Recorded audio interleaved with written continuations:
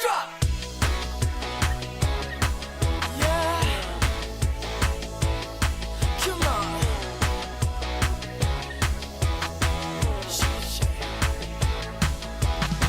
I'll take you home if you don't leave me at the front door.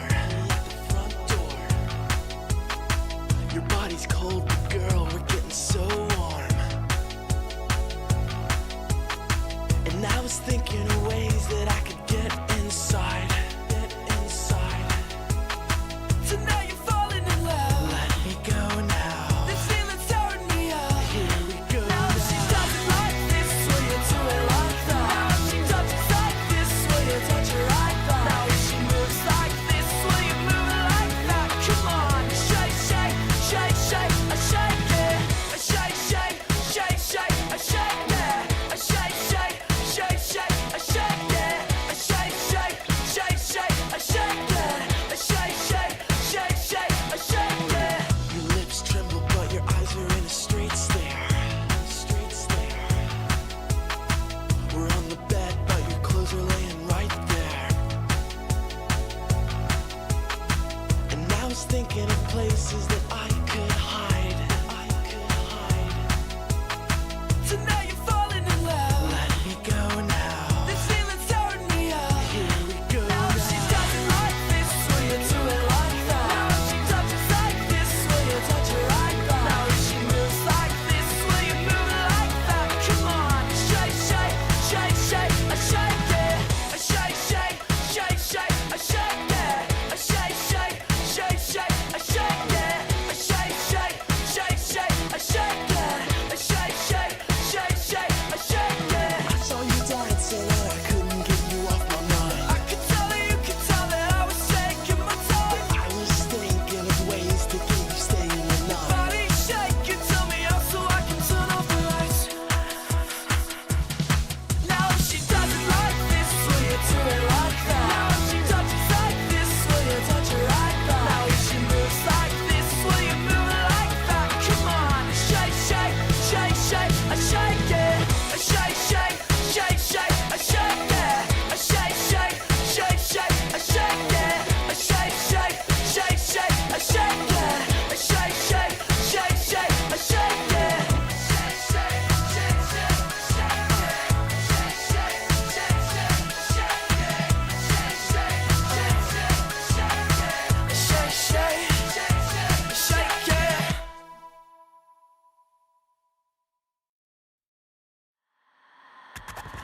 I still hear your voice when you sleep next to me. I still feel your touch in my dream. Forgive me my weakness, but I don't know why. Without you, it's hard to survive.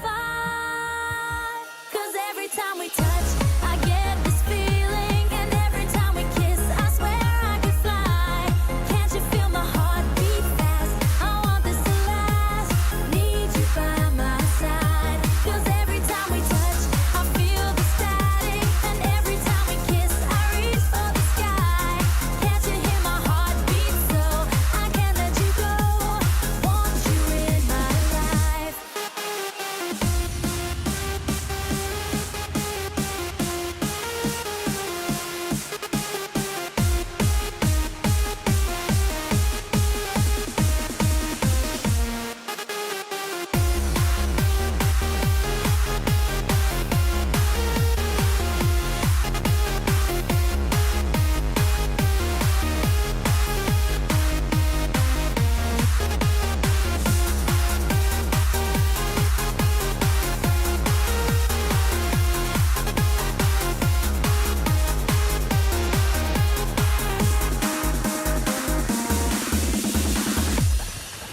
Your arms are my castle, your heart is my sky. They wipe away tears that I cry. The good and the bad times, we've been through them all. You make me rise when I fall. 'Cause every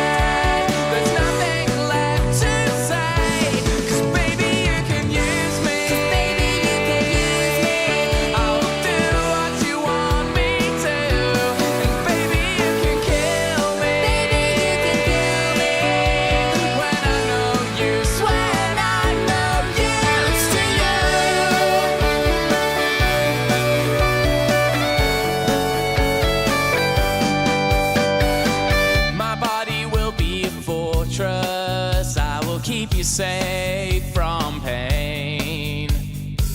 My eyes will be your weapons, my losses are your gains. Oh, together we can burn this to the ground, rebuild it into something right. 'Cause you are bigger than the planet Earth, and I am your satellite. 'Cause baby, when our eyes met,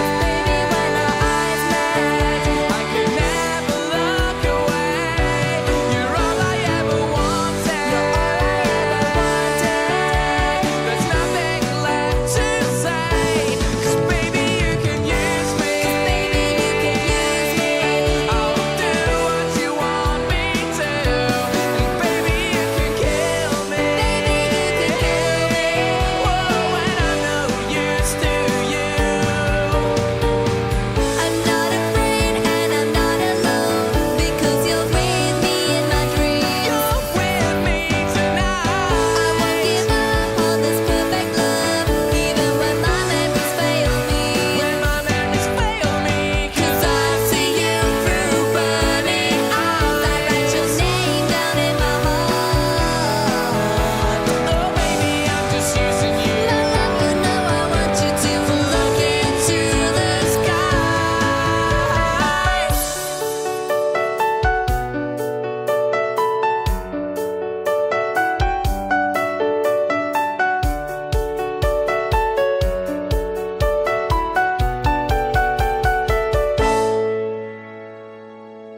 'Cause baby, when our eyes met, When our eyes met, I could never look away. 'Cause you're all I ever wanted. There's nothing left to say, because baby, you can use me. I will do what you want me to. And baby, you can kill me. When I'm no use, when I'm numb. 'Cause baby, when our eyes met, I could never look away. 'Cause you're all I ever wanted. There's nothing left to say. 'Cause baby, you can use me. I will do what you want. I will do what you want. And you can kill me. When I'm no use to you. Baby, when our eyes met. Whoa, you're all I ever wanted.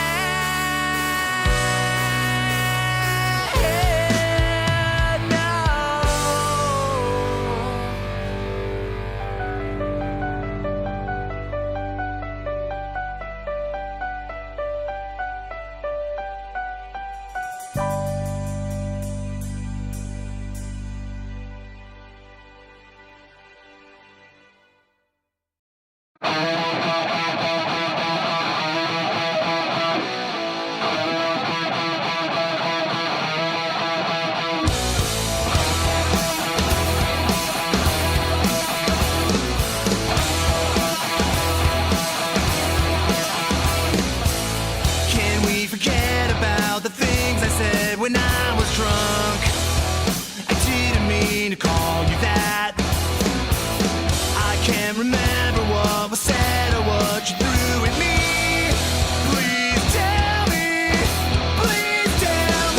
why. Our car is in the front yard, and I'm sleeping with the clothes on. And you came in through the window last night, and you're gone.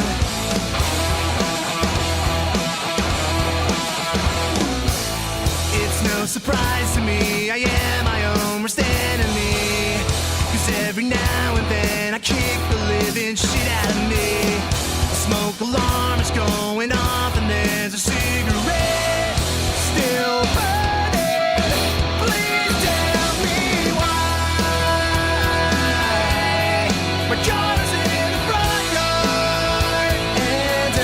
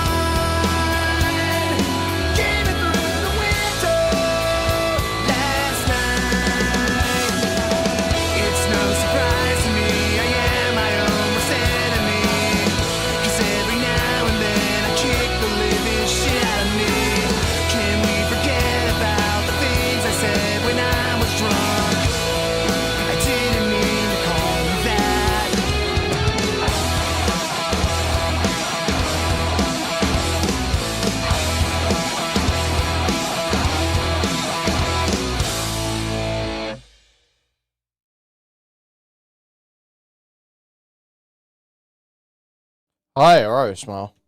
How's it going?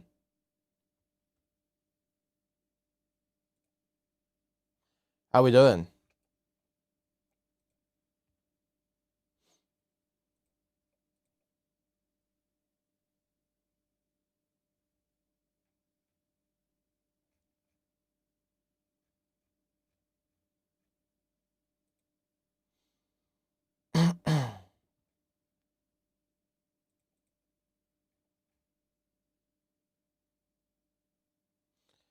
Yeah, my sleep schedule is still fucked up. Yep. Didn't get any better.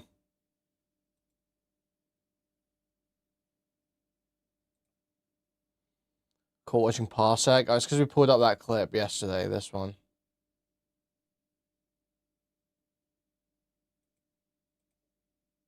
Molested by another adolescent with like a 2 or 3 year age gap.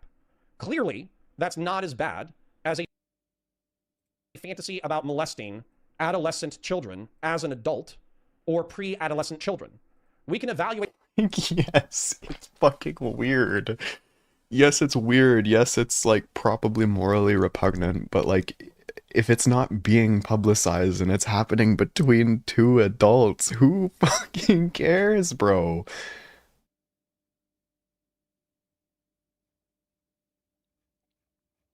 Yeah, that clip.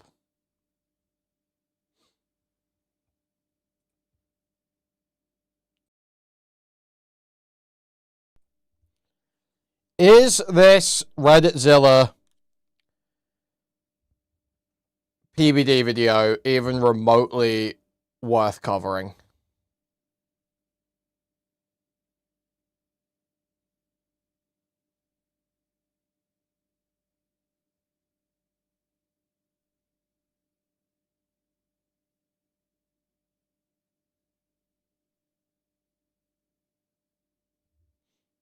Nope. No.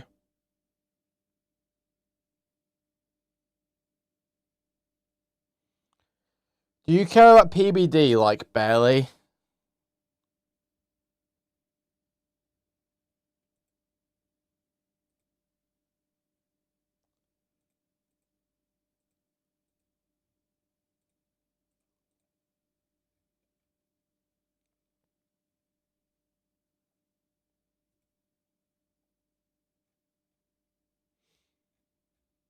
Hmm.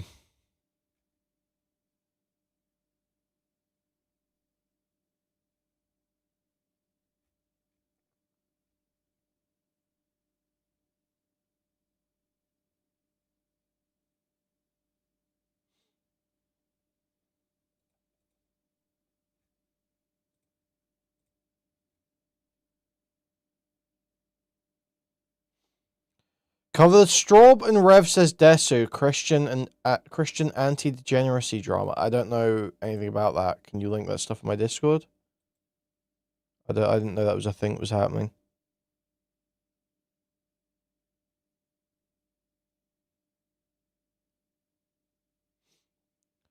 Oh, yeah, and there was some Kino Casino thing that happened. Does anyone have a timestamp for that?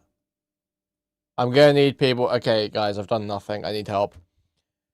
Someone sent me the Kino Casino timestamp for PPP talking shit about Ethan, please.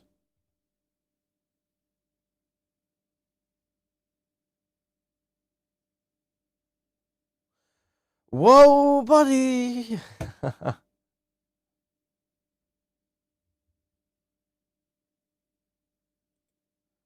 It's like 2 sentences by PPP. People were acting like it was, you know, they'd flipped.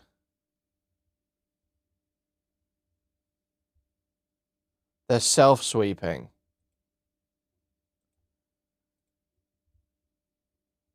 It was being presented as though they'd just, like, flipped.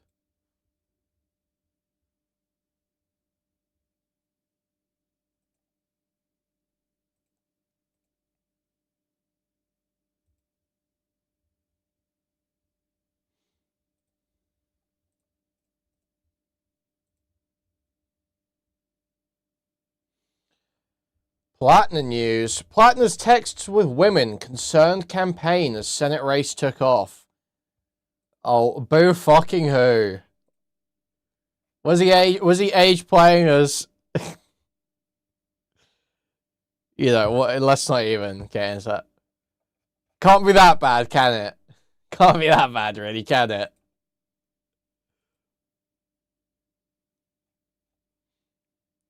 Someone give me the workaround. Don't link me paywalled articles, please.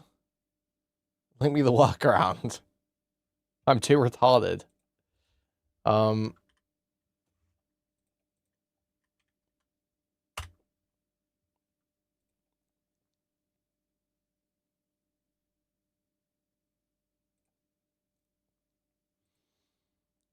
We do love Platinum.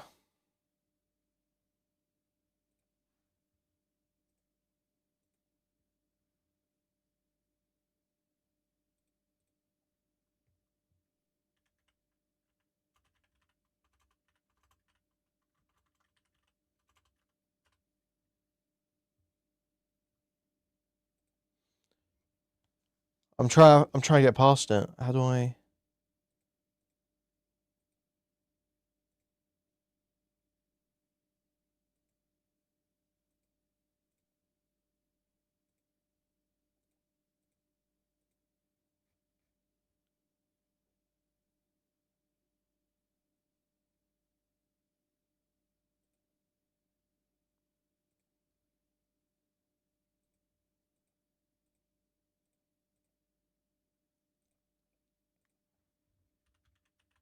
Hmm.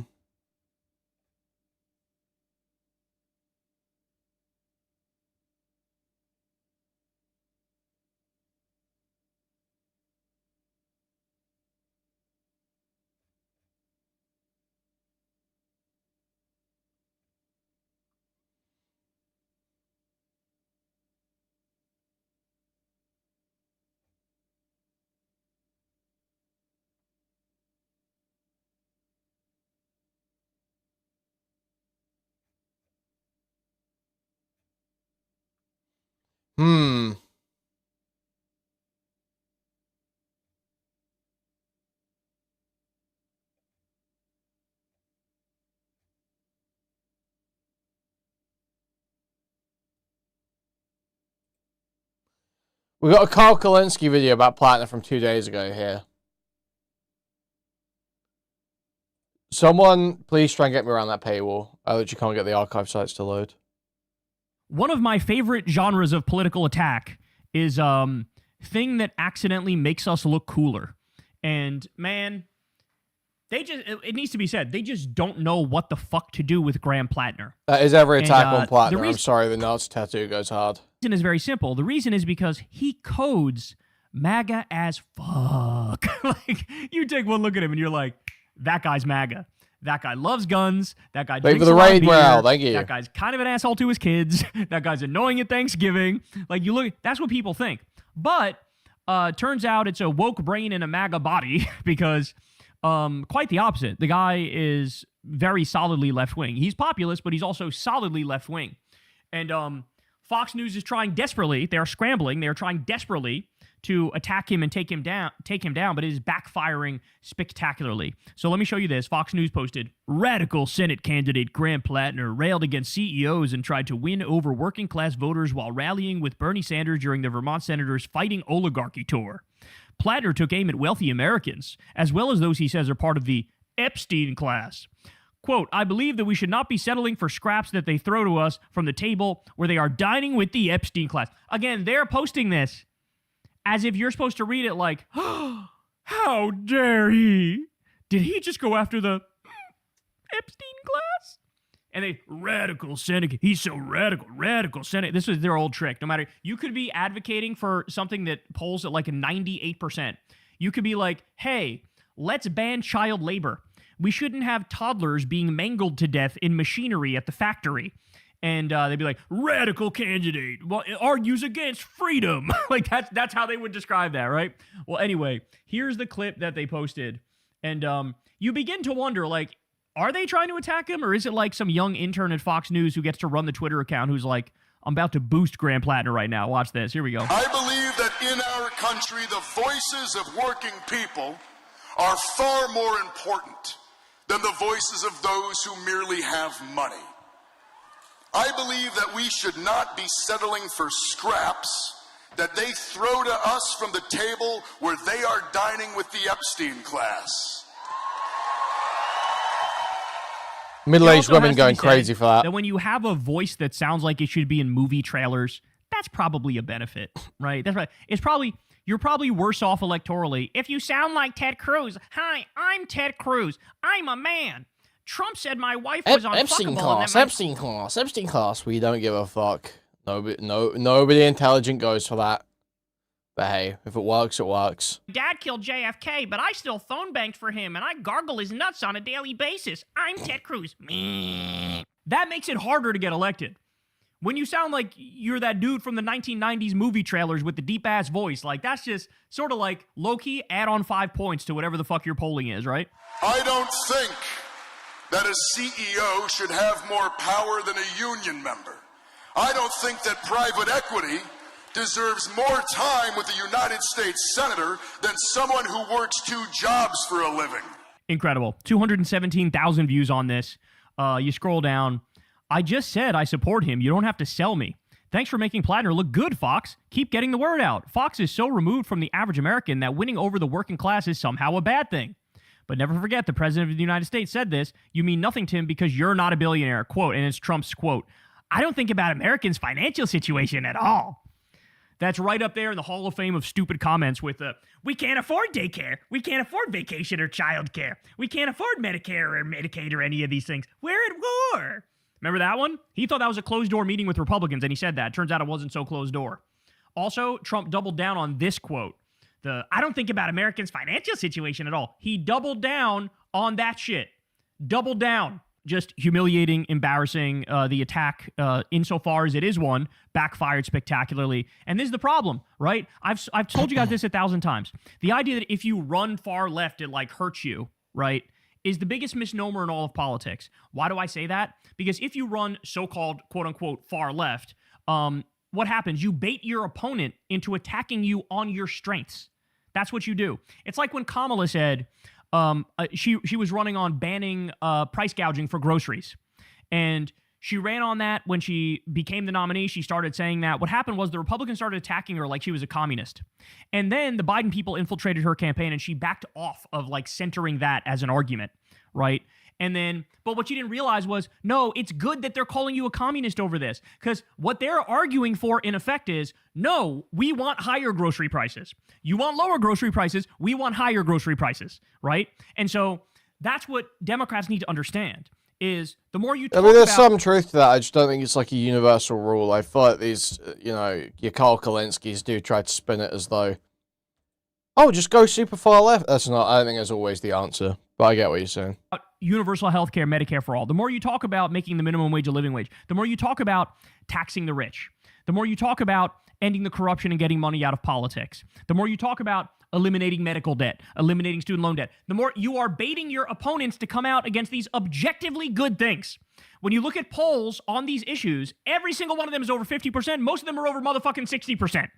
So if you lead with that and you talk about that shit, you talk about class war, you talk about representing working people, you run against the Epstein class and against the billionaires, you are baiting Republicans to defend the Epstein class and defend the billionaires, and they're so fucking stupid, they'll do it. Not only will they do it, they will think that they're making things better when they do that. They will think that they're endearing people to them when they do it, when in reality, it is quite the opposite.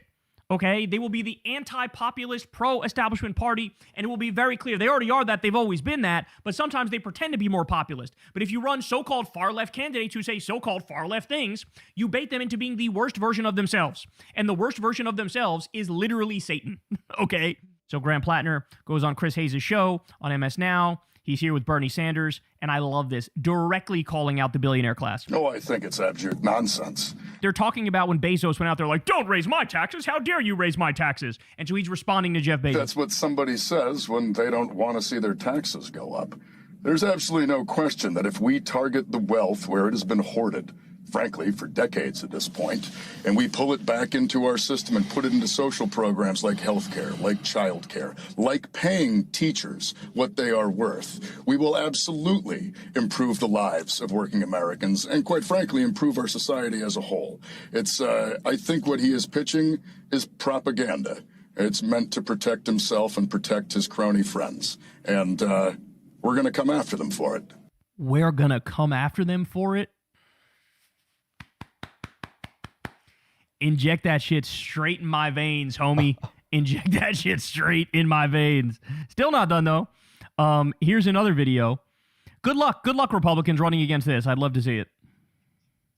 Supreme Court, like a functional constitutional body that's acting in good faith, we're going to continue to lose.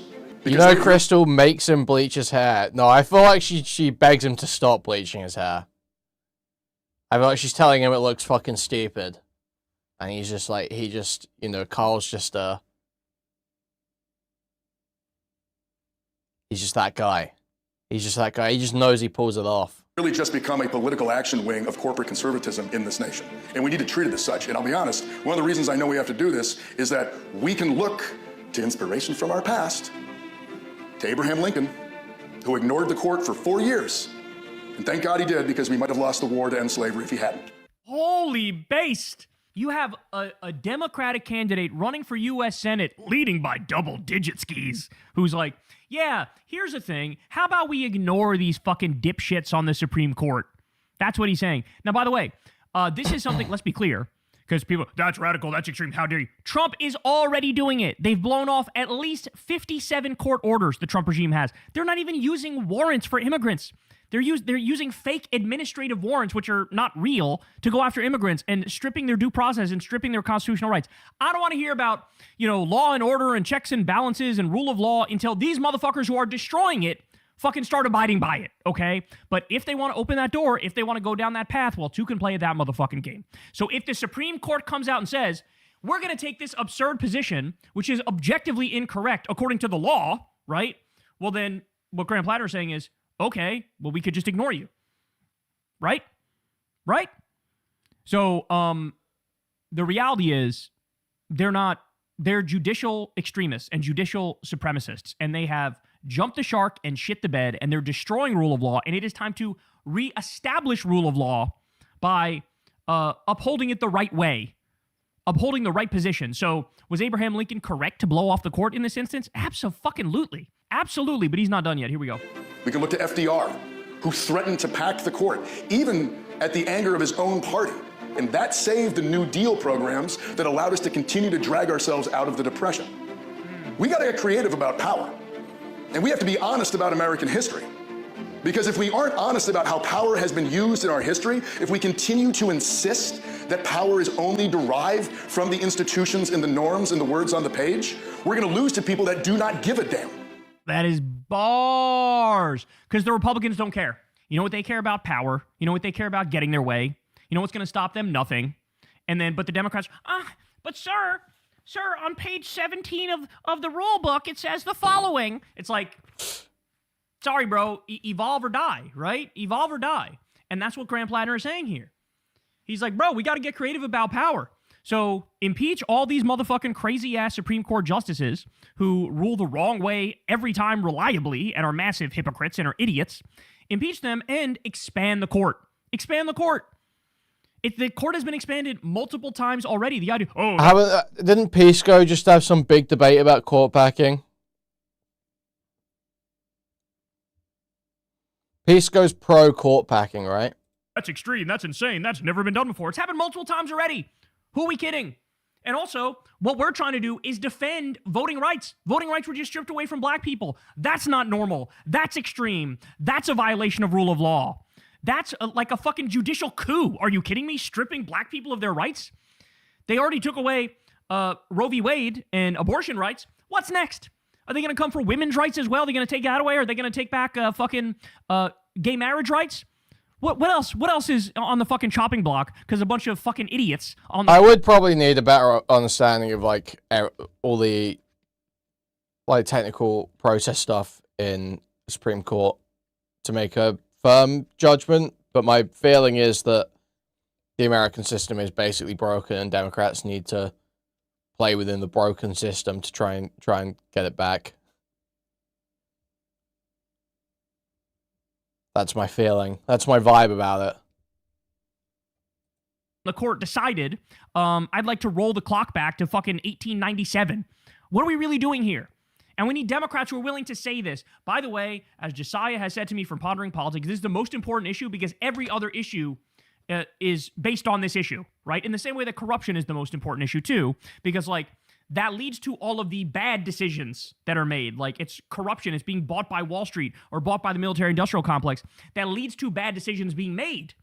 And by the same token, we could pass Medicare for all and free college and a living wage, and under this current system, somebody would sue over it, it would go to the Supreme Court, and they would slap that bitch down instantly. And we'd be standing there with our fucking thumbs up our asses like, oops, we fucked up. Yes, you have to address the court first. You have to address the court first. And Graham Plattner knows that. Continue to insist that power is only derived from the institutions and the norms and the words on the page, we're going to lose to people that do not give a damn. This administration breaks the law every single day. It defies the Constitution every single day. Dude, why the fuck is Nerd City suddenly so active in Spicy Chat? What is going on, man? When we have power again, it doesn't mean we break the law. It means we get creative about how we use it. Music to my fucking ears, y'all. Music to my ears. I cannot wait for Graham Plattner to be a U.S. Senator. I cannot wait for Abdul El Sayed to be a U.S. Senator. I cannot wait for Shoikat Chakrabarti to be a congressperson. I cannot wait for all these lefty candidates all across the country to win because they're the moral compass. They're going to lead the way. They're going to show us the way. And they're finally going to fight back against the obvious fascists. So keep attacking them. But I'm warning you, it will continue to backfire time and time again. Hey, y'all, do me a favor and like and subscribe. It helps. Wow.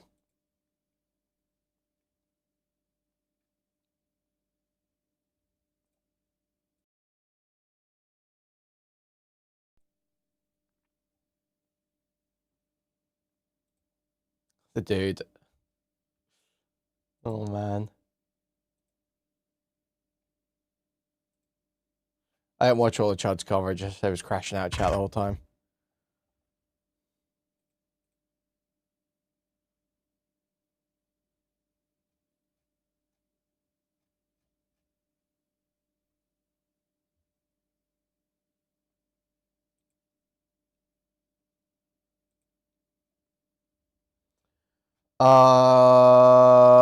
Yeah, we got the paywall bypass here. Where's that?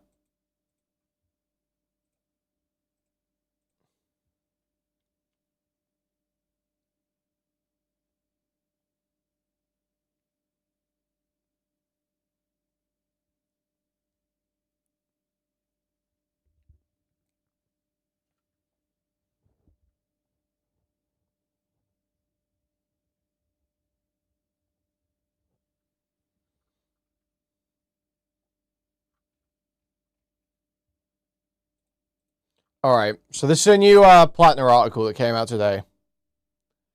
Graham Plattner's insurgent bid for Senate in Maine was gathering some steam last summer when his campaign was confronted with some potentially explosive information. Mr. Plattner's wife, Amy Gertner, told a senior campaign aide he had been exchanging sexual messages with multiple other women. It was a kind of revelation with the potential to damage a political newcomer, just as his campaign to unseat Senator Susan Collins, a Republican, was beginning to resonate with voters, especially in a state where female voters make up a large share of the electorate. Mr. Plattner's exchanges with women were confirmed by current and former campaign officials who gave different accounts of some of the details.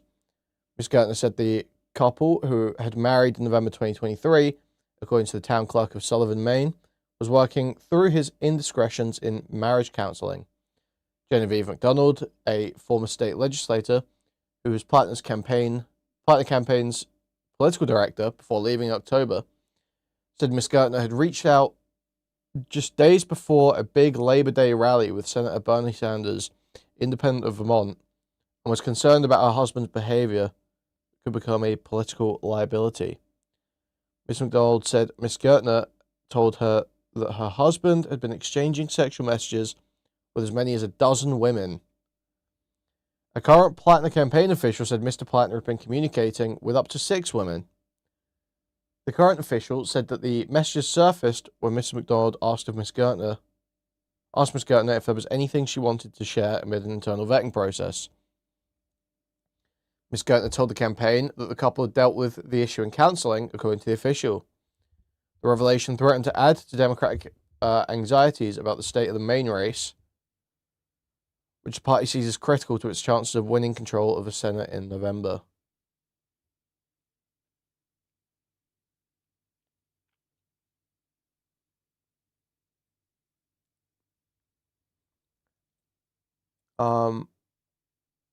In a statement released by the campaign, Ms. Gertner suggests she had been betrayed by Mrs. McDonald, saying she was deeply hurt and bothered by the invasion of our privacy. I confided deeply personal details about my marriage to someone I consider a friend. I trust this person with the most private chapter of our lives, the early days of our marriage, before any campaign was on our mind. Our marriage today is stronger than ever before. I know the man I married and the husband he has been to me on the best and worst days of my life. That hasn't changed, and it won't.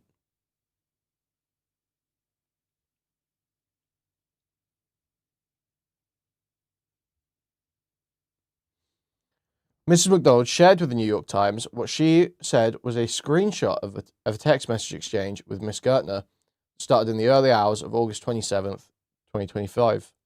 Miss Gertner had sent a message to a broader group asking someone from the campaign to contact her, and Miss McDonald offered to talk. In their conversation, Miss Gertner told her about the messages, which she described as sexting.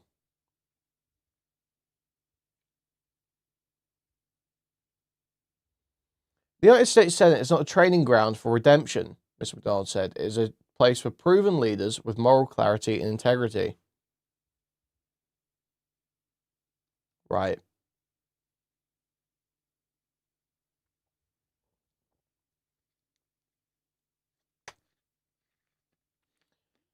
Of course.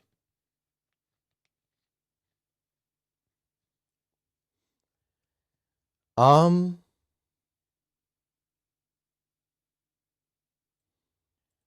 despite a barrage of headlines about inflammatory remarks Mr. Platinum made about women online years ago. Boo-hoo. Who hasn't? Who hasn't?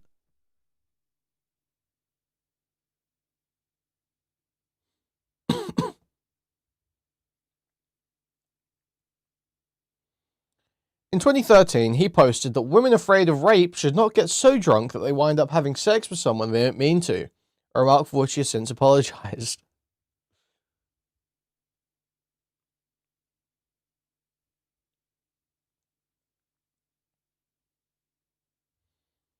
Oh, he's an Iron Mike fan. In another post, he responded to a cartoon about sexual assault in the military, dismissing challenges faced by service members who bring claims of rape. When every whisper of a misplaced hand brings down a feature-length film, anyone who actually thinks the military is purposefully covering up rape, he wrote, is clearly both an idiot and junior enough in rank or life experience to think it matters.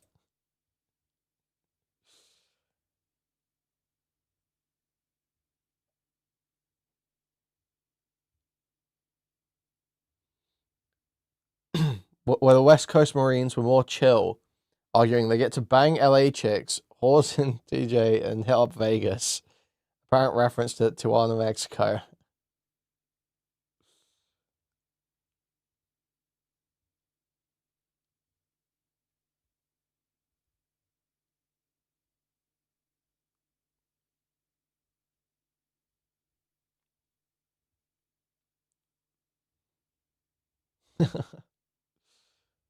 Oh, man.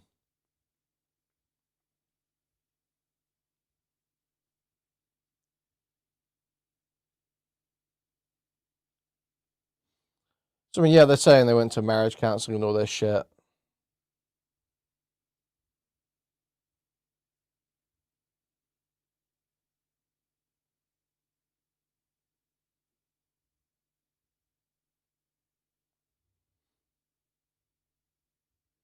And what, they're complaining because he said everything's been dragged up and there's not some big dark secret. I mean, it just like, I'm sorry, like, on the list of wrongdoings, on like the scale of wrongdoings, sexting another woman before you even got into politics, so not that bad. So really not a big deal. I can see why you would say there's not some big dark secret if that's like the worst dirt you've got. It's like Yeah, you had some marriage problems and you worked through them and got over it. And you're still with the woman, you're still with your wife. So.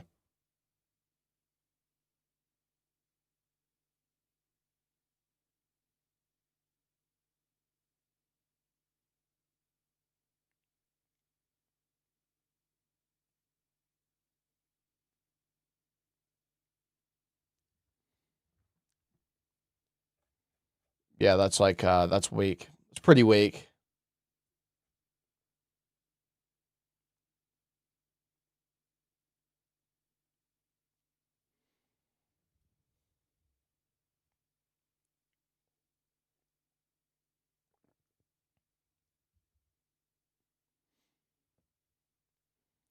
Were there actual messages leaked from any of this, or was it just this?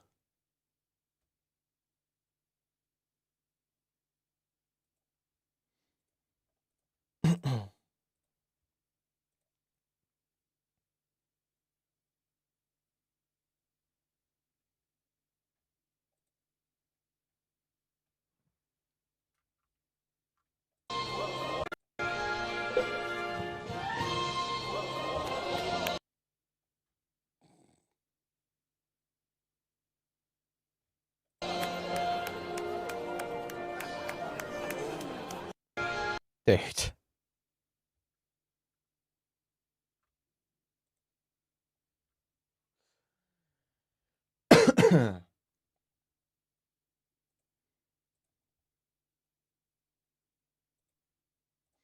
Okay, let's say it's Kino Casino stuff quickly.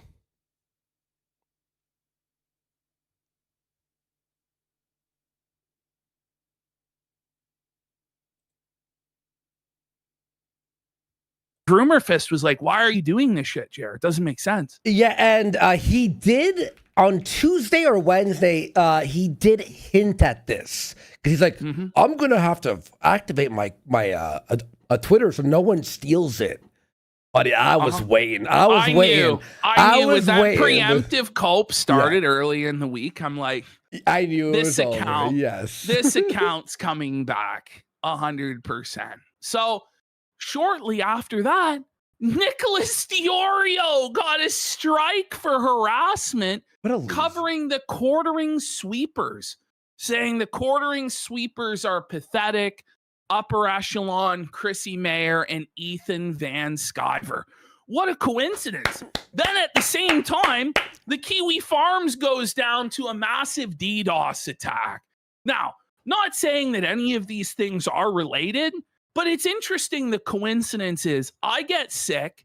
There's no Kino Casino that night. Quartering comes back to Twitter. Nicholas Diorio gets a fucking strike. And it's Indian in 007. And then there's a massive DDoS attack, the likes of which Juice Moon has never seen before. That could only have come from an individual that's got a lot of money to fucking waste, you know? Oh look at all at the same time. A yellow flash saying here, Ethan approves his enemies being flagged and suggested it. Yes, very. Does anybody else see the grand cosmic irony, though, in Diorio getting a strike on a video calling out sweepers, though? Does anyone else see the grand cosmic irony in it, or is it just me? Well, okay. But he was right about the sweep he did, though. To be honest. He did win that one. Let's be fucking real. All right. Oh, man. All right. Continuing along. Shout outs to Diorio. Diorio's been raping Jer. It's been very saying funny. no iDub segment. He showed us pickle. So just to So, and he trying to go, shout, credit to Diorio. Credit to Diorio. People be just ignoring him. People be talking over him. Okay. Explain to people what happened. No, iDubbbz did not show his pickle. What it was is Anissa uploaded on her like OnlyFans a video of her deep throating a pickle. She was like performing fellatio on a pickle. What? Nobody signed up for it to the point where still to this day, like a week later, nobody has leaked the video of her sucking on the pickle. That's how badly it flopped and failed. That's how desperate she is for attention, by the way. Like, she's humiliating herself like this, sucking on pickles for clout. It's grim stuff. Grim stuff. Okay, but she erased it out of shame because everyone was making fun of her, or what was the? No, it's still out there. Like, just nobody's seen it because nobody's subscribed to her OnlyFans. No, isn't it? It's Fansly. Well, I didn't want to promote the actual one. Who cares? Anyway, it's not going to promote it at all. No one's going to sign up. If you sign up, you know what? Sign up if you want. No one will. Are we going into no And it's like, it's actually on Fansly. It's actually on Fansly. It's actually on Fansly. Somehow made it through May without talking about them as well. Come on. Without doing a dedicated segment.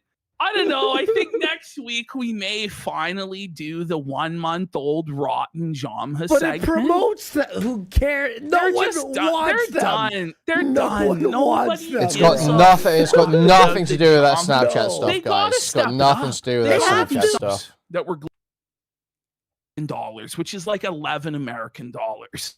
This how I'm supposed to make a segment out of this, and then it's like, oh well. Ethan Klein's suing them.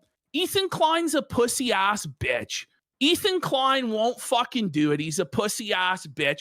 But if he does, it's wrong. We know that it's wrong for Ethan Klein to do this. Listen, and I've disavowed it now about 3 separate times. This is like the 4th time that I've disavowed the lawsuit. Fuck Ethan Klein. He's a slimy Jew. We all know he's a slimy Jew. This guy's trying to tell me I can't say the word faggot. Fuck him. Like, this is the one thing, by the way. I'm going to say this. When I watched it. Okay, well, I thought that makes more sense. That's what's pissed PPP off. Is that that segment where Ethan's, like, giving comedy advice. Where Ethan's like, oh, listen, man, you're a funny guy. There's no need to say all those slurs. You don't need to say all those slurs. Like, they were like, oh, that was so funny, PPP's rant. And then you didn't even say faggot. At that point, you said flag it. And then they bleeped it. Yes. We forgot to mention, even though it's good, you're funny. You're better than that. Listen, you're the NF guy. Shut the fuck up. You know what I mean? Wrong like, guy. Wrong guy. I'm so sick of Wrong that. guy. Or you're better because you don't Wrong say guy. faggot. Made millions and millions of dollars Dude, off of this guy, Andy, is so retarded. And he thinks he was spitting there too, bro. Look at his fucking face. the edgiest stuff and I hate slurs that shit, and all this shit. And now pulls up the ladder and says that I can't do it because times have changed. How about fuck you? Ethan has said NF, but he says you're the NF guy. No, he's not. It was never a consistent feature. There's just one podcast who says it a bunch. Like, fuck you. Do you know what I mean? Like, that's all I've got to say. Like, I honestly, like, for years hated the motherfucker. Like, when he was mocking Christ and talking about how he was going to stage, he worked like, with a Hassan crucifixion and shitting on with him, you know, conservatives. But this is the thing is, like, we've done an arc, like, championing him in order to get him to destroy Hassan. Like, and I just, like, some people How'd just that go? don't get it. Okay, how'd that go? Because all it's done is introduce a bunch of corrosive copyright lawsuits, and Hassan's more popular than ever. Fucking idiot. So look in the fucking mirror. Look around. Open your eyes, you stupid fat bastard. Look around. Did it destroy Hassan? Did it destroy Twitch? Did it own the lefties? No, it didn't. Obviously. You retards, you retarded conservatives, all still hate him like you did before. No one expects anything different. All you've done is negatively polarize a bunch of other people into supporting Hassan and thinking, wait, why are people being so histrionic about it? Meanwhile, he's still got the same viewership. He's still, you know, meeting sitting representatives. He's still getting involved in campaigns. So where is the Hassan destruction exactly? Where is that? That's why I need these fucking retards to start answering. Where the fuck is the Hassan destruction? But no, the best you've got is the federal government subpoenaing him in like an obviously biased way. Is that part of Ethan Klein's epic war on Hassan? Is that something we're supporting now? It's like retarded. That we want to encourage all of these people to destroy each other. I hate Ethan Klein. I hate Destiny. I hate Hassan. I hate iDubbbz. But here's the thing All of these people, I want them to knife fight each other to death in the fucking gutter.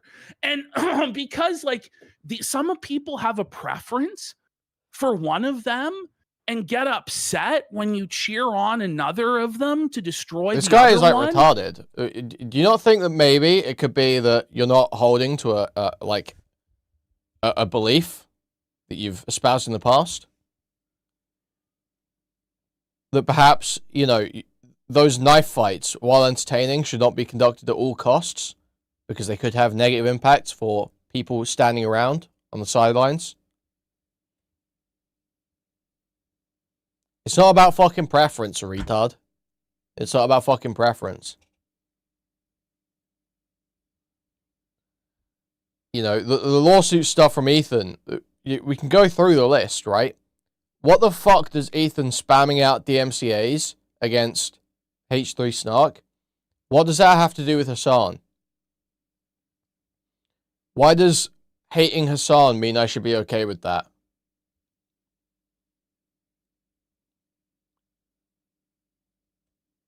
Registering the content nuke with the Library of Congress to sue Denims, Frogan, and Caseytron. Fuck does that do to Hassan? Why does me hating Hassan mean I should be okay with that?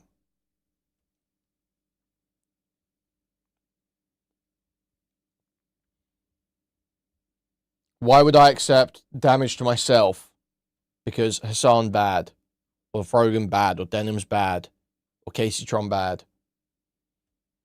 You know, and then the other lawsuits are just obvious. I don't even need to argue those at this point. Everyone's on board now. But the whole way, retards like this, retards like the Oreo, have cheered on, just awful shit happening. It's bad for everyone, not just bad for fucking Hassan. Who gives a fuck? Like, some people take this shit really, really seriously. It's so gay. And it's like, it's really not that fucking serious. You know what I mean? Like, But let these people destroy each other. But I don't understand the one thing. Retard, right? it has When you, broader like, impacts to other people, such as yourself. Something you used to care about. See which way the wind's blowing or what like the audience wants, right? People want to see iDubbbz being felted or Jared being felted. But when you start going, but they say slurs, that's what makes us us. That's what makes Ashton, and me, me. Is that we're not like, this sanitized like, gay shit. I'm gonna sell out and like become like a fucking because Hollywood Ethan Klein's gonna pay you liberal. millions of dollars, right? He's not though. Exactly. He's not. Like, and even if he was, I wouldn't want to go over Yeah, there and be dude. like Dan It's and so suck dick like a stupid. fucking loser. Like, all of his co-hosts are fucking losers and bums and shit like this. And I can I tell just say, that Kino can see their fans where he's saying, you're going to sell out and join Ethan's podcast. I don't know Somewhere saying that. deep down within H3 is a desire to be funny, you know, but he's just completely cocked by the environment that he's created for himself with this like Hollywood liberal crew that surrounds him and shit like this. And I don't know, like, he's just a fucking piece of shit. He's a faggot. Like, what can I say? Look, But I still listen. I still love to see Frogan be bankrupt. Yeah, same. And destitute and Yes. fucking destroyed. And the idea that I can't laugh at that because why? Because somebody hates Destiny or somebody hates H3 or whatever, like, fuck them all. Like, they're all fighting. Let them fight. Let them fucking destroy each other, you know? But on the principle of Retard, it doesn't just because- destroy them, you fucking idiot. It's like the dumbest engagement ever. These are massive copyright lawsuits that, if successful, risk setting precedent that could be disastrous for content creation in general. It's not just about them. I could give a fuck if Frogan loses her Fitbit, you know? I don't care if Frogan gets sued for her Fitbit, her one possession.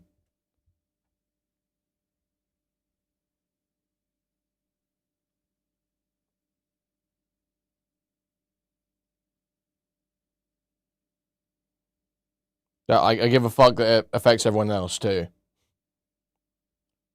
It's designed to get people to stop talking about this insane neurotic Jew. Because it's a defamation lawsuit in Canada, I'm never going to side with the fucking guy abusing the bullshit Canadian legal system to bankrupt some guy. But you will side with him when he's abusing the bullshit American legal system to bankrupt some guy in Canada. But also, I just don't even think it's the right move in order to destroy iDubbbz. I think the right move to... See, now is that where the real answer is? Do you actually feel like you just can't spin this to your audience?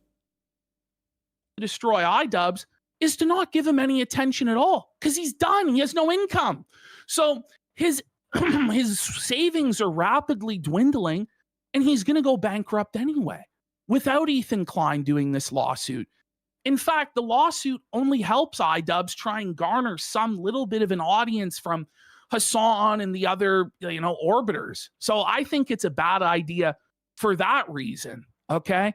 But I've addressed this about 3 times. It's like the 4th time I've addressed this. It's still made, wow. I mean, if he's addressed this 4 times, then that's impressive, because somehow he has rehearsed it, and it still makes no fucking sense.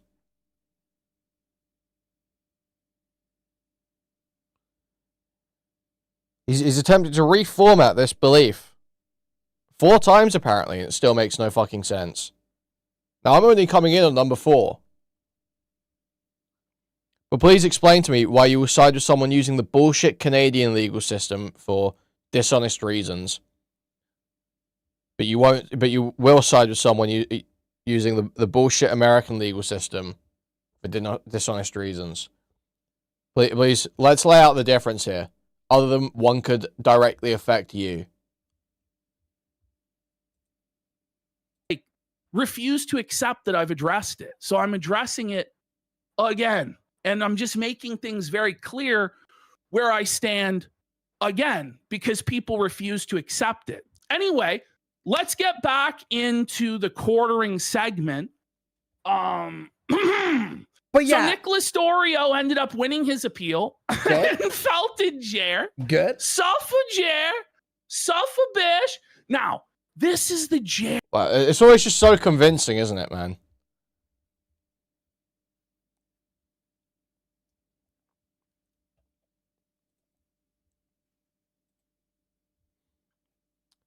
Dude, PPP's so above it all. He don't take none of this shit serious. That's why he sounds like anxious and pressed when he tries to go back into his retarded canned voice lines to get back into the segment.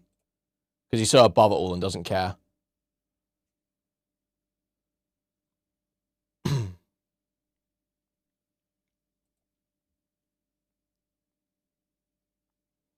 I loved the Fuck Ralph Festival. I loved Fuck Ralph Festival. I loved, didn't they do, like, a bunch of Yoba shit? Back when they first started.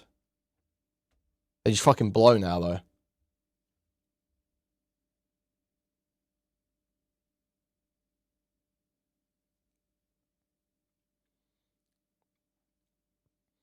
Not only are they pulling a Nuxtaku, they're pulling a reverse iDubbbz and the Nisa. No rev, you don't get to have your cake and eat it too. Also, get the fuck out of here with that petite body type copium. That's not what a lolly is. Well, that's true. A lolly is a child. I wonder what on earth Rev is saying here. Powerless with a $5 super chat saying, sorry, I don't wish to stir up drama, but Straub said you're anti-Lolicon in Remnant video and us lolly lovers are confused. Please clarify. I did see some people trying to bring up some random quote of that, and that's literally not at all what anybody's saying. The fact is that we don't consume that stuff because we're not consuming Lolicon because we're not We don't look at porn. Things have completely changed. People's reading comprehension on that is absolutely deranged. And the weird thing is people are using aunties who are trying to make that conversation. The conversation she said is that lolly is a body type, just like I've said for years and years. And yes, fetishes like that are degenerate.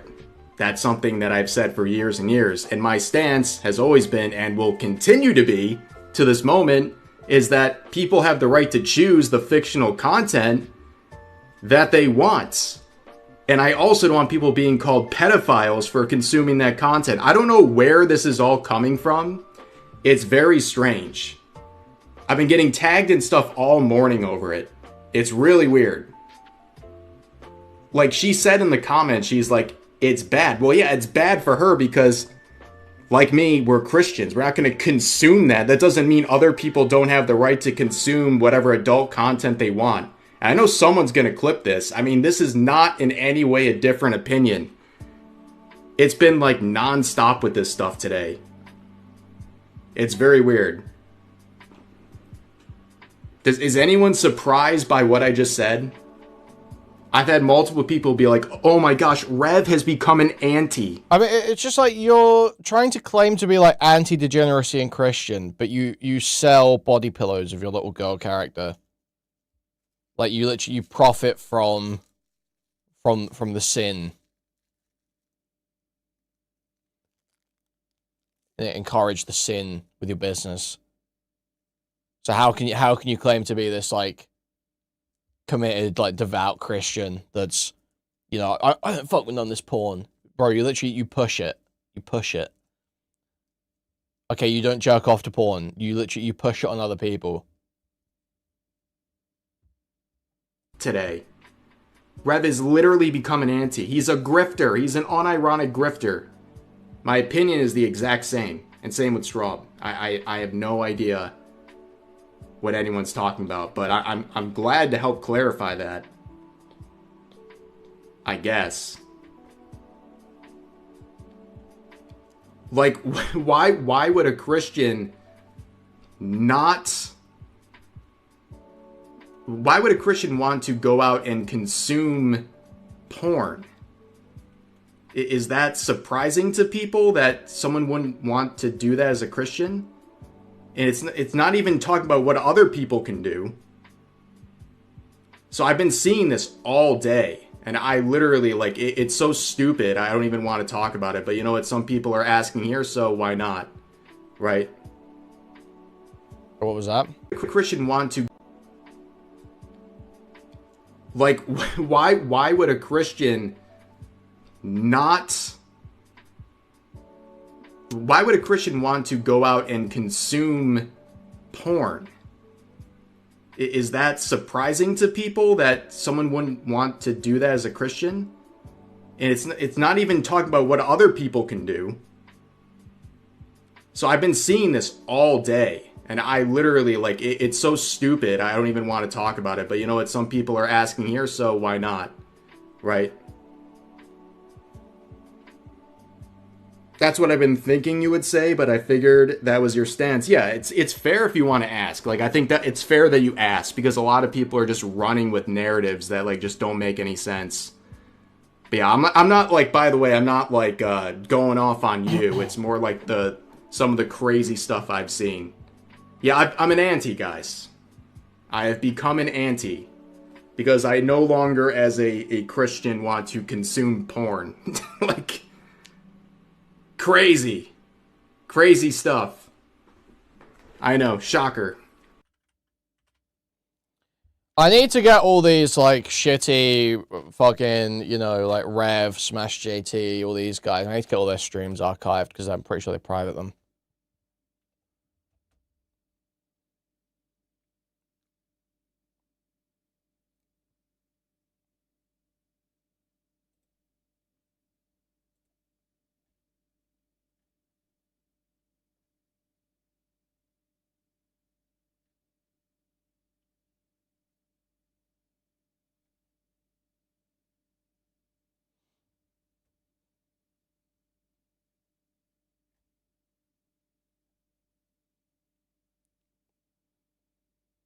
Um,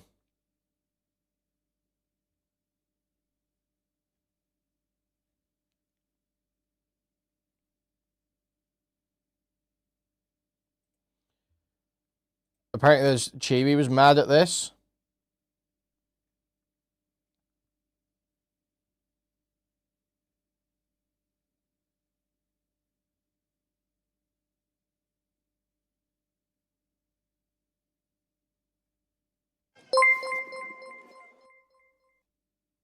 The cool thing about becoming a Christian online is you automatically simply stop desiring to engage in vices you've made a habit all your life. Let's actually let's actually check in with Chibi, shall we? Thank you for the $5, Shimberly. What's this? I'm seeing a video that's caught my interest. He's got a video here. I'm crashing out. Haven't been this mad in a long time. Now, this is an interesting first frame, isn't it? No, this is quite an interesting first frame.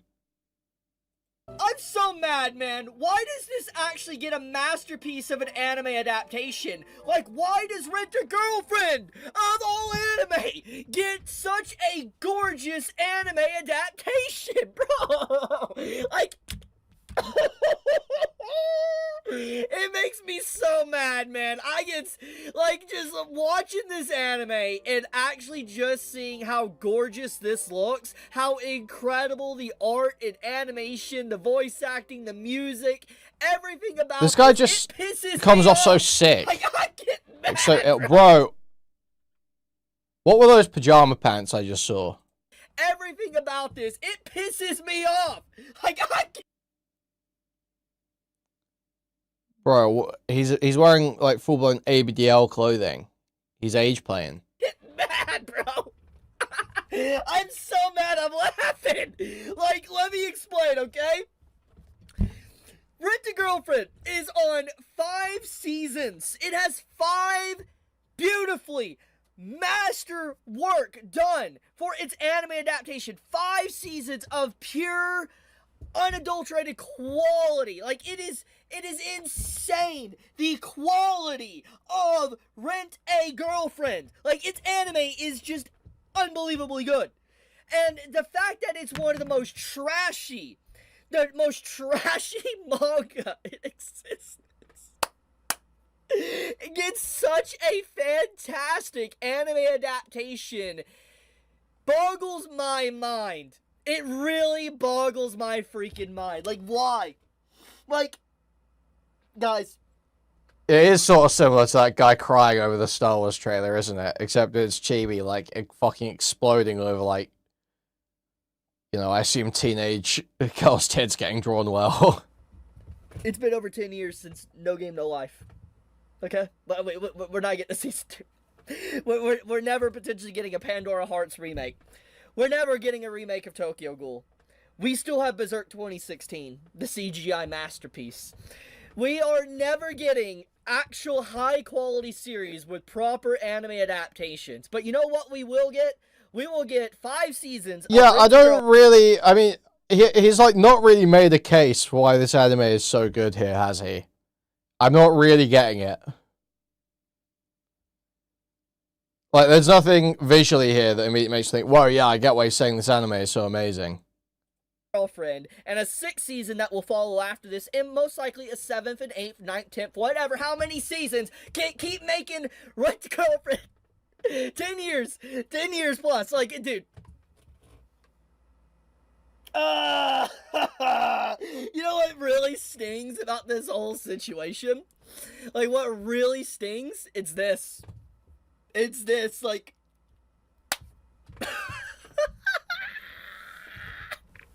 I don't even get the joke here. I'm like not like I'm somewhat aware of anime stuff.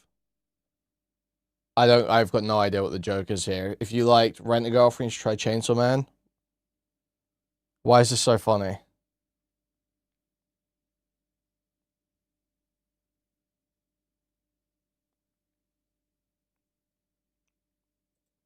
True.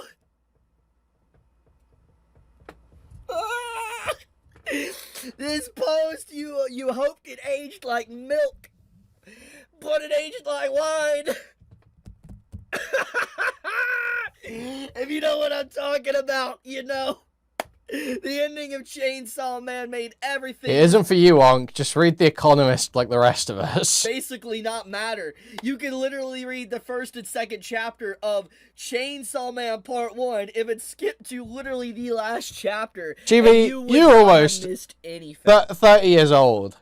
Chibi, you're almost 30 years old. How about we stop reading so much Chainsaw Man? Stop reading so much CM. Start reading some more FT. Chibi, have we considered this? Have we considered this? How about read something that goes from left to right instead of right to left? But you know what's crazy about this? Look at Wait, fuck, how... whoops. Dude, whoops. But you know what's crazy about this? Rent a Girlfriend, technically, is better. It'll probably get a better ending. I'm so mad, man. This entire situation, just look at how... Dude, look at the eyes, look at the hair, the expressions, just... I'm so mad. I'm gonna run that back. I'm gonna run that back real quick. Dude, look at the eyes, look at the hair, the expressions, just... You legit gotta have something wrong with you to be reacting like this to anime, bruh. That's crazy. Dude, Is this even that impressive? Just look at how... Dude, look at the eyes. Like, this is not particularly impressive, is it? Look at the hair, the expressions, just... He's just like jerking off. He's just like gripping his shit. I'm so mad, bro. I'm so... And it's like not even... Look at how... Dude! Like, it's just a woman looking flustered. You know, being red in the face. That's it? That's all it takes, you man? That's all it takes to get you here? Eyes! Look at the hair! The expressions, just... I'm so mad, bro. I'm so mad. But have you considered she's underage? Like, oh, Rent a Girlfriend, man. What a series. What a series that honestly makes me have so much rage. It is honestly such a unique... Right, yeah, rage. It's a unique experience. Like, pushing aside everything, okay, my anger and stuff right now, it is honestly pretty fun being able to be angry at a manga or an anime. It is. I'm not gonna lie. It is pretty fun to be able to just be angry because it's like, dude, why does this get just such high quality? But then you look at other things, it's like, nah, like, dude... You ready for the low ball, like the low hit below the belt? Like, I'm going for the family jewels with this statement. This is better animated than One Punch Man. It's better animated than One Punch Man Season 3, bro. Oh,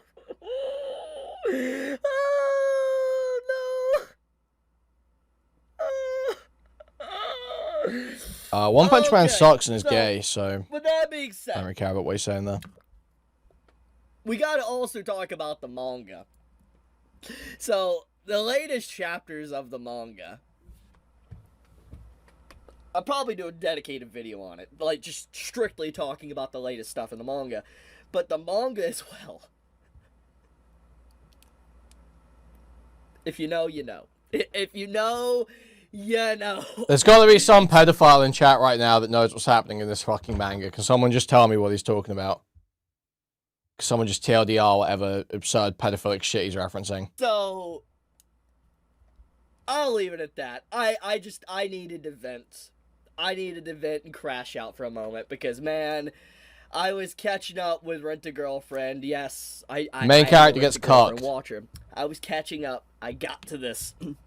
And my God. Oh, dude. So, anyways, you all have a fantastic day or night. Do they even like fuck in that? Do they even like be fucking in that? Or is he like getting hit up over nothing?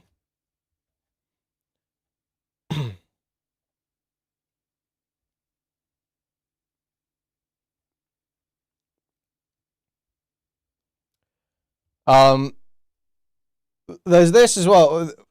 What the fuck? Bad news. Hollywood promised to destroy anime and force politics into it. That could be worth watching.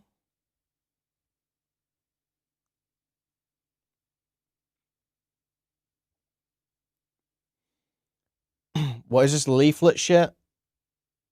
We hate leaflet here, don't we?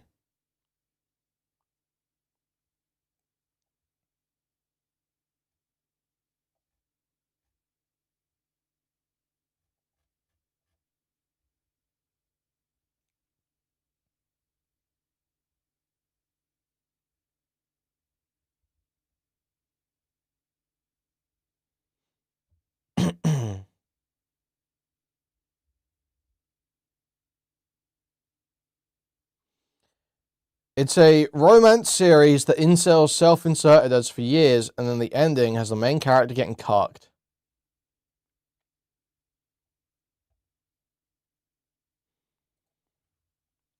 Oh, yeah, have you guys seen I've been trying to get Mal to make me some bumpers. And he sent me a new one that he's been working on. Wait, fuck, I have to upload it. Shit.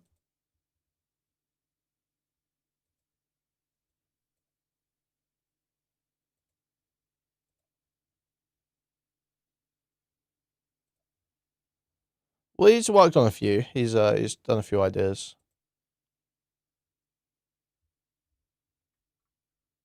Look how cool this is.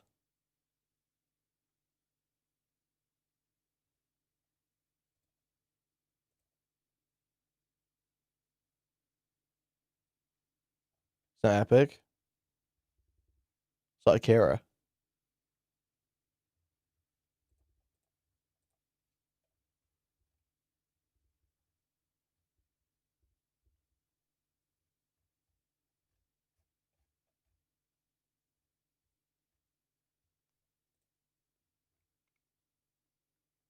Hollywood just admitted that they want to ruin anime just like they did Western media. Don't believe me, this post is now going viral, where they said, after decades on the fringes of pop culture in the West, anime has become one of Hollywood's hottest businesses. And this is more or less Hollywood saying that after decades of running the Western media into the ground by forcing virtue signaling, gender swaps, politics, different narratives, rehashing the same plotline over and over again, that they realized that Western media... Yeah, we'll do, I think that's what we'll do next. We'll do the male versus female attractiveness discourse next, I think. Media is almost completely Asmongold unsalvageable, gayness and so now discourse. they're trying to latch on to the next big thing that is booming and becoming popular, and that is anime. Now, this article in question that the Wall Street Journal actually posted, if you go to it, you cannot access the full thing, because as you can see here, they're requesting you to pay just to read their article, and I want to be honest with you, I'm not giving this site my money, so they're lost. I'm not going to be paying for this article. So, dude, lazy bomb won't even break the paywall. What a loser. we're just going to take it by the headline, which, let's get right into that. So basically, this entire situation right here is pretty much confirming what we've already known, and that anime is mainstream. Also, I'm glad this is the case, because maybe now we'll stop getting such dog shit animation. Do you know what I mean? Like, the more money going into anime, we may actually get, like, you know, less dog shit animation from Western studios too.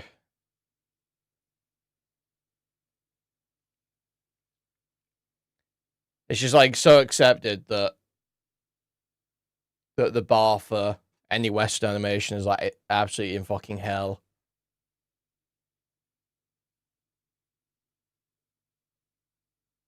Arcane sucks.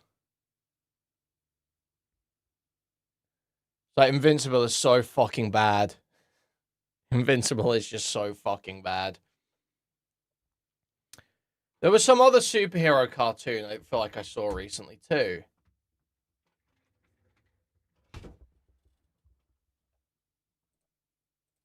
Well, there was something.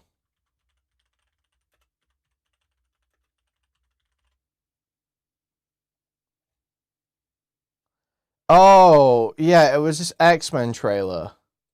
Can I watch this on stream or not? This is more PowerPoint shit. It's slightly better than Invincible, but... What's not waiting for me? Someone I lost. Someone special.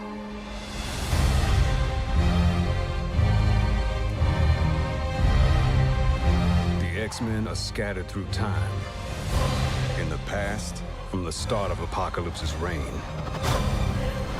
to the future at the height of his rule. The X-Men. Like, it could be cool, it just done so badly. Vulnerable. The 1990s.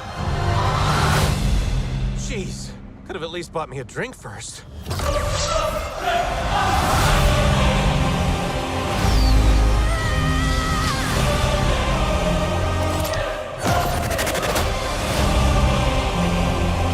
We gotta get the X-Men back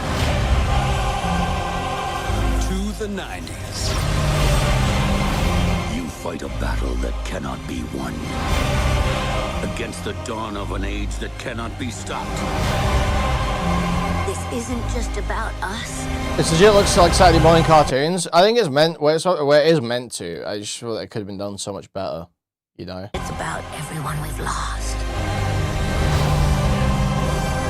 From the beginning of time to the reaches of tomorrow,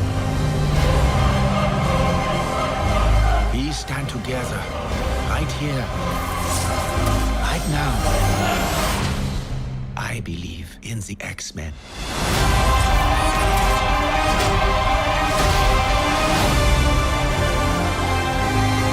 Like, it sucks as well because it's like a cool story, you know. Like the whole setup here is cool. I love Nightcrawler. I love Nightcrawler. He's fucking awesome. They've got all the epic characters. They've got Cable there. They got fucking Psylocke. You know. You have an example of good animation? Yeah, JJK. Yeah. Yeah, fucking JJK.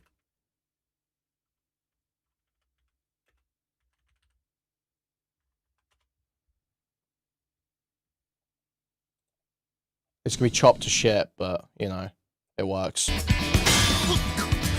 It's also the fucking 4K thing, fuck that. Retarded upscale shit.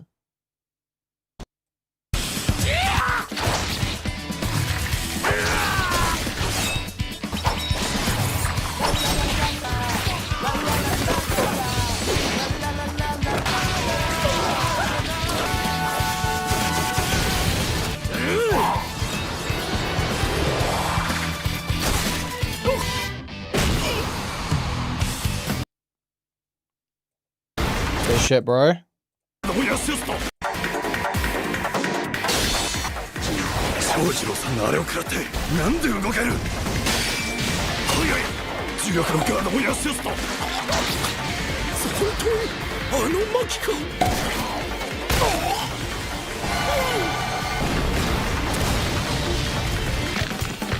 Yeah, it was a Kill Bill thing, yeah.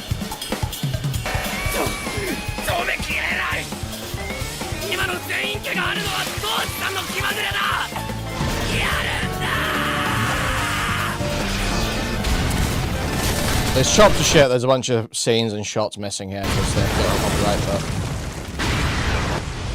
you can still kind of see.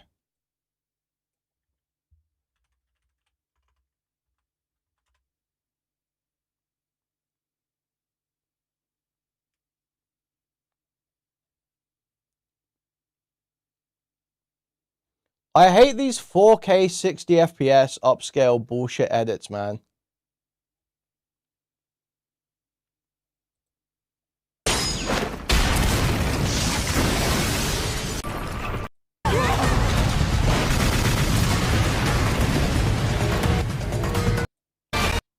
Alright, let's have a look for some shit.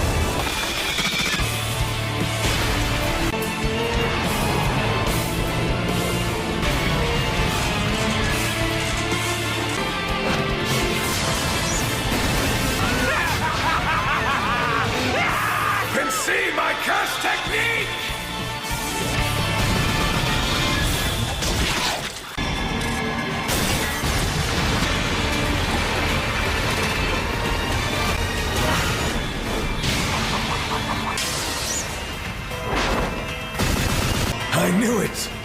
You're It's all just so similar to chopped up, Yamala man. my slices. And attack, which suggests that the Shikigami's ability main expansion. Malevolent Shrine. Attack all targets relentlessly until the only sure way to defeat Mahara before it can adapt. Klee generation will soon be complete. Open. It's just so heat. It's just so heat. Totally rapes Western animation, not even close. Anime is no longer that niche hobby that it once was. Anime is no longer something that you were like kind of thrown into a locker for and all that. I mean, you kind of can be depending on what you watch, but Okay. overall, anime is now more accepted than it ever has been, at least in the last 5 to 6 years.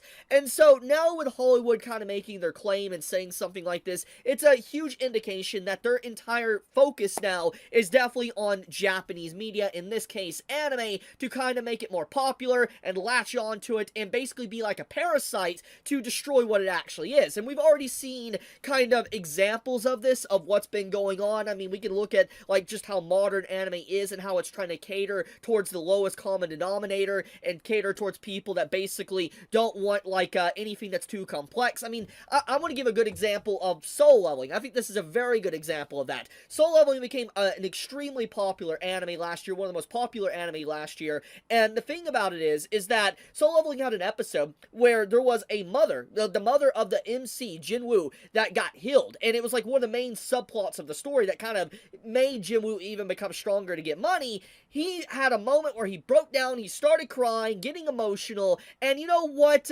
fans in the community said about that episode? They said that he lost all his aura. Jinwoo lost all his aura, the series was bad, and it became one of the worst rated episodes of the entire series because this stoic, paper or cardboard cutout character showed emotion and actually had a little bit of depth to him instead of just like, oh, I'm strong, I'm powerful, OP, and I'm gonna kill any enemy in my way. He actually had a little bit of emotion showcasing that he is human because he cried for his mother. And so the fact that that was rated the worst episode kind of goes to show where we're going at now with the new anime, at least when it comes to mainstream anime, that it's becoming watered down and becoming the very thing that we have seen already in Western media. I mean, we already have stuff to where there's a lot of creators and content creators calling their bona fide cartoon straight up anime, trying to latch on to the hype of anime. We've also had similar people that are creating comics in the like content creator space, or different like celebrities straight up calling a comic a manga, and it's like, no,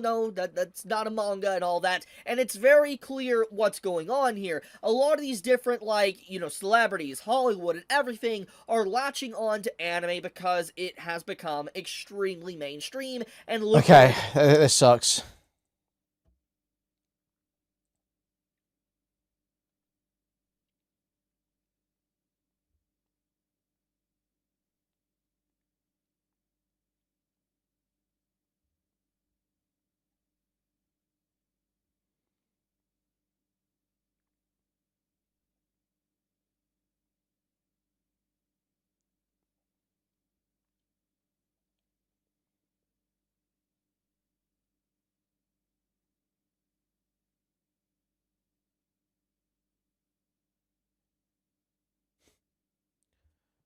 What is this about? What is any of this shit, man?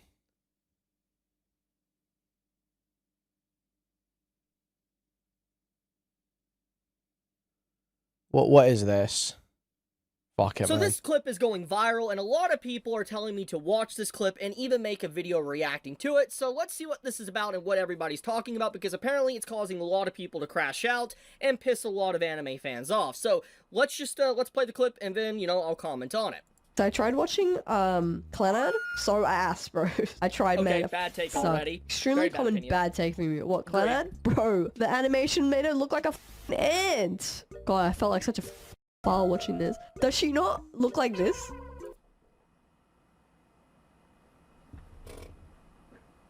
Did I hear that right?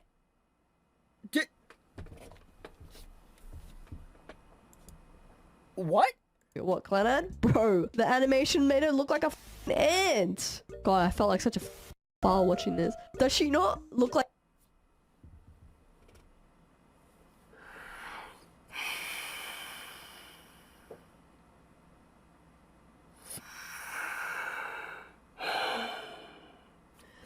That's a self-report.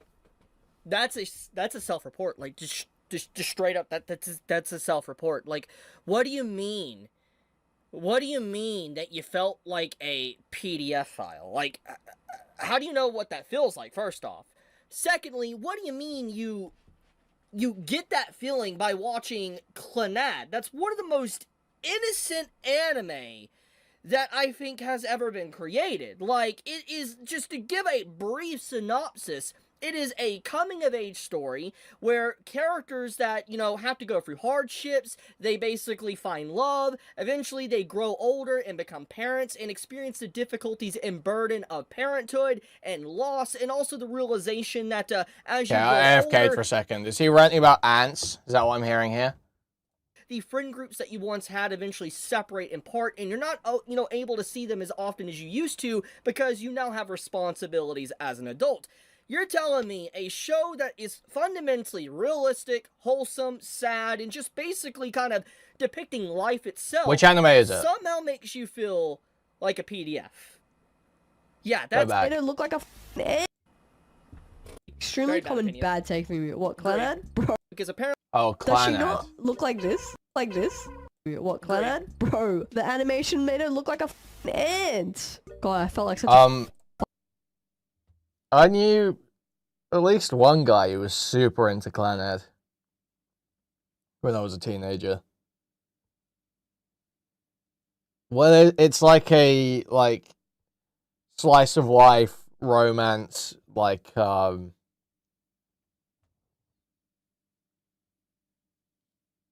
F slop, right? F 6-letter slop. Pure coal. It's like meant to be. I know this guy was like, oh, dude, I cried at Clan. It's like some sad shit, right? It's meant to be anyway.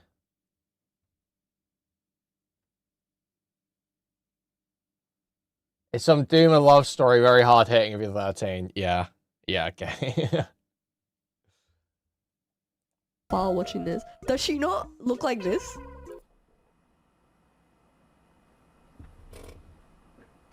Did I hear that right?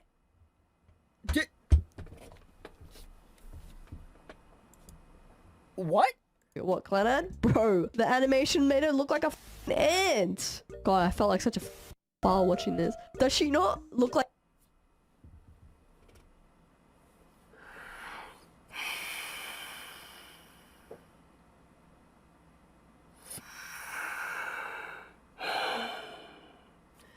That's a self-report. That's a self-report. Like just straight up. That's a self-report. Like, what do you mean? What do you mean that you felt like a PDF file? Like, how do you know what that feels like? First off, secondly, what do you mean you get that feeling by watching Clannad? That's one of the most innocent. Chibi-heads, it's with a heavy heart I inform you that marrying your daughter doesn't produce a good children's movie. Woody Allen is back in Ants. Thank you for the $5, Kimberly. Thank you. Anime that I think has ever been created. Like, it is, just to give a brief synopsis, it is a coming-of-age story where characters that, you know, have to go through hardships, they basically find love, eventually they grow older and become parents and experience the difficulties and burden of parenthood and loss, and also the realization that as you grow older, the friend groups that you once had eventually separate and part, and you're not, you know, able to see them as often as you used to because you now have responsibilities as an adult. You're telling me a show that is fundamentally realistic, wholesome, sad, and just Now, basically Chibi, kind of... does it have sexualized scenes of underage characters? Because if so, I can very quickly understand why someone would make the comment that they feel like a pedophile watching it. depicting life itself somehow makes you feel like a PDF. Yeah, that's a self-report if I've ever seen one. Like this is an asylum escapee. Like that's what this individual is. Like, we need to open back up the asylums. Like I can. Okay, before I go, Grog, give me number of plenty this shots is in only Clannad. halfway through this really bad clip already. Let's see what else. Is it? It could be crazy, but even for like these sort of I haven't played a lot of them, so I don't know. In fact, the only one I've played is Steins Gate. isn't the case for all these, like, because Clannad's like a visual novel and shit too, right? I'm pretty sure that's where it comes from. Isn't there like a thing called like Clannad After Story or something? I'm remembering conversations I had with the one guy I knew who was into Clannad. I think it's like visual novels, right? Don't they usually have, like, don't you usually, like, unlock, like, pictures of the girls and shit for getting, like, through, like, parts of the story?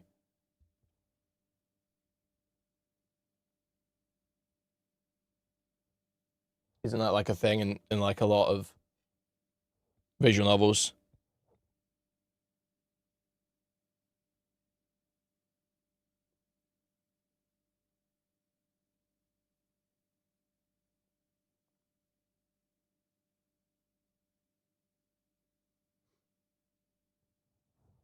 I just feel like the whole thing, I understand why someone would say it's, like, pedo-coded, or they feel like a pedophile.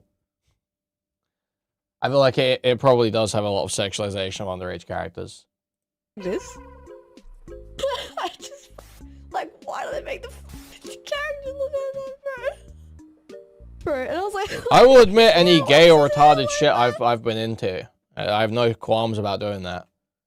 I will get on stream and say, I got into My Chemical Romance at age 17. And I love it. I love that. I love it, man. I will get on stream and say, you know, that Area 11 shit, not that bad. I've simply never been into Clannad. Simply never been a Clannad guy. Or any of these, like, horror anime. You mean like a typical anime art style? Like a traditional old school anime, like 2000s anime art style? What? Like, okay, I know art is subjective, okay? Like, there's people that legitimately hate, like, Devilman Crybaby, or, you know, Ping Pong the animation, because the art style is fundamentally different, and some people say it's ugly, but, you know, it's very different, and I personally think they're, like, hallmarkers of really quality anime.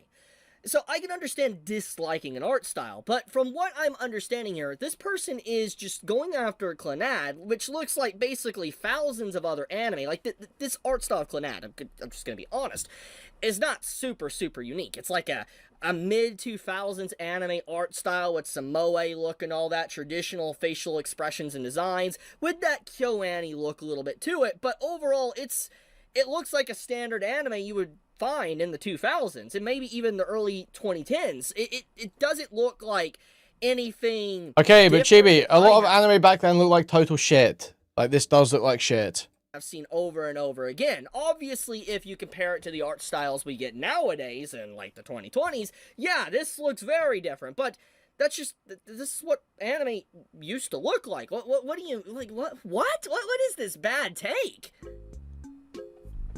oh, I'm crying. They look so ugly. I tried watching. Dude, he's appalled. He's appalled. Look at this face he's pulling. Because she's saying this looks like shit when it does. Oh, I'm crying. They look so ugly. I tried watching, I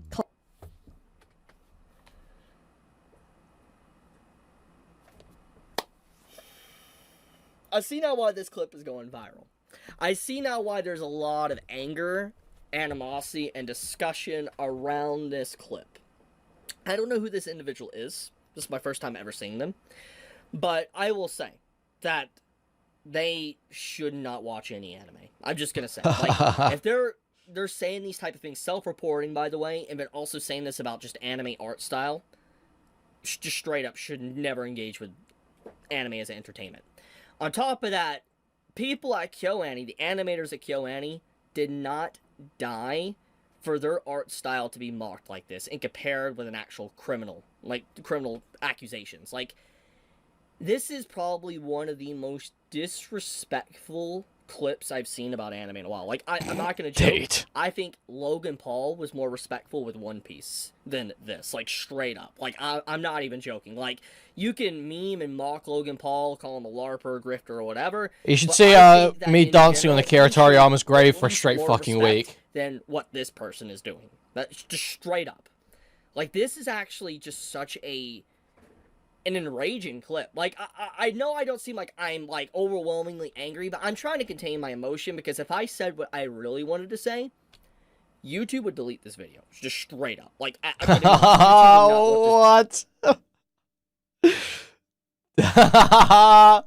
want What? This void is lucky that I'm constrained by YouTube.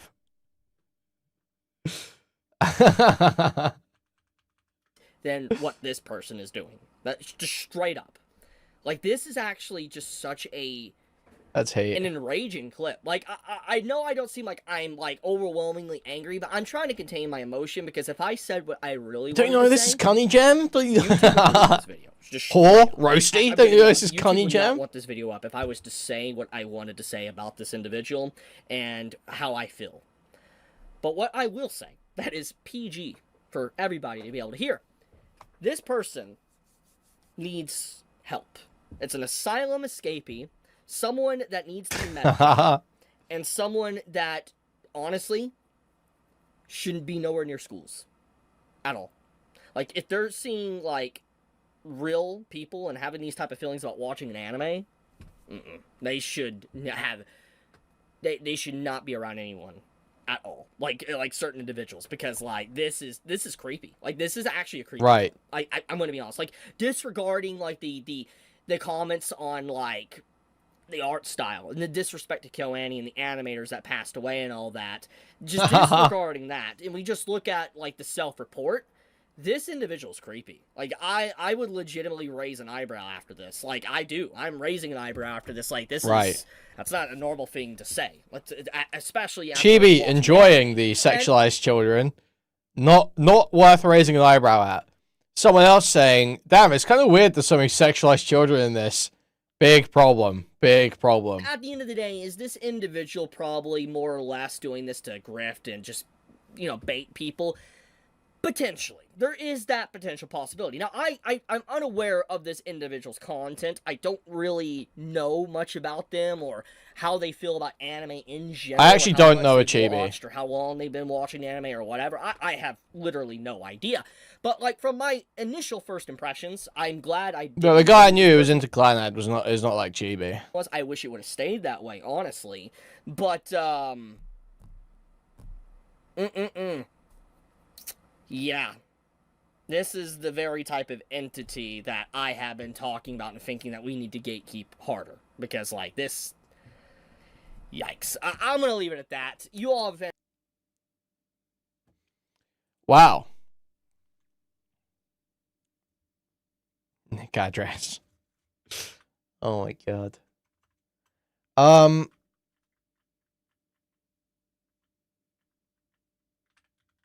Sleepy's got a video on this gay discourse, on this male versus female attraction discourse. Let's take a look at that. Let's see. Men are naturally more attractive than women on average. That's why women need makeup. This isn't me being gay, it's science. Look at the look at a peacock or a cardinal, male versus female. Females get mogged. Greek statues I dedicated don't have to any the clip peak from aesthetic Trouble form Extreme. over I am trying to think about this, like, objectively.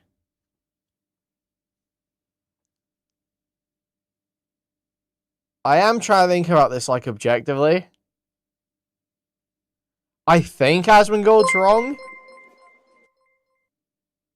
Kuihman, from now on you will share your garlic naan and red tikka masala. Thank you for the $5, Kirby. Thank you. Huge appreciated.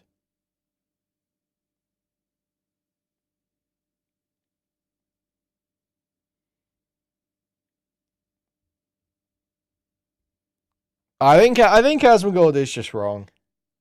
Probably.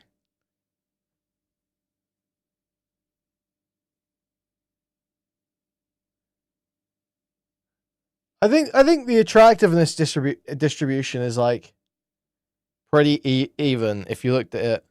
Like, try to look at it objectively. I think it is pretty even.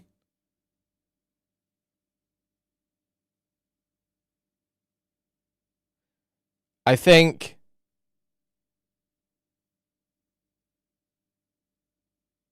There's just the makeup thing is just the like it's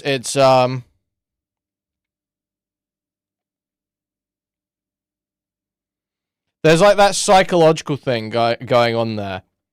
You know when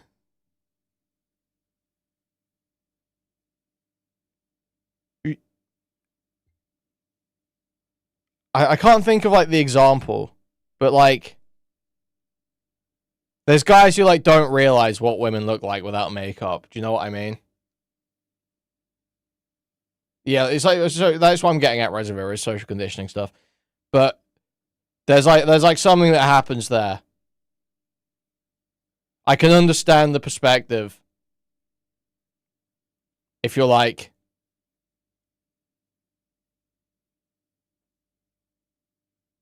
19 and have just started seeing a significant number of girls your age without makeup for the first time in a couple years. And you start realizing like, oh wait, that makeup actually does change how you look quite a lot. I can understand having this perspective where you start thinking like, maybe guys should have a higher baseline.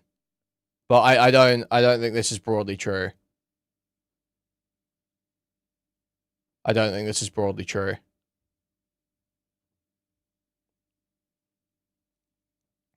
Just found out cooties aren't real.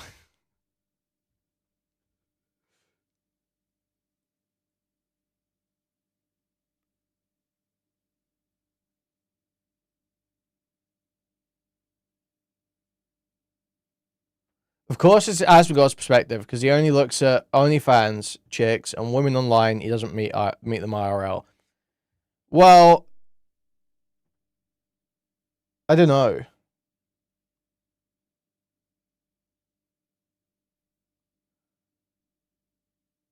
I don't know. I'm not sure.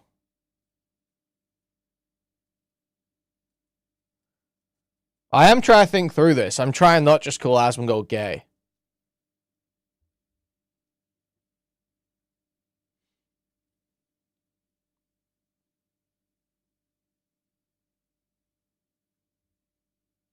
I thought it's low effort to just call Asmongold gay for this.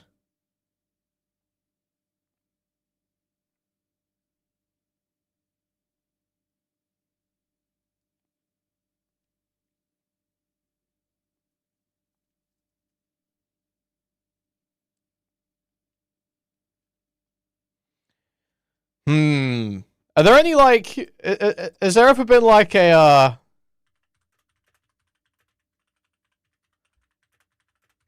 There's got to have been people that have thought about this before, right? There's got to have been like some study or documentary or something about this, or TV series.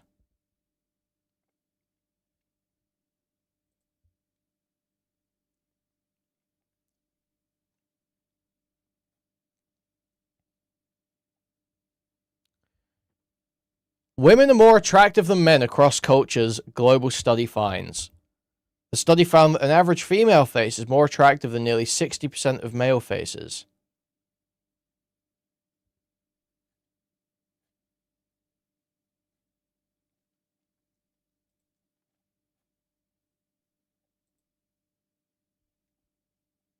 Oh, is that where this is all coming from? Was this related to the study? This study was posted in The Guardian 4 days ago.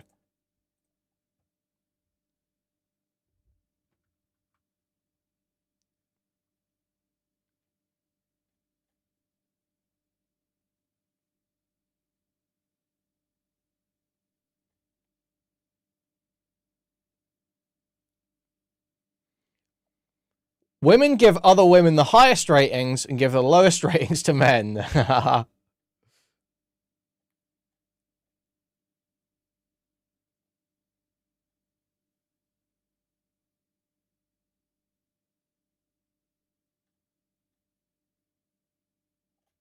Wow. overwhelmingly men. This is one of those tweets where you really have to digest it to understand what this person might have been thinking. Like, we're leading off with men are naturally more attractive than women on average. Are you gay? Like, more attractive to who? Like, who is finding them more attractive? This is the issue that Asmongold, I don't think he thought this through. Somebody has to perceive something or someone as attractive. But we're all good. He cleared it up. He said, this isn't me being gay, it's science. And obviously the low-hanging fruit here is that one of the ugliest and most decrepit looking men is saying that men are more attractive on average than women. Now, as you can imagine, I don't agree with this tweet. But what I will say, if I'm I think without any other, without just saying gay, I thought we can kind of just accept what he's saying by attractive is like some attempt at an objective look. I thought we don't have to jump to calling Asmongold gay for this. You could argue that men age better, but again, that perception is, somewhat based in aesthetics, but largely based in what society expects of men and women. Now, recently, a clip went viral of the comedian Stavros appearing on Hassan's stream and talking about Asmongold. What is that fucking... Why do people listen to that fucking guy? He's fucking disgusting. Shut up, fatty. Shut up. What are you talking about, fatty? Now, before Asmongold even answers... Dude, Asmongold sounds so cut up there. What the fuck? Answers, okay? Is Stavros, generally attractive man? Okay, is he somebody that I would put in that category? No. In fact, I would say I find him quite repulsive. I'm very much... He does a lot of this stuff, like this, look at me, I'm like this fat, ugly, fucked up looking guy. Like, look at me, like I'm doing these sexy poses as a fat, fucked up, ugly looking guy. And like, all power to people feeling comfortable in their bodies. This shit's gross. Although I must say, Stavros played a great pedophile in Begonia. Very good movie. Very good performance. But ultimately, he's asking a good question here that does, in fact, rattle Asmongold. What is that fucking... Why do people listen to that fucking guy? Why do people listen to that fucking guy? It's a good question. He's fucking disgusting. Shut up, fatty. Shut up. What are you talking about, fatty? Asmongold's so pressed. I guarantee you, if me and Stavros and Hassan had to walk 3 miles... At the end of those 3 miles, I would smell the best out of all 3 of them. I would. He might beat Stavros. This guy's disgusting, though. Let's be clear. See, this is what happens whenever you're fat. Is that you think this is the way it is. What does that even mean? What does that even mean? How did this happen? He looks like shit. Picking his teeth on camera. He probably gets no fucking pussy. Asmongold, whatever the fuck his name is. I don't know, man. There's clout. He's got clout. It's really crazy to me. By the way, I think that these guys are really kind of self-reporting. So much of men that are leftists are just using it as a mating technique. They don't actually believe any of this shit.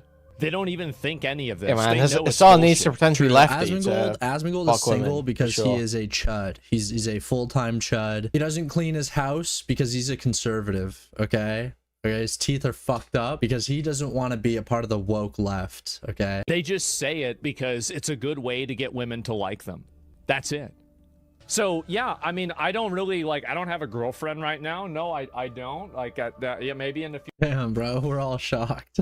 Of course, this ends up going viral. People give their opinions, responses to what he had to say. Claims that men are naturally more attractive than average. True, we're on to you. Yeah, that's what... than having sex with a man. That's what I'd be doing. Texting women about leftism. That's what I'd be doing. Texting women about leftism to extend conversation with them and getting close. That's me. What's gay about having sex with a man? Let's see where he's gonna go with this. It's not really that is so. Here's the thing, right? Is you can have sex with a dude. I'd be doing that. And you cannot be gay. Deep does that. Like, think about, for example, how many guys had wives and then they realized they were gay later on, and then they broke up, they got divorced, and they married a dude, right? It happens. So, like, did sleeping with that woman make them not gay? No. So then how could sleeping with a man make me gay? F my bloody tooth trotted exploding oxygen tank chud life man. Thank you for the $5, Jimberly. I understand the comparison he's making here. I get it. But I think it's pretty gay if you're having sex with men. I don't think there's any comparisons or explanations you can give me that's gonna ungay the dude-on-dude sex that you are performing. I just feel bad for them. I really do. I feel bad for all these guys because they don't exist on the wavelength that I exist on. And so they have to be afraid of even having these kinds of conversations. I'm not afraid of having this kind of a conversation. I'm not. I don't think anyone is afraid of, discussing whether or not, men or women are more attractive. I just, but like, this is gay. Like, your opinion is gay, and that's okay. There's nothing wrong with that, but you find men more attractive than women. Okay. On average, this is the case in your opinion. I don't know what to tell you, man. It's gay. I'm not. Why they use gay as an insult? I don't know. I really don't. Like, because to me, that's just the way it is, right? The logic sounds similar. You're so straight. Yeah. Yeah, you're so straight. Even if you had gay sex, it wouldn't be gay. That's right. Like, that's how straight I am. That's how confident. What is going on here? I mean, there's only so much I can add here. He's having a conversation with his chatters about whether or not he's gay. But yeah, obviously, as you can imagine, a lot of people had something to say. This is gayer than having sex with a man. Would you prefer a male companion? It's good stuff. It's good stuff. Okay. But on the topic of gay men, Asmongold was reacting to Nick Fuentes, and this is what he had to say. Unfortunately, Denims might be epic. Why he doesn't go fully mask off. I've sadly been converted on Denims over the past 6 months. Past 6 months to a year. Denims might unfortunately be epic. To say I know because I'm one of them. Now, do you not get deplatformed through all this? I simply, I am a very pragmatic person. I have no problems not saying things or not doing something if I feel like it won't be advantageous for me. So I just simply don't say things that I think will get me in trouble, and until it's okay to say them. That's literally it. You're a good boy? Yeah. Now, okay, here's the thing, right? I think as much as I want to criticize him for this, and we will, there is some truth to this with basically every content creator. I mean, just think of your favorite streamers and then think about how they talk on YouTube stream and how they talk on Kick stream. I mean, even me, the way I will talk in a Discord server versus how I'll talk, on YouTube, it's different. There's a type of way that I want to present myself. There's things that I simply just don't want to hear myself say on the record. Like in the moment when I, utter the dreaded R word, okay? Maybe at the moment it'll feel nice. I'll be like, yeah, I got that guy. But then I hear myself say it. I actually watch the video back and I go, ugh, like, why did I say that? But that's the difference of how I want to, conduct myself online, how I want to present myself when I'm making these videos.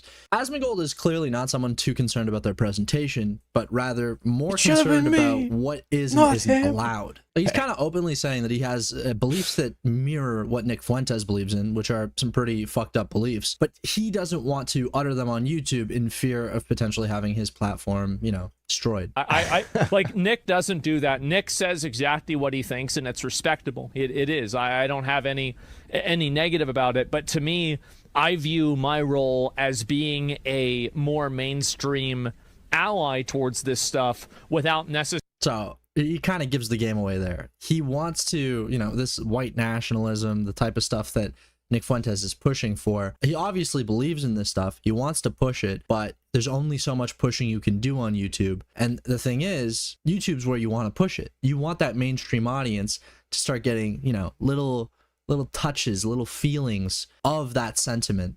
And maybe that pushes them to a Nick Fuentes or pushes them further to the extreme. Like, strategically, this is simply the way. Like, there is no better strategy than to, okay, I believe in these really fucked up beliefs that I cannot say on YouTube. But if I just, kind of mosey around it and don't actually say exactly what I mean, but give people a good enough idea, you're in effect doing the same thing Nick Fuentes is doing, but you're doing it on YouTube where you've got far more reach. Necessarily spearheading any sort of real controversial change, because I can't really do that. It would compromise my position. That's the reason. I'm a funnel. Yeah, I kind of do that. Yeah, I mean, like, he's openly saying it. He's a funnel to the alt-right, to this white nationalist idea. I mean, it's kind of crazy that he's just like openly saying it now. But like, also, if you're the type of person that's getting funneled into this, man, the thing is, it's like, I don't even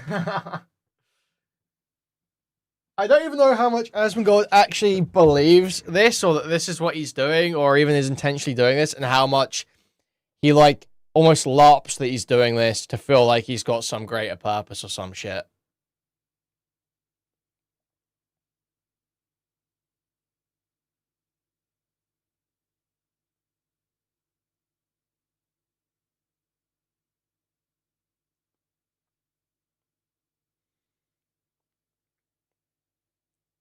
And also, I feel like it's trying to avoid heat from Fuentes and Groypers. Because Asmongold is, like, retarded on a bunch of Trump stuff. He's, like, retarded on the war stuff. He's retarded on basically anything involving Israel. He, like, isn't on the right page. So, like, I feel like this isn't even true. I don't even think he operates this way. It is literally just him trying to avoid scrutiny from the right. It is, like, queer accountability dodging from his own side. Being like, oh, no, guys, I'm like a funnel to you guys. No, you're like a MAGA GOP. He is like MAGA GOP Hassan. Really. You're like watching Bad Empanada v Hassan for the right here. Asmongold is a MAGA GOP sheepdog. That is the case. Any claim, oh, I'm actually sending people to Nick Fuentes. No, you're like zogged to fuck, bro. You sit there shilling the Iran war on stream for weeks. Fuentes ain't doing that, bro. That's not just like, you know, not saying the quiet part out loud. That's you being retarded and shilling for the establishment. belief system by a guy that looks like this, that behaves like this. That, I mean, you look at his lifestyle, and is that the lifestyle for you? Is that what you want? Is that the type of person that you find like attractive? Like, look, ultimately, I'm not saying that the aesthetics of a person or the way they live their life is necessarily indicative of whether this is somebody that you should be listening to, whether this is somebody who has good advice. Okay, I don't think that that's always one-to-one. As much as I would say that you should take care of yourself, you know, hit the gym, go for runs, keep your, you know, surroundings clean. Like, these are very basic ideas. And so when I see somebody failing at this, like Asmongold, I obviously immediately go like, how do people buy into what he's selling if he can't even have like a normal personal life? But then you look at a Joe Rogan, right? Joe Rogan is preaching a lot of that MAGA type shit, that pro billionaire tech oligarch type shit. He has a lot of those types of people on his podcast. But this is also somebody who, you know, preaches fitness, who takes care of his body, who, you know, I don't think has a fucked up living situation. So he kind of meets all those standards that I'm saying that Asmongold doesn't meet, and yet still is preaching shit that I think most people should try to avoid. Like, frankly, Joe Rogan is as much a funnel as Asmongold is. Maybe Joe Rogan a little bit less, but his connections are far greater. Like, his ability, like, Asmongold's not talking to the president. Asmongold's not having podcasts with the president, with billionaires, with FBI directors. Like, that's not happening. So they do have, you know, similar reach in different ways that ultimately act as the same funnel towards this sort of, you know, mindset, this sort of politics. Like a funnel in a way. So that's the reason why I do most things that I do are like, there's reasoning behind them. You have your lane for sure. Yeah, I do. I have to say though, I have never met an actual Asmongold viewer in real life. Like, I don't know anyone that's like, yeah, fire up the Asmongold stream. I don't know who these viewers are. Also, just to piggyback off the comment I made when we started looking at Nick Fuentes here, motherfucker's gay too. I mean, I used to watch Asmongold and know people who watched Asmongold when he was like a World of Warcraft guy. I don't think I know anyone that watches Asmongold's recent political stuff. Oh, I don't know what the obsession is with, you know, them not liking women. Like, not even in the sense that they're not attracted to women or whatever. It's more like a need to consistently remind them that men are better than women. Like, if you're better, I don't think you need to, you know, repeatedly state it. I mean, the obvious thread pulling all of this together is the idea of fascism. Please don't tune out. I get it. But really, other than them being gay, it was like, just it was for the transmo competitions, man. They were just epic.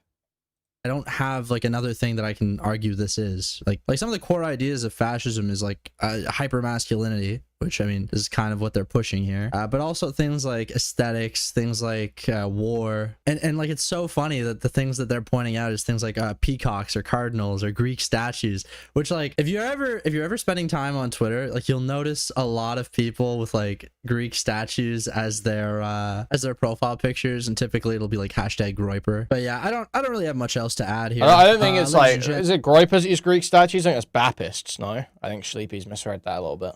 If you enjoyed today's video and you want to see more like it, leave a like, comment, and subscribe. I will see you tomorrow.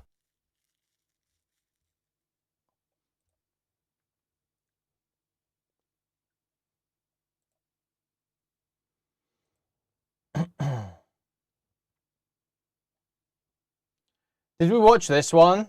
I feel like I saw this on Chuds and it was kind of like a not great video. I hate to say. Seemed like Sleepy was quite not enthusiastic about it.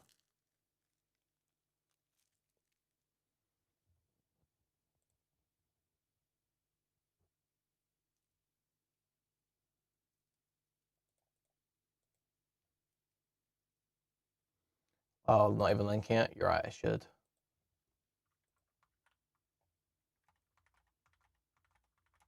Go support Sleepy, go support Sleepy.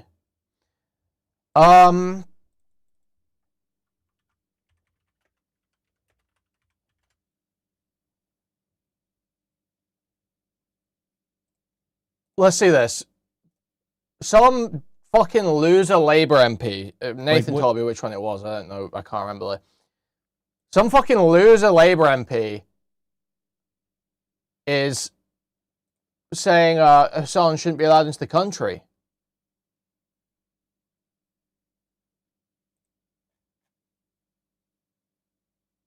So, not cool. Not cool at all. Not a fan. What do you think Zoran Mamdani can do about the UK?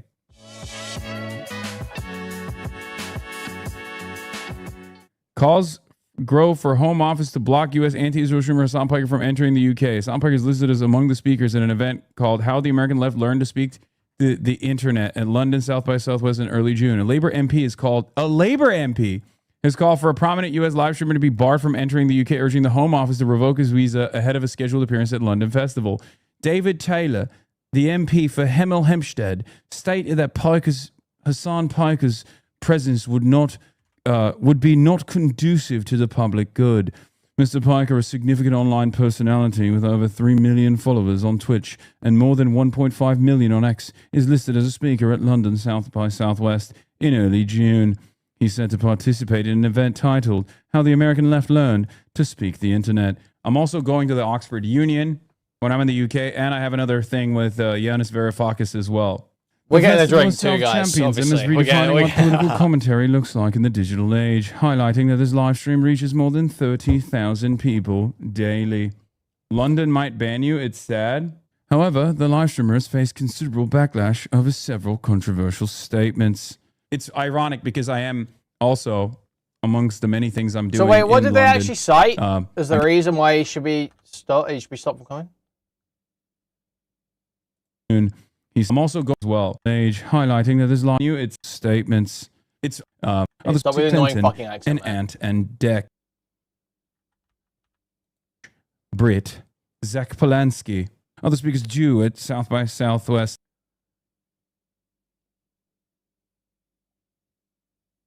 They're just saying about anti-Semitism, bruh. London include relationship therapist Esther Perel, Chelsea Clinton, and Ant and Deck. I don't know what that is. The festival did not Well, it's okay, because I have it on good authority that when Hassan comes over, he will be spending time with British Jews, so... They respond to a request for comment from the Press Association, but said in a statement to The Times that the event brings together a wide range of speakers with different associations, affiliations, and perspectives, and that inclusion in the program does not imply endorsement of all organizations with whom a speaker may be directly or indirectly affiliated. It added, South by Southwest London is built as a platform for open exchange across culture, business, creativity, technology, guided by our ethical framework and code of conduct. MP David Taylor is backed by Labor Together and got a 10K donation from them last time. Of course, the people who have destroyed the party after you. Yeah. Labor UK Reddit Cry about defending Labor you. Together again. Labor bitch. Reddit. Bitch, lefty, cry about Labor Together. Labor Together owns you. Labor Together owns you. Labor Friends of Israel run the party. They fund Kier and all the cabinet. They could get your visa yoinked. I mean, if they do that, they do that. What are you going to do, man? We just got to take it one day at a time, you know? It sucks, but this is my life now, unfortunately. Ant and Dec are like a big deal on British telly for normies. If they say they'll... Wait, for real? Wait, Ant and Dec said they're going to drop out if Hassan's there. What? Dude, what? Ant and Dec are opposing Hassan? Fuck Ant and Dec.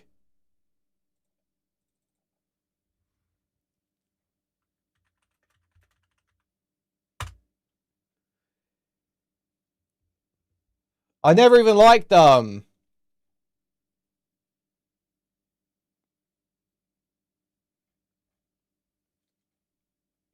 I'm a celebrity. Or, what was that one called? Saturday Night Takeout? Is that what it was called? Ant and Dec's Saturday Night Takeout? The game show they did?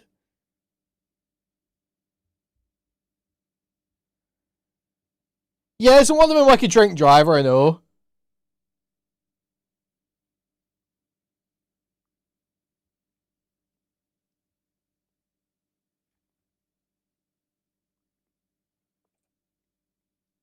This is a musical, and we're doing the dance.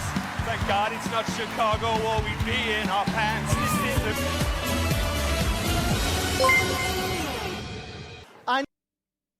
Gets flamed for fashion sense. Starts wearing suits. Wears a khaki blazer with a different shade of khaki dress shirt. This guy is helpless man. He's got so much money. Pay a stylist to put together, like, you know, 50 outfits or something. You know, you've got money, bro. If you really struggle dressing yourself that much, pay someone to tell you how to do it. I just don't understand. Because he obviously wants to be... Like, he wants the fashionable...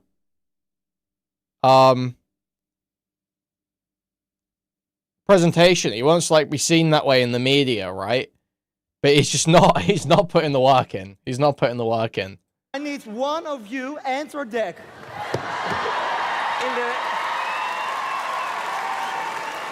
There's no way I was going on there with him. I bring today the guillotine of death. What?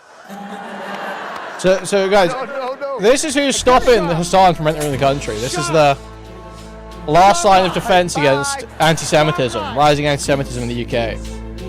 Okay, on your knees, please. With your face on this. Gets better. Niels goes harder and the magic gets better. Really?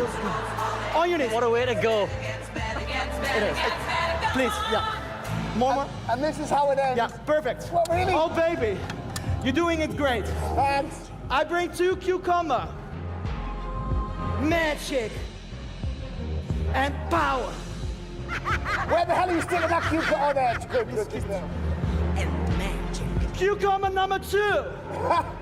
Where are you putting that? A brave Mujahideen will be doing this when Hassan comes to the Listen, are UK. you ready?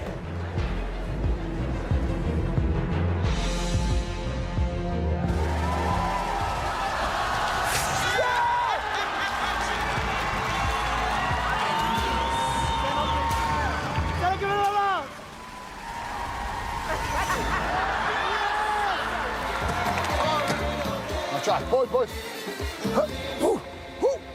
This sucks, man. Yeah, it does. Yeah. It really does. Where's Saturday Night Takeaway? This is probably even worse. I'm gonna be real. Can we get...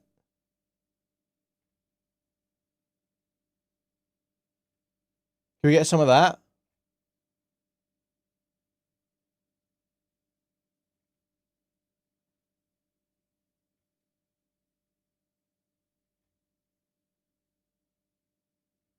KSI? Is this still going?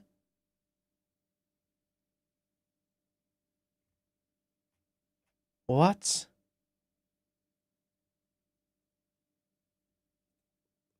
This is who's telling Hassan he can't enter the country, guys.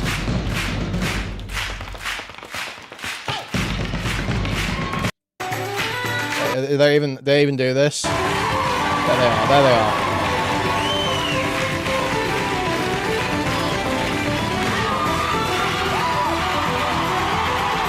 Okay. Labor Friends of Israel run the party. They fund Kier and all the cabinet. They could get your visa yoinked. I mean, if they do that, they do that. What are you gonna do, man? We just gotta take it one day at a time, you know? Apparently, they said they would drop out of their. They're meant to be at the same event, the South by Southwest shit, and they're going to drop out if Hassan goes. Apparently, that's the claim. It sucks, but this is my life now, unfortunately. Ant and Dec are like a big deal on British telly for normies. If they say they'll drop out because you're going, which they might if media and parliament talk about it no. enough. They're saying they might. They might. Oh, what a retarded chat. Why would Ant and Dec give a fuck? I don't think Ant and Dec. I don't think they would give a fuck. Do they know who the fuck Hassan is? The event will 100% cancel your appearance for them. It's also worth mentioning that a majority of the front bench and cabinet are members of Labor Friends of Israel. Yeah, yeah. It's not like I get paid to do this stuff. You know, I'm doing this Yeah, for man, they're all going to come out against Hassan, I'm sure. UK audience, right? Didn't they like barely even raise a fucking finger about Kanye? I mean, Kier ended up doing something about it, but it wasn't because of pressure from Labour. I'm going out there to see people at Oxford Union, and I'm going out there specifically for my UK audience. It sucks for them. Like if I'm not allowed entry into the country, it's not going to, you know, destroy my life in any way. It sucks, you know. If they cancel, they cancel. South by Southwest loses. No. I'm saying South by Southwest canceling doesn't even mean anything. There's a bunch of other stuff that I'm doing there as well. But what I meant was, what I'm worried about is not South by Southwest canceling. What I'm worried about is the UK not allowing me entry into the country, and yeah, I already have a visa. There's also another event that I'm doing with Giannis Varoufakis. There's also on top of that another. I'm doing Oxford Union, Giannis Varoufakis. I'm gonna meet up with Zach Polanski as well. Wouldn't you know beforehand if you get banned? Yeah, I think they would probably establish the ban beforehand. I feel like it'd be crazy if they just like deported me after, you know, I get to the UK. That'd be really fucked up. If they deport you, you can't come back for like 10 years. What are you gonna do? Our admin would do that, less likely in the UK. Yeah. Like, the UK is interesting because on the one hand, they have like ridiculous speech restrictions, especially on what you can and can't say around the issue of Israel, right? But then also at the same time, they're not as like, I guess they're not as egregious. Can't Big Mom Donnie give you asylum? Dude, I'm going to lose my mind. What is Zohran Mamdani able to do in the United Kingdom? Like, what do you think Zohran Mamdani can do about the UK? Actually, this is the funniest. It's becoming a meme at this point in this community. Anytime something happens, they're like, well, what about Zohran Mamdani? Like, act like he's the mayor of America and the rest of the world. Starmer isn't going to do anything right now, and he's a lame duck with Burnham about to come in. You'll be fine, King. Yeah, they're speaking about the reads here are just so bad. Like he's a king. Yeah. Dude, it's like political illiteracy in Hassan's chat right now is crazy. Not surprising, but yeah, Zohran Mamdani's gonna combat. Honestly, not the worst I've even seen about British politics this week, but frustrating nonetheless. Treasury and the Department of Justice. Chad, do you think a hardline communist like Keir Stalin is gonna listen to a lib like Mamdani? Thank you. That's what I was saying. I have it on good authority that Keir Stalin has called Zohran Mamdani a social fascist who has betrayed the revolutionary cause. True.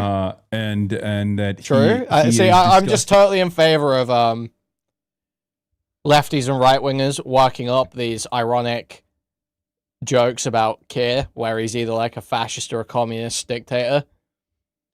Because I understand that they all end up just psyoping themselves into liking him with enough time. If they just repeat these jokes back to each other enough, they like psyop themselves into liking him.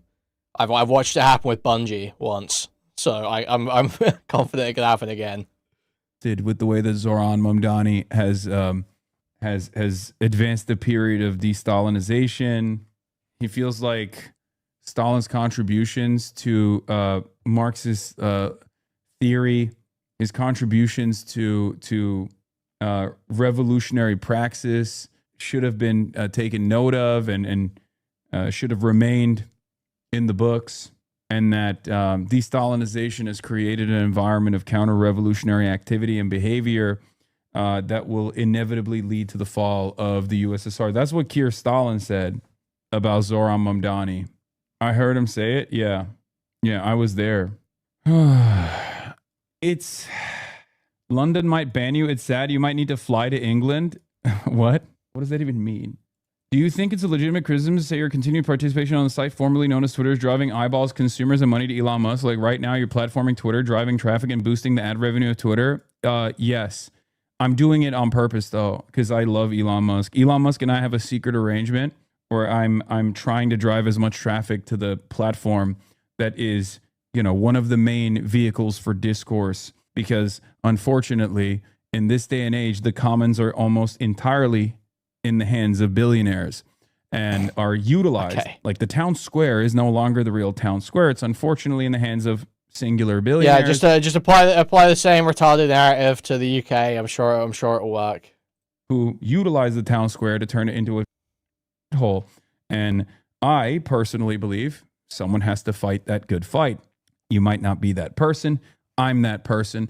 I'm willing to take that battle on every single time. You could push people to Blue Sky or elsewhere, maybe not change the world, but make it better.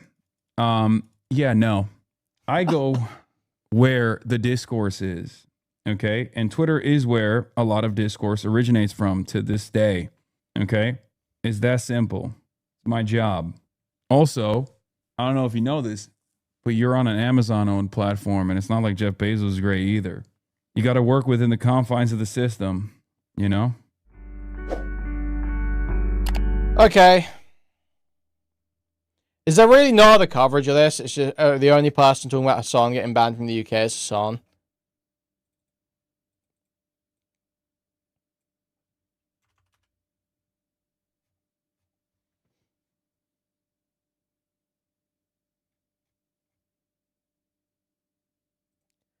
Oh, here we go. GB News.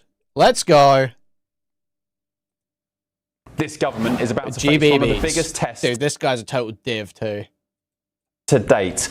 They've recently banned a load of right-wingers from coming into the UK to attend the Unite the Kingdom march. Kanye West also was told he couldn't perform at London's Wireless Festival. Do you remember that? But rightly or wrongly, they were all kept out of Britain by the Home Office. So in that case, far-left communist Hassan Piker should also be banned from attending a festival in London next week. Did he voice support for Hamas? When did he voice support for Hamas? This is the guy who said he'd vote. Oh, okay, yeah, they're going to say, I would vote for Hamas over Israel every single time. Okay. For Hamas over Israel, described Orthodox Jews as inbreds, said landlords should be murdered in the street, and said America deserved 9/11. America deserved 9/11, dude. F it. I'm saying it. Like, we fucking totally brought it on ourselves, dude. Holy shit. We did. We fucking did. There's a little flavour of him there talking about 9/11. This is Hassan Piker banging on about supporting Iran terror proxies such as Hamas and the Houthis. So everyone in the UK are gonna be like, wait, hold on, let him hear him out. For Hamas over Israel every single time. Hezbollah is a paramilitary organization. I don't have an issue with them. We think the Houthis, Ansar Allah, is doing what Houthi would do. My favorite flag, Hezbollah. Hamas, of course, a proscribed organisation in the UK. Support. They're just playing like these dog shit anti-Hassan TikToks. Such as Hamas and the Houthis. Therefore, I would vote for Hamas over Israel every single time. Hezbollah is a... Bro, it's from the ADL. Look, wait, you can't see. From the ADL, bro. From the fucking ADL. Oh my god. Paramilitary organization. I don't have an issue with them. We think the Houthis, Ansar Allah, is doing what Houthi would do. My favorite flag, Hezbollah. Hamas, of course, a proscribed organisation in the UK. Support for them is an arrestable offence. Elsewhere, this is Piker denying that mass sexual assaults took place on October the 7th. There is no evidence. And I just for showed the you record, two. The clips that you used, ironically Actually, I enough, showed the you reason why I three. say it's out of context is because at that point, I personally took a position where I said very carefully and very deliberately that mass rapes that are directed by Hamas did not happen. There was no evidence for this whatsoever. Elsewhere, this is him justifying... Wait, but that isn't true? There isn't evidence of directed rapes. Is there?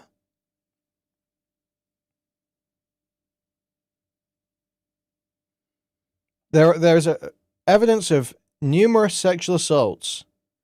I do not believe that, or it's not even sexual assaults.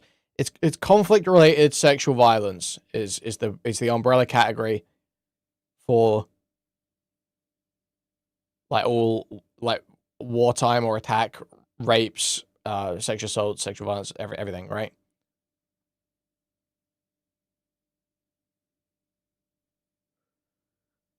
Yeah, it's totally crazy to say Israel shit when all these clips are like fucking coming from the same source. I know, man. I know. The slaughter of civilians on October the 7th, and somehow, according to him, it wasn't anti-Semitic. These aren't barbaric monsters. That these are horrifying atrocities that they did, right?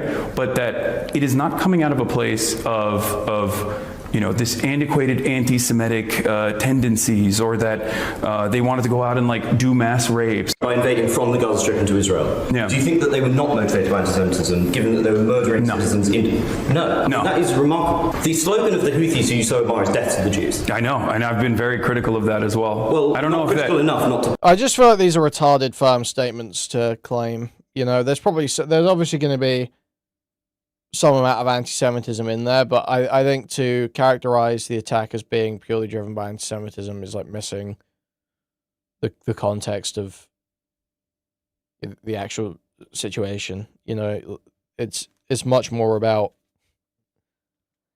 the land and history than it is about any religious divide, I feel like, the circumstances they're in. Platform somebody and call them a sexy pirate. Mind you, he wants to come to the UK next week and speak at a festival. Finally, this is what Piker thinks about landlords who have empty properties. Yeah, kill them. Kill those murder those in the street. Let the streets soak in their red capitalist bloods, dude. Crazy. Right, Piker broadcast most of this stuff from his reported $3 million 5-bedroom mansion in West Hollywood. Of course he does. Who'd have thought being a lunatic commie would be so lucrative? But anyway, I don't particularly care about what this angry little Turk is shouting about on the internet. What I do care about is how the Labour government angry little Turk. You know Hassan towers over this guy. You know Hassan towers over this guy. Reacts to him trying to enter Britain. As I said, he's coming next week. If the Home Office is going to ban a load of right-wingers for rightly pointing out demographic replacement and the threat of radical Islam, then they can stay consistent with their approach and ban this guy from coming to London as well. For the record, I don't really think anyone should be banned from a country for thought crimes. But if you're going to apply one set of standards to conservatives... Okay. The Home Office and this Labour government better act swiftly to ensure Hassan Piker is given the same treatment as the others, because they wouldn't want further accusations, would they, of two-tier justice? The country is watching, Prime Minister. Let's get the thoughts now of Manhattan Institute fellow Daniel Di Martino. Daniel, great to see you on the Late Show Live. Thanks for your company. So what's the claim of two-tier here? Is it the fact that Kanye got banned and Hassan didn't? Yeah, Kanye said, "I'm going DEFCON 3 on Jewish people," and printed T-shirts with swastikas on, bro. It's a little bit more on the nose, man. It's like... Just, I was about to say, give us a flavour of what this guy is about for our British audience, but I guess those clips kind of sum it up. It says it all, right? He's just a far-left lunatic commie scumbag. Well, you left out one thing, and that is that he was also on the recent brigade to Cuba alongside Greta Thunberg, alongside Ilhan Omar's daughter, the Muslim congresswoman from Somalia in Minnesota in the United States. And the truth is, he's just a grifter, right? He is like any other person that lived in Cuba and became part of the regime. If America became a dictatorship, it would probably be because of people like him. I'm originally from Venezuela. I say that if people like Hassan Piker, like Sora Mamdani or Ilhan Omar had been born in Caracas instead, they would be part of the Maduro regime. They would be torturing people because here he even said it, right? He says that landlords deserve to die. What do you think he would do if he had the power to enact those policies? Yeah. I love like these histrionic like guys who have lived in like communist regimes and shit. It's awesome. I think it's epic. Is my shit fucked? Is my stream fucked?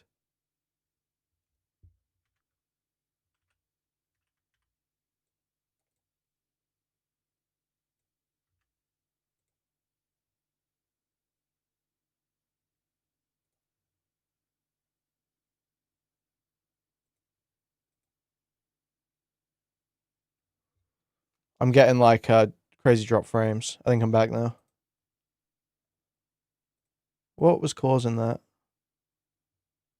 As I said, I don't agree with governments banning people from entering their country just because they think the wrong things. I just don't agree with it. But I will say the Labour government in the UK did that exact thing, Daniel, to right-wingers, to Conservatives. So would you call on the UK government now to apply the same standards to this loser?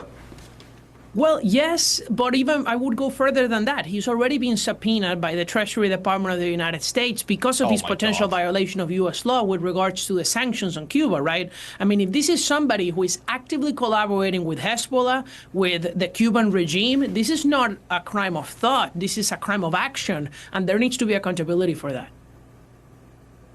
So he's been subpoenaed, has he? So he is not just a thought criminal in the case of the UK. He has potentially been committing pretty serious crimes here in the US.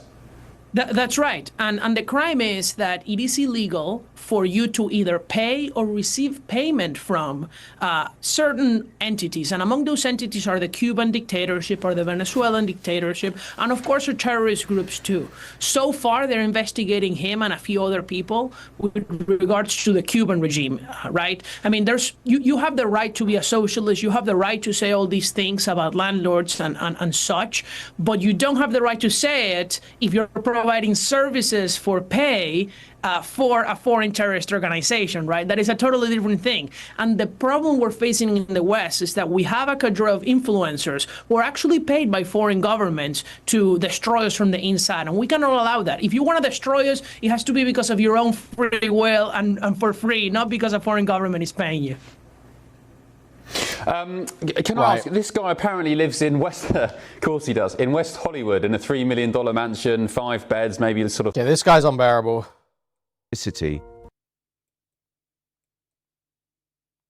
Hyper online people watching him and sharing some of his stuff. Who's he appealing to? Who does he appeal to? None of the progressive left friends I know are Hassan Piker fans. I think they're hyper online folks. About your question, though, about this broader issue of whether he should be let into the country, I think you hit it right on the head with the monologue. If the UK government is going to hold this standard where if someone has political positions that can be deemed extreme, and they're going to do that to conservative folks, then they should do it to Hassan Piker. However, I don't think people should be punished necessarily for thought crimes, and I'm not a big fan of restricting people's travel based on not liking their speech. But if the UK government has gone down this road, which they have, they should restrict Hassan Piker. Yeah, somebody on your say, Matt, has said, Ben, so if someone says I'm going to... Why does this guy look like every sort of like villainous, like almost like incestuous character in a movie ever? You know what I mean? Piker. Yeah, somebody on your say, Matt, has said, Ben, so if someone says I'm going to blow up Britain, you let him in, you're odd. No, I didn't say that. If someone says they're going to blow the country up or blow up Brits, then of course you should be banned. But this guy has said some disgusting stuff, but hasn't incited violence as far as I can see. So I would, as much as I dislike him and dislike what he says, actually he has incited violence with the landlords, saying he'd kill landlords. So yeah, ban him. Well, look, you know, you can't have violent rhetoric. That's inappropriate. And look, this is about a double standard here when it comes to the UK.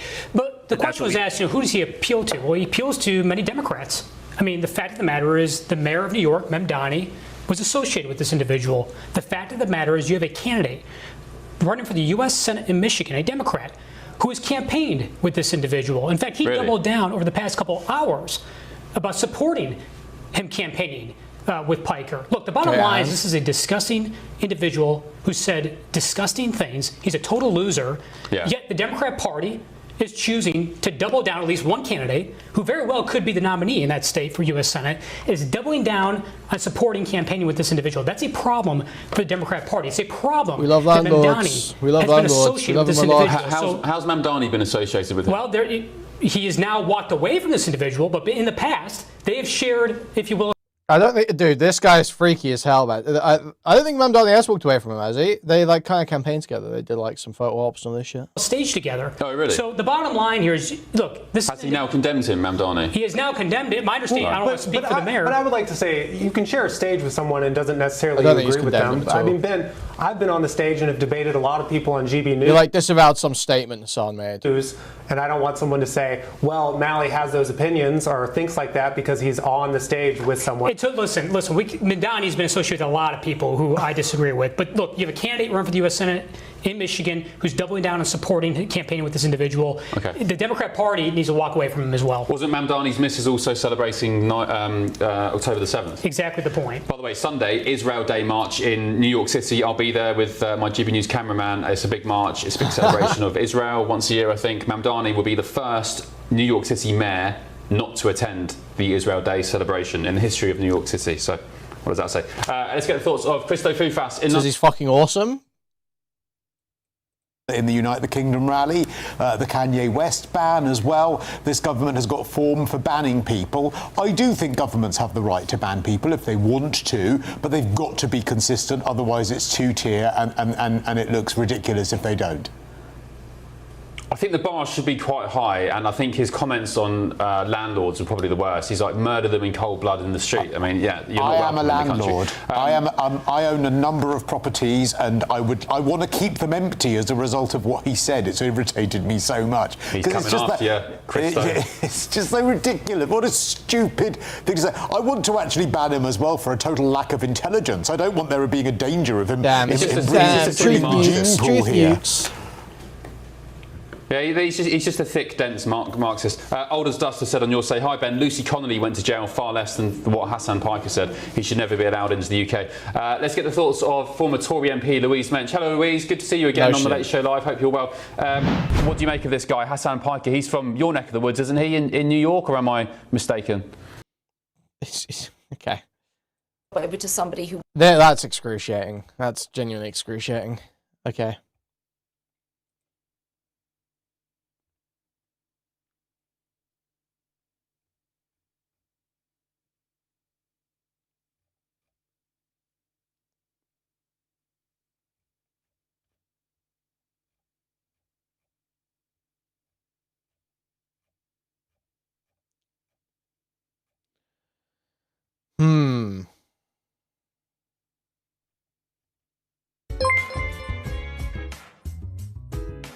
There's a whole entire type of bloke who looks like their mums got impregnated by a trout, and this here is an example of one.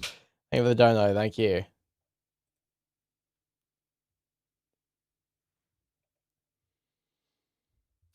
Okay, what else is going on?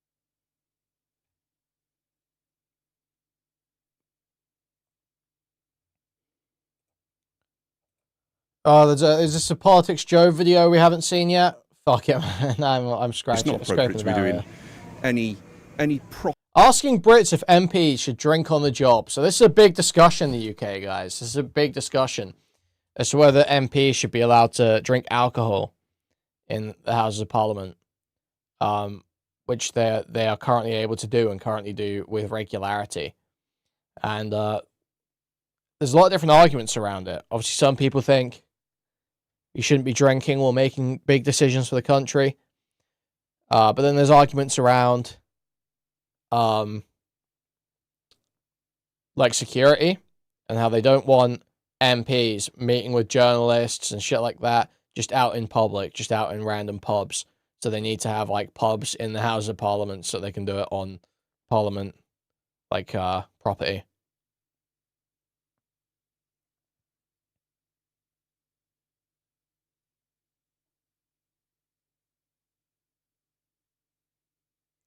And basically the Green MP, the new Green MP, this Hannah Spencer or whatever her name is,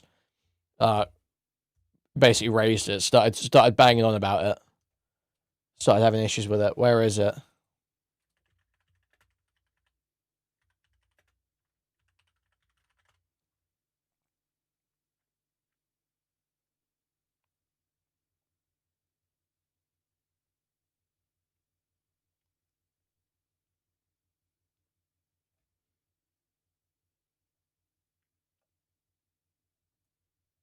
Hannah Spencer is facing backlash for slamming Westminster's drinking culture. In an interview with Politics Joe, the Gordon and Denton MP said she felt uneasy smelling alcohol on other MPs during late-night Commons votes. It was actually a Politics Joe interview. Okay, well, let's find the interview. I remember there's a clip of her saying it.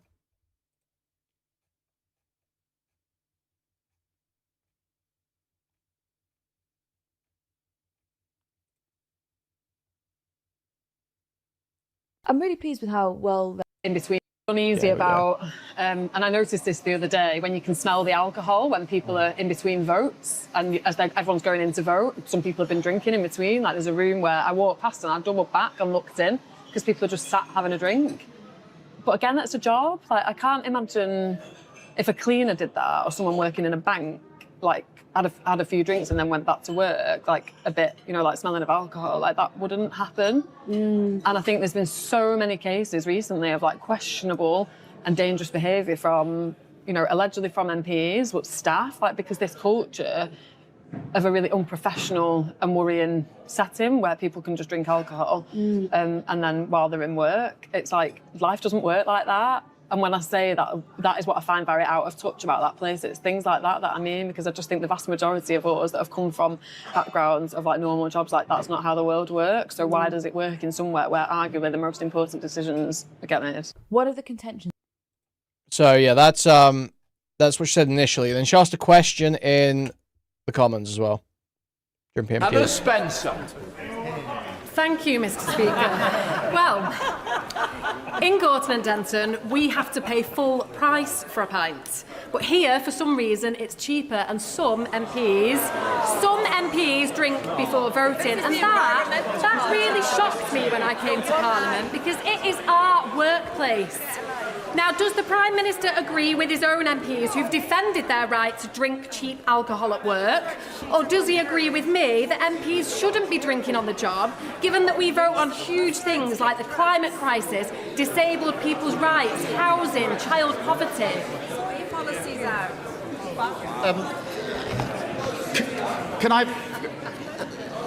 Can I firstly welcome her to our place, because I think this is her first PMQ. Look, there are going to be different views on whether people should be able to enjoy a drink here or not. But I think we can agree that the majority of people in this country want an economy that works for them, public services that are there when they need them, and every child going as far as their talent or ability will take them. But the only way to deliver that is through a Labour government, as we are doing. And I know the Greens think that their leader walks on water. It turns out that he just lives on water and doesn't pay his council tax. So yeah, that's how it went down in Commons.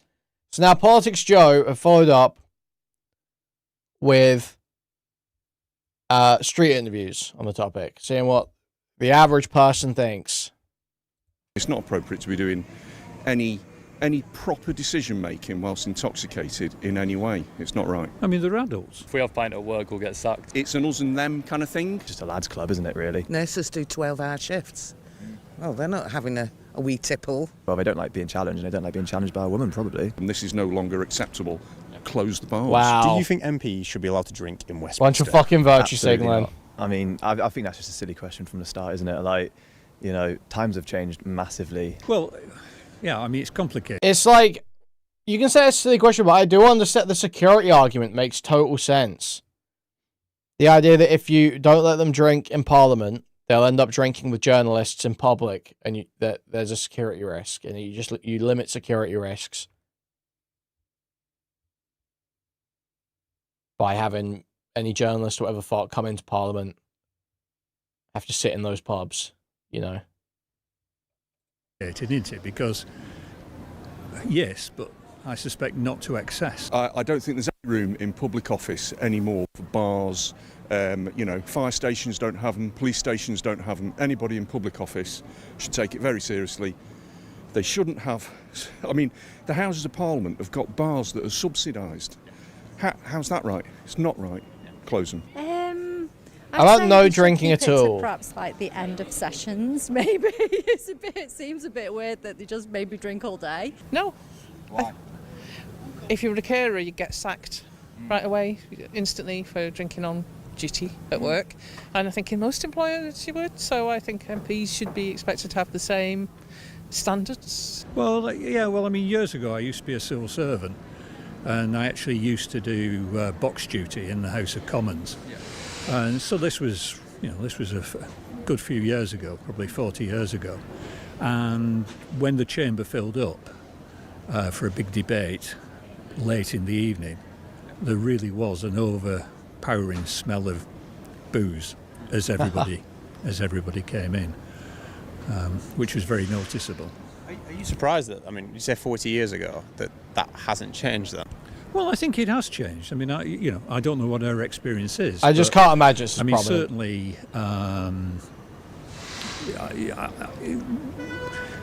workplace drinking has got a lot less common.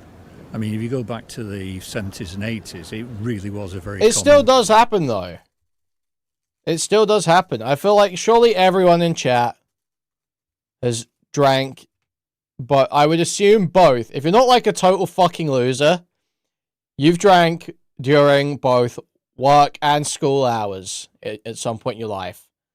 You have gone into work after having a beer, or gone out for a break and had a beer, or you've gone, you know, whatever. You have, if you're not a total fucking loser, you've done this.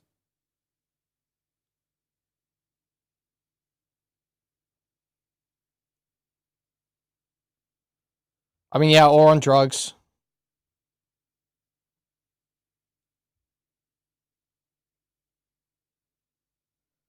Yeah, people show up to work high or drunk all the time in any average work environment. That's just it's just real. And you don't just get instantly fucking fired as long as it's like actually an issue. As long as it's not actually an issue.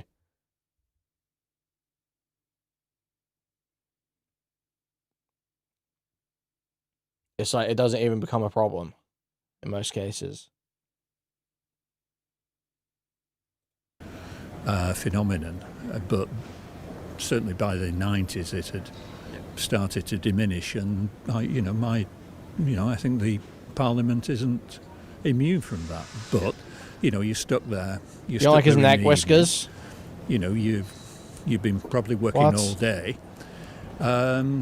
Yes. I mean, most people would probably sit down and have a glass of wine in the evening. I mean, the question is, how much you're going to drink. When I was 16, I worked at a building society. We would, at 16, go to the pub for lunch. We don't do that now. I don't work for that building society or bank anymore. But you don't do that kind of thing. It's not. Yes, you do. Yes, you do. Any proper decision making whilst intoxicated in any way, it's not right. Don't think it should be allowed at all. There's no workplace where you are allowed to drink. And the other thing, I would suspect that it'll be a subsidised bar. Because it's just not acceptable. Everyone knows the effects of alcohol. Everyone knows that it inebriates you. It changes your decision making and everything. Drink fogs your mind. So how can you be sitting there making decisions for all of us when you've had a few pints down your neck? Why should the people who are, let's be honest, making some of the biggest decisions in this country, they're making decisions about, I just don't think there should be a policy. rule. If people care about it, they should pressure politicians to talk about whether they drink or not, and then if they really care about this that much, they should vote for politicians that don't drink on the job. Future of this country, I just don't know why it foreign should be a policy. rule. There's an Iran war going on. Fuck making it a And look, rule. I'm not saying that these people are getting drunk because you'd probably know about it if they were. But at the end of the day, there's a reason you can't drink on one pint. There's a reason you can't do many things on any alcohol, really. And I really. What's insane to entertain? Is that the outrage that you've had from likes of Nigel Farage hitting back and some MPs going, well, this is how it's always been.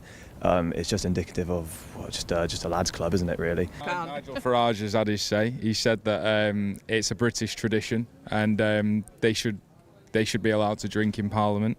It's not a British tradition to drink at work. No. Yes, it They're is. getting paid to do a job. If somebody was to say to you, Okay, you're literally wrong. Okay, you are literally wrong. to me, I'm in a pub. It doesn't mean you have to drink. You can go and meet them, you can relax, you can talk to them, you can have a lemonade and lime. You don't have to have 6 pints of Thwaites, do you? That's the other thing is, why would you go and get sloshed before you're about to go to work? Why are you doing that? Because that's you not what can. you're there for. Because you can. Yeah. And that's what they're about, isn't it? Yeah. We can, so we will. Well, yeah. I mean, as I say, by all means, go and have a pint. Just don't go and have 5 pints and then expect to go and do your job. Who's the person keeping them accountable to that? Who's the person stopping them having 5 pints? Well, that would be their own sense of, self-control. Do you trust MPs as a whole to have that? Yes. Yeah. I mean, they're adults. People don't trust these people anyway, do we? There's still we've got this hangover from COVID, from Partygate, let alone, that was a big thing, wasn't it? They're all drinking then. And you just think, if you're doing a really important job like that and you're at the head of this country, you're making these decisions, then you shouldn't be anywhere near alcohol. There are some exceptionally professional MPs who do not do this. Let's not tar them all with the same brush, But there are times when, I noticed in the press recently where they're suggesting that an MP was intoxicated whilst voting. Shouldn't be allowed. That doesn't surprise me with the state of the country at all. I can maybe understand. Dude, the thing is, it's just like, stop taking the fun out of everything. Stop ruining all the fun. Stop taking all the fun out of everything. Here's the thing, I can understand maybe not being too drunk for voting. Maybe there should be limits. It should be like below the driving limit or something. But they should be allowed to, have a drink before they go in for a debate. I don't want them all being sober in the fucking debates. So, yeah, I'd say they're all probably had too much to drink the way the country's being run at the moment. So, yeah, Wow, I don't think very, it's really very appropriate. Civil insightful. service, NHS, fire service, police service, prison service. If they were to turn up in any way intoxicated, there'd be a discipline job. And I don't think MPs should be allowed to do that. How would you enforce that? Well, it's very difficult, isn't it? You have to. There is an element of trust. They are grown-ups. They are professionals. Beckett repeated the Henry Novak racist cop story in his current live. Oh my god. Oh my god. Yeah, the thing that this guy told me, I was reading about that. There is some shit going on with that. Apparently the Sikh guy was recorded admitting to it being his fault. But the claims that the cops were racist, I haven't seen that substantiated at all.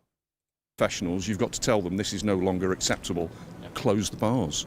It's as simple as that. That money could be spent elsewhere. Look, there's nothing wrong with going for a pint after work. I love going for a pint after work. It's one of the best pints you can have. Especially with your colleagues, people that you work with, some of the closest people you know. You work with them every day, you spend a lot of time with them. Yeah, of course have a pint with them afterwards. That's after. After work. It's common sense to not drink during work hours, isn't it? Like, I don't think there should even be an argument. I mean, how out of date does that sound? Saying, yeah, I think we should be allowed to drink alcohol at work. The average job, do you think you could get away with having a few drinks before work or during on your lunch? No. Should it be any different.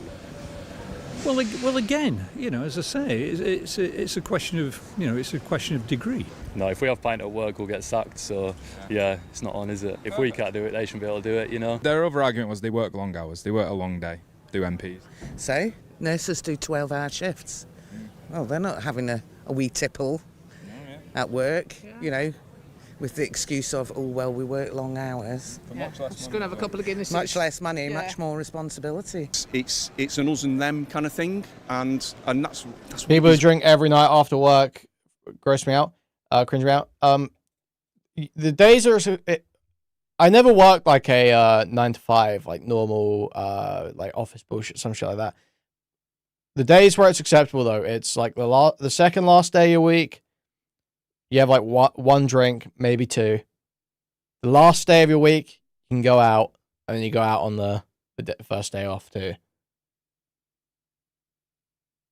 Yeah, my internet is getting like raped for some reason. Well, oh wait, I know why. Okay, we're gonna drop for 2.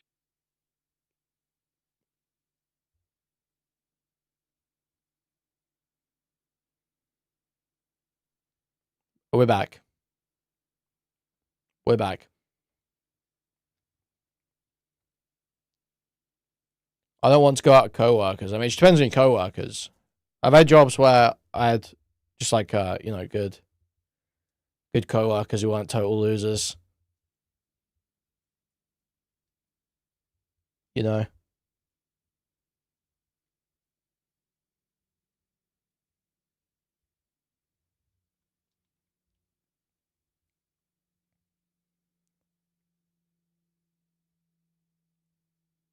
all millennials. See, I would, when I was like, I think they would be millennials too. It was all millennials, I think. When I was like 19. This is when I was most socially active with coworkers. When I was like sort of like 18, 19, maybe 20. Just before COVID started. I used to go out with a bunch of like, 25 to probably like 35-year-olds mainly. Some even older.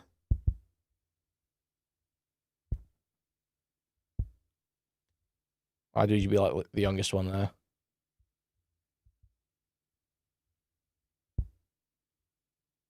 So it was all millennials mainly.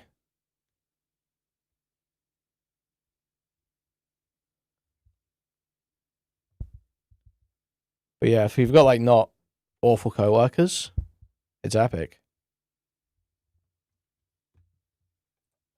With me, we're making these rules and we expect the standards of our civil servants, of our firefighters, of our police officers, of our prison service, of all public life, and and everybody else. If you're a banker and you make a decision and you're half cut, that decision, if you're making decisions on investments that but you can't drink till you're 21. People who are then making laws are intoxicated. They've got a cushy role, and a lot of them haven't really worked a proper job in their lives. Really, they've gone into this MP job where they're getting paid a nice amount to do it.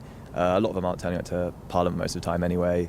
They're meant to be there representing the people, and realistically, ask a constituent, should your MP, do you want your MP in Parliament having a few pints? Most of them are going to say no, of course not. And why do I think they don't like the change? Well, they don't like being challenged, and they don't like being challenged by a woman, probably. Okay.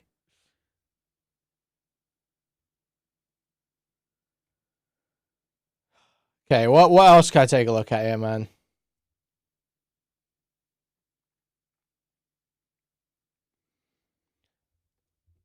There's that soy pill wick debate about Hassan, but we tried that and it seemed quite bad.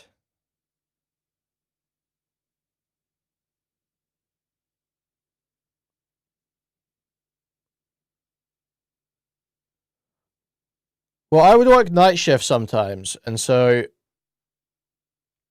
we would like go somewhere before work every once in a while. Not very common. I probably only did it a handful of times. We're going somewhere that you start at like 9 or 10 in the evening, you go somewhere for a drink first.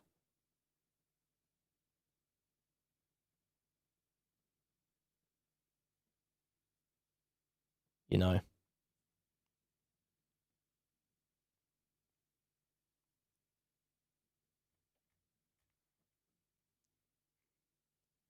We would do that for football, so I didn't go that many times, obviously.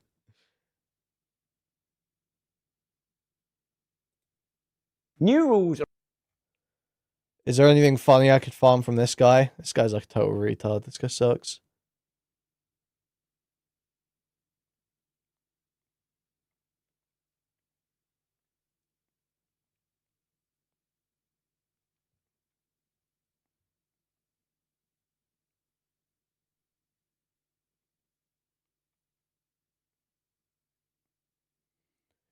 Britain's new transphobic laws explained. Trans 10. We are really at the bottom of the barrel. Around single-sex spaces in the UK were published towards the end of last week.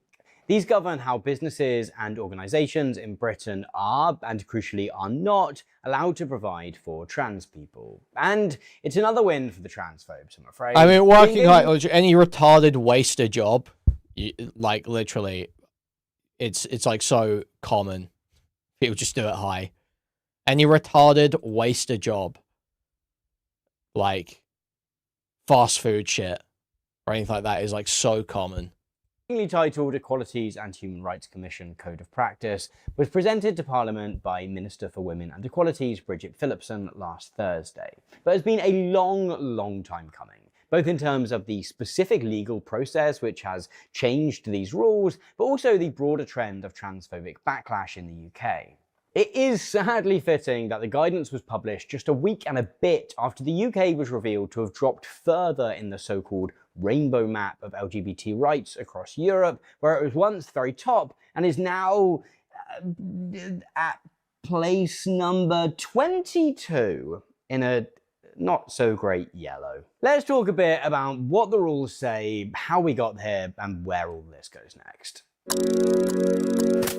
And like, apologies for being a bit sweaty. It's like a real heat wave here. We don't have aircon, and I'm dying a little bit. So, the UK Parliament has just adopted new rules for how businesses and other organisations should police single-sex services. This includes physical spaces like toilets and changing rooms, but also support services like domestic abuse support, which might be targeted at either men or women. The crucial part of the rules, which everyone was waiting to hear about, is how businesses should treat trans people. In fact, the very rewriting of this particular part of the equality rules is a result of the very loud, if fringe, backlash against trans rights, which has picked up significant momentum here in Britain in recent years. The new rules represent a massive and uncompromising loss for trans rights, with trans people effectively excluded from any public space which involves a degree of gender segregation.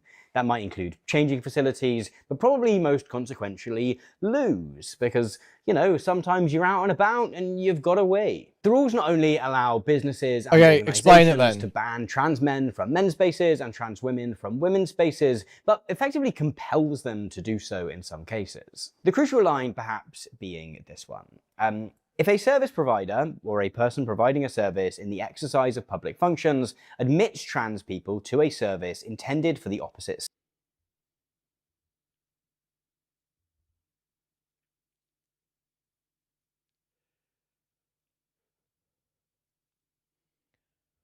This means that if a service is provided only to women and trans women, or only to men and trans men, is not a separate sex or single sex service.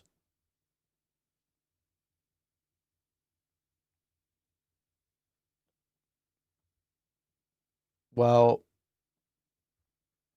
I mean, that's true.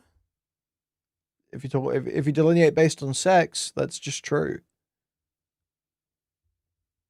You'd have to delineate based on gender, right? Sex, then it can no longer rely on the exceptions set out at paragraph This means that if a service is provided only to women and trans women, or only to men and trans men, it is not a separate sex or single sex. I suppose the issue is that they've determined that in the Equalities Act, the reference to women is women along the lines of sex, right? That's Me what's causing grooving this. in a circle with my girl boss workmates. Big square head and a small face. Big Thank you for the square head and a $5, small Jimberly. face.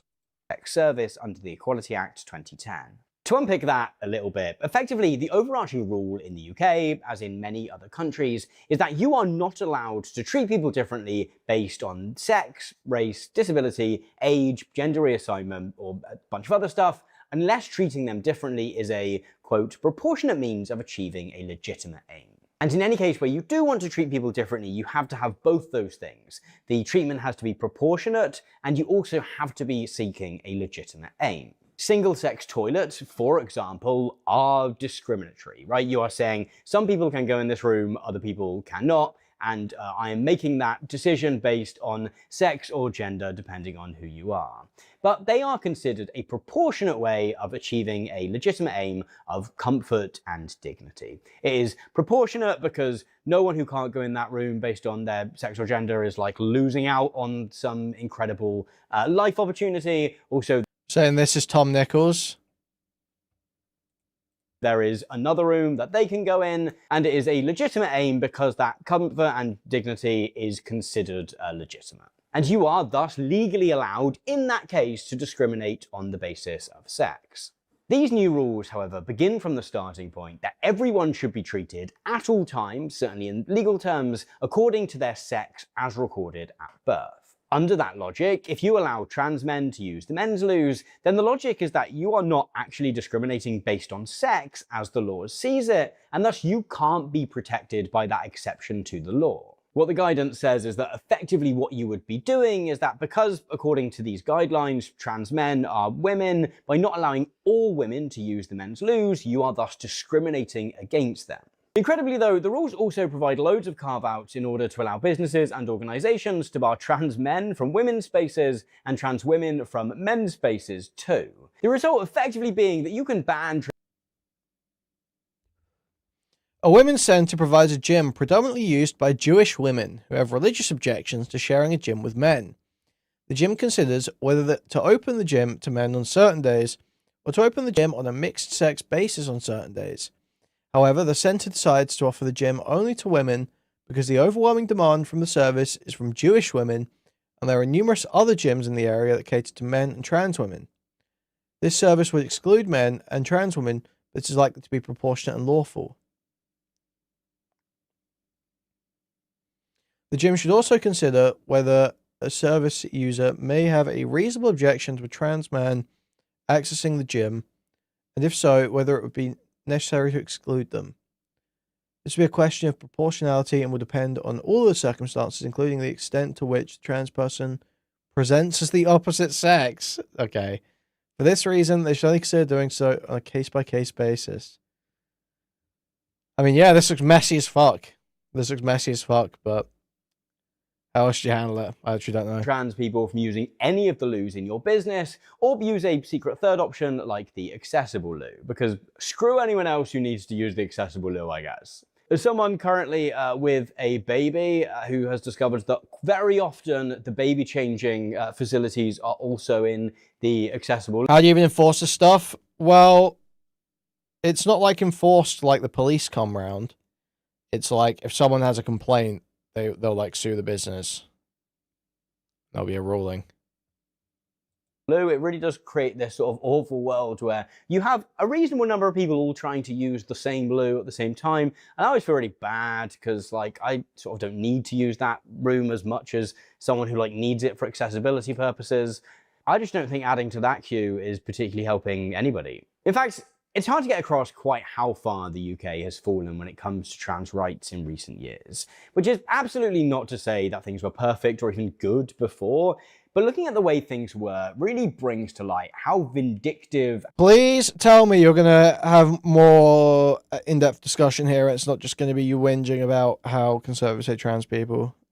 ...and cruel this new era is. As I already mentioned, a couple of weeks ago it was announced that the UK had fallen to 22nd place in the Rainbow Map, which compares European countries based on LGBT rights. Back in 2015, it was top of that list, and that was under a Conservative government. Equal marriage in Britain was passed under David Cameron, right? Even if there was significant opposition to it from within his own party, even if there were some carve-outs within that, that was passed under a Conservative administration. Theresa May, another Conservative Prime Minister, was planning to demedicalise the gender transition process. Neither of those laws were perfect, I'm sure, and both those people did awful things, and neither homophobia nor transphobia were absent in those periods. Absolutely anything but. But there really was a period where, to be seen to be a decent person in respectable society, you kind of had to think that LGBT rights were good, and it has taken real effort to steer us away from that world. Anti-trans campaign groups like Sex Matters here in the UK have gathered big fighting funds. In the case of Sex Matters, it's completely undisclosed where that money comes from. And what's been particularly interesting is that they've not really bothered with traditional forms of campaigning. Every time one of these groups holds a protest, it is absolutely minuscule in its attendance. They're usually more photo ops for the press and the media than they are protests in the traditional sense. Because transphobia, and certainly like committed campaigning transphobia, just isn't that popular. Rather than public support or running political candidates then, transphobic campaigners have really focused on using the courts to change the law, which works really well if you're trying to bring about not particularly popular conservative laws, because the courts are somewhere where money really talks, and popular support matters very little. And all of this has brought us to a really dangerous place. I talked in a recent episode of Slow News Day about what are effectively legal threats sent by the ex-swimmer Sharon Davies to organisations including Parkrun, telling them that they need to strictly gender segregate a Saturday morning fun run, or that they were at risk of being found to have broken the law. She was supported in those letters by ADF International, an American evangelical legal group which is not only anti-trans but also anti-abortion and anti-divorce of all things. This is a really dangerous place to be. Equalities law... Okay, man, it's just like whinging about the general landscape of trans stuff. I want to know more about the trans law change. Let's try and find a better video about this.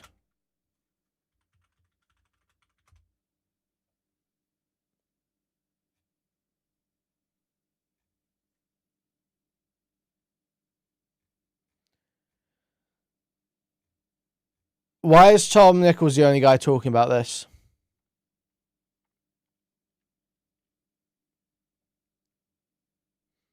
Oh, what's this? It is fair UK Equalities Chief on Gender, Sex and the Law. to say, is it, that a trans woman is not a woman for the purposes of the law, regardless of what individuals think? For the purposes of the Equality Act. You've had, what, 30-odd years working in equality and diversity, and yet it seems to me only quite recently has it become as controversial as it has. Why? No, I don't think it's more relevant with athletic stuff. I think the athletic stuff is like a total psyop. There's not that many trans people, and there's even less trans athletes. It's like not a thing. Now,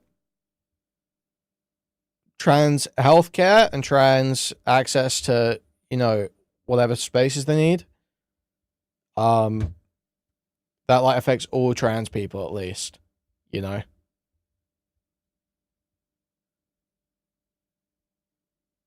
and it affects, in terms of the spaces, it affects the people around them too.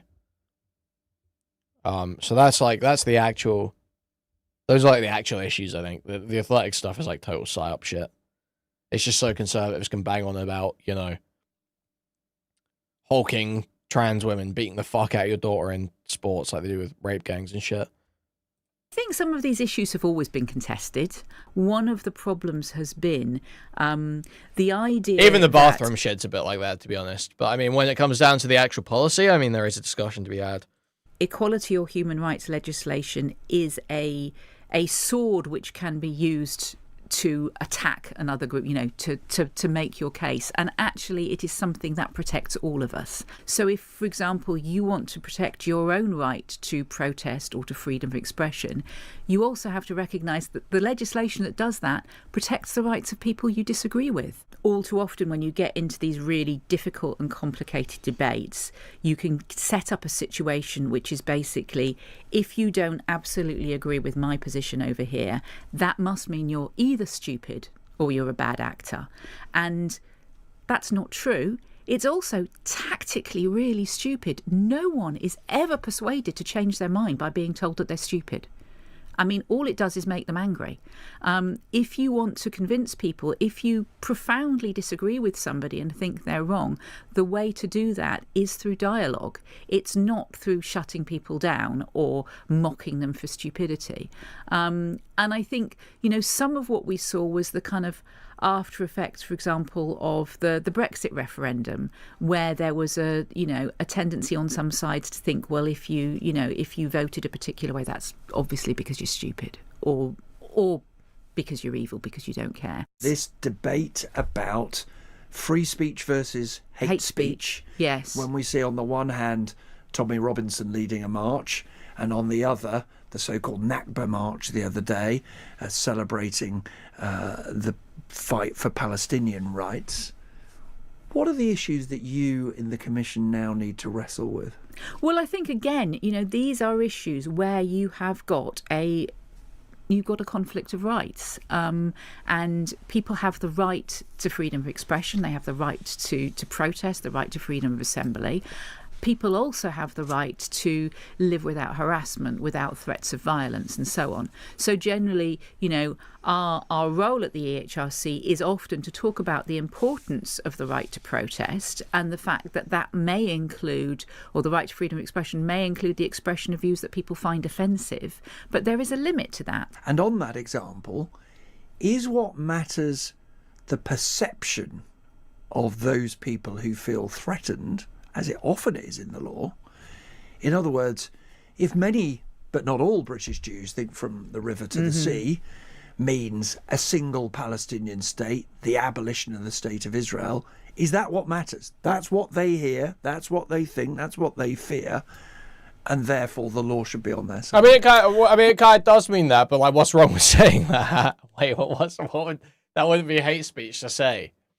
Well, there is a complexity here.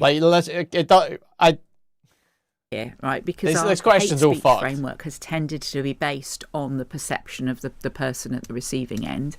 The freedom of expression protections in the Human Rights Act are generally based on the idea that there's quite a high level of protection for political speech, quite rightly, and that does include speech that people find offensive, and the limitations are around incitement, incitement to violence, for example.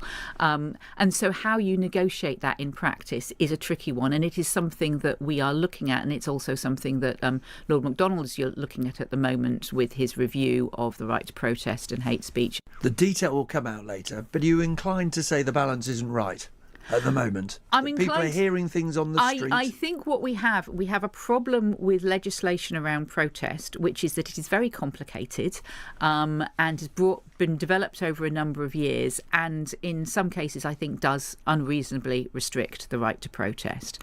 I think when we're thinking about that, we also have to think about protection against people against hate speech and incitement to violence. And I think how you deal with that is often quite context specific, and it's often specific to the particular situation, the particular march.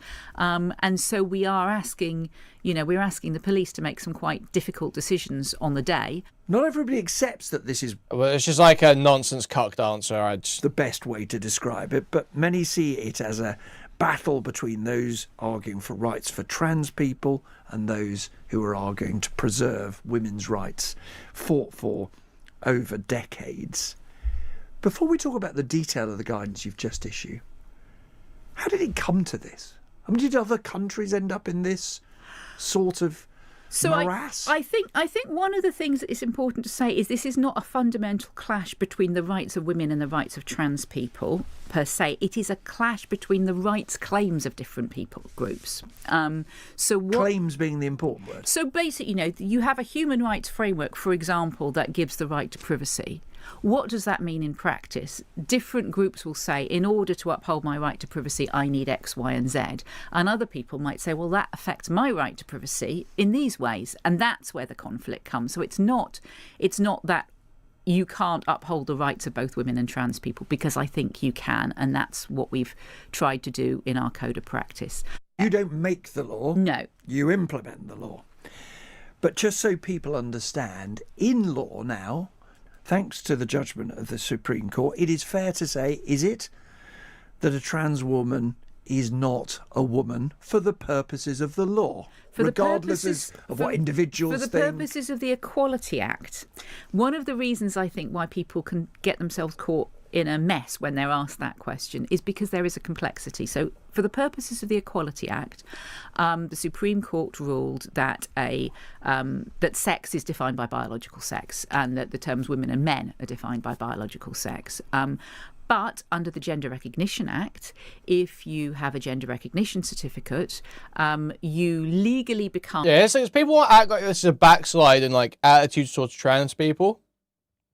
But my understanding is, all that happened is there was a challenge brought, and the court said, no, when this act was written, when the Equalities Act was written, it was written using the terms women and men as female and male as sex terms. And that when it said sex, it meant biological sex. It was not referring to some social concept of gender. That's not like a backslide. That was just there was a vagueness in the law as to what I was referring to. And they just ruled that is what it meant. I don't know if it was influenced by the current attitudes around it. For most, but not all purposes, it wasn't like a policy you wish to be. Obviously, how people treat people in their day-to-day life. It was a court ruling. Can be a third thing altogether, and I think very many people would want to treat people as they would want to be treated. You've been really clear, haven't you? Yeah. If you're a large enough organisation or have a large enough building, easy, you have cubicles. They're unisex cubicles. Anybody can go them. Problem solved in many ways. The contention comes if that isn't the easy solution, when we narrow it down to bathrooms and toilets. And the question that is sometimes asked of you, Baroness Kennedy has raised it, of course, is if a woman has been a trans woman and lived as such, she said, for 20 Yeah, no, I think it will affect their rights. I think, this is going to be quite messy from what I'm saying. It's not like I'm saying they're wrong to feel that it's going to affect their rights. The way that the decision is framed, I think is wrong. You shouldn't be pushing against this court decision. You should be pushing for new legislation. Because I think the court decision is the correct one. I think that legislation was intended to talk about sex. I think that was the wording. I think that was the intended meaning.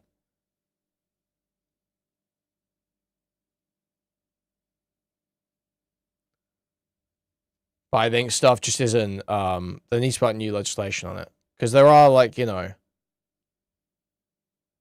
think, honestly, a lot of, the bathroom stuff is, kind of retarded. Like, people caring if trans people are in whatever bathrooms, I think that is kind of a little bit retarded. And just for the sake of convenience, I think allowing businesses and services to be flexible in who they allow in is good. I think, this whole idea that there's some, test for, it was indicating in there's some, idea there's considerations for how well they pass, basically. That's in the guidance, and that seems retarded. It's just what are we even doing at that point? What are we even doing at that point?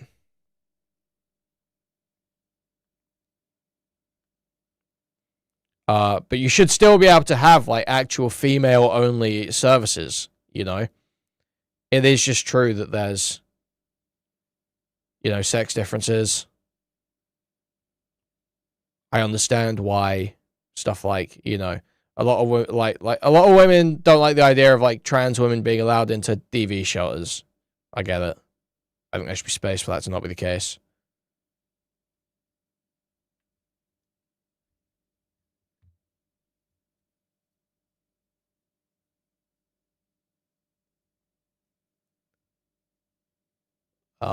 So yeah, I do think there should be carpet. I think there should be, you know, sex only spaces should be possible. But I think there should be more flexibility for like businesses generally around the like gender stuff and how you're delineating bathrooms and all this shit. Or 30 years, are we really saying that if she goes to Waterloo Station and gets caught short because she's a woman of certain age, that she can't use the woman's toilet, which she's been using for decades? I mean, I think, you know, one of the things about the station example, for example, it's just like, legit, I get, you know, it's not even like I think, you know, I totally get wanting to have these sex-only spaces, even for toilets in some cases. But the idea that it's enforced that you do that, which seems almost the way this is leaning, just seems like a total fucking pain. It just seems like it creates unnecessary pain for what? Yeah, I get religious exceptions as well. That makes sense. Is that there are unisex toilets available. Not just at Waterloo, but elsewhere. Yeah, not just at Waterloo, but elsewhere.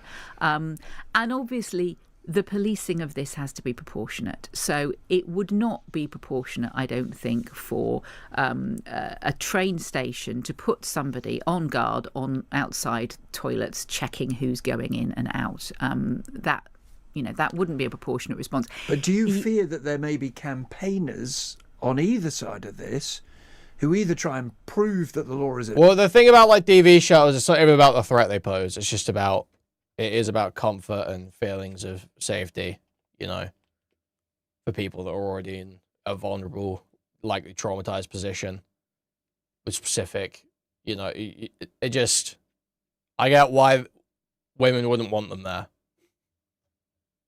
Asked by saying, well, I'm going to make my way into the women's toilets, or standing outside the women's toilets to take photographs in order to have this fight, to keep it going. I am sure, unfortunately, that will happen with a small number of people. I think by and large, you know, what we expect with this, as in most other areas of the law, is that people follow it, and that we don't, for example, have police officers standing out underneath every traffic light to check whether or not people stop.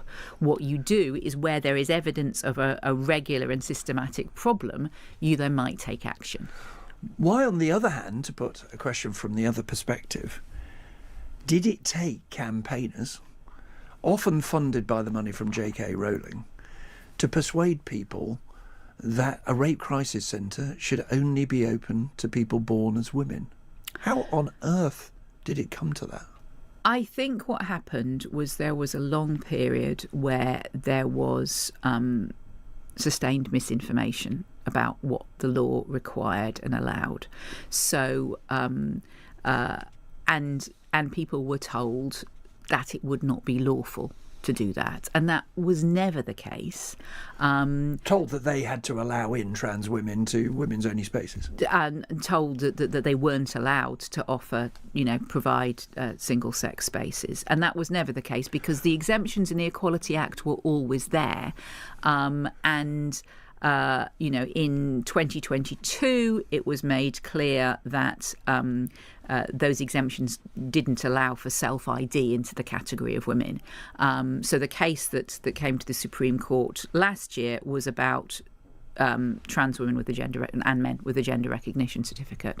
Now, plenty of people listening will say, well, look, trans men and women can use unisex toilets or single... See, that system almost seems better to me. The idea that you know, you base it on this like gender recognition certificate.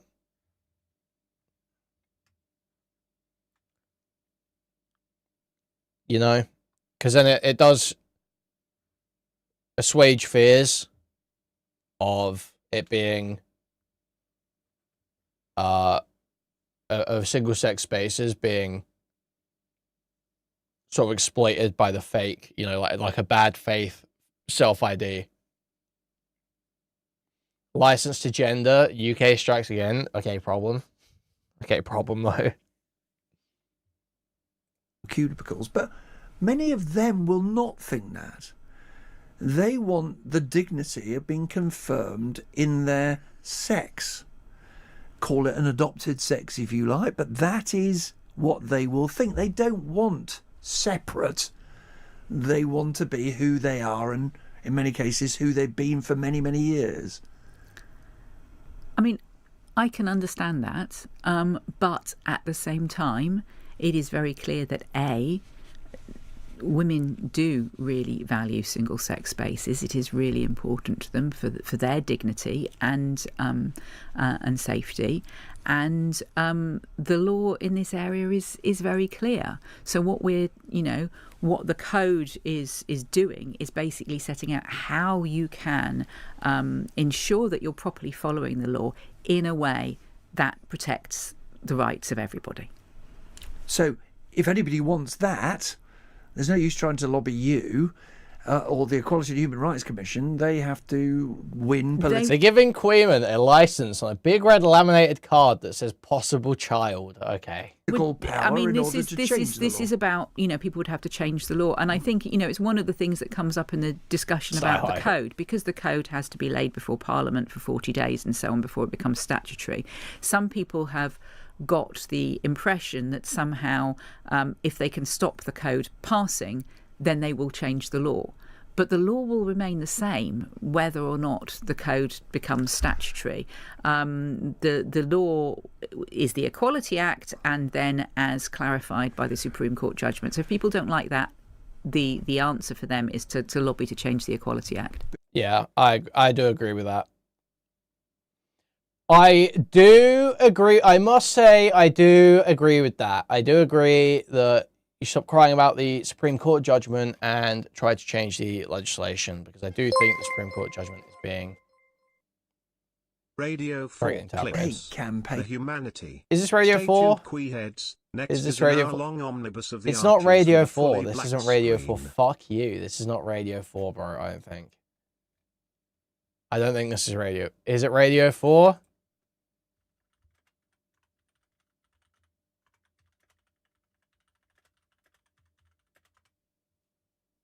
Fuck.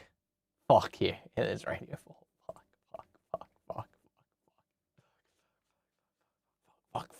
Fuck.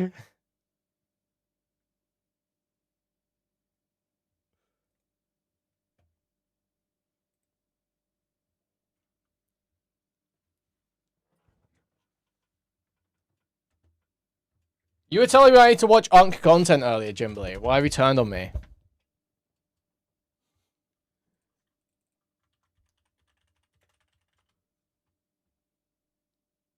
Dude. It does bang though, doesn't it?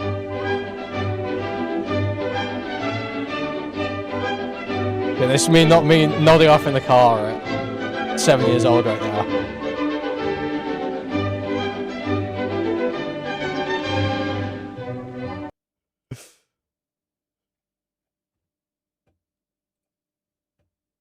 Okay.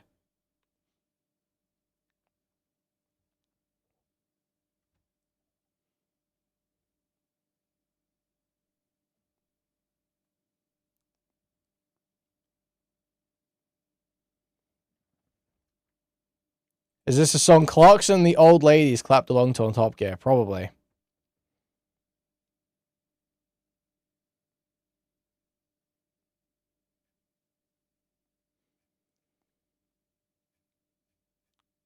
Okay, what else is there?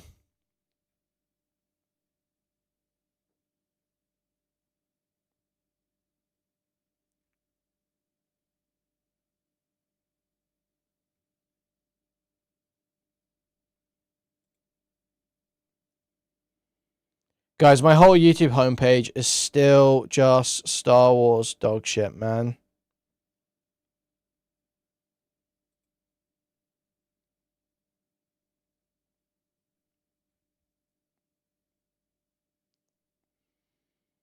I don't even watch any of it.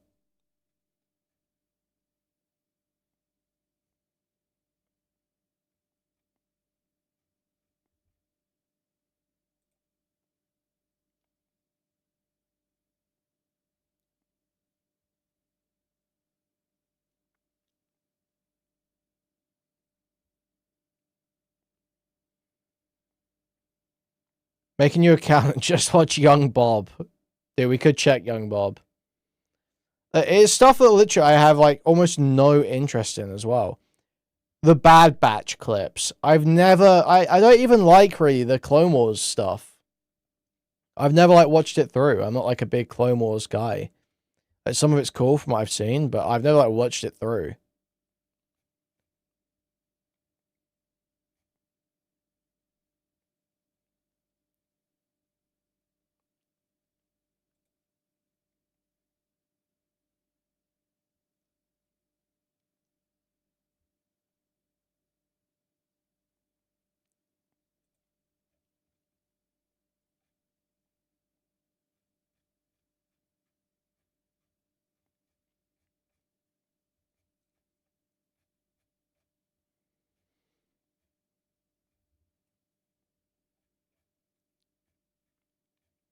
I'm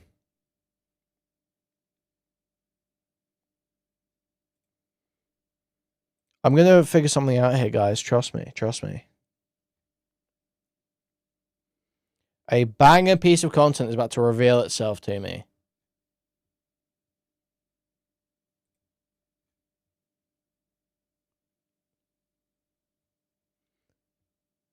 Same here. Gay porn just randomly gets recommended to me for no reason.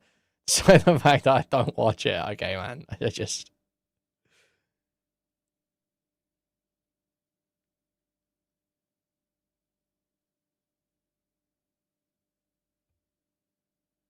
It's not the same thing, is it?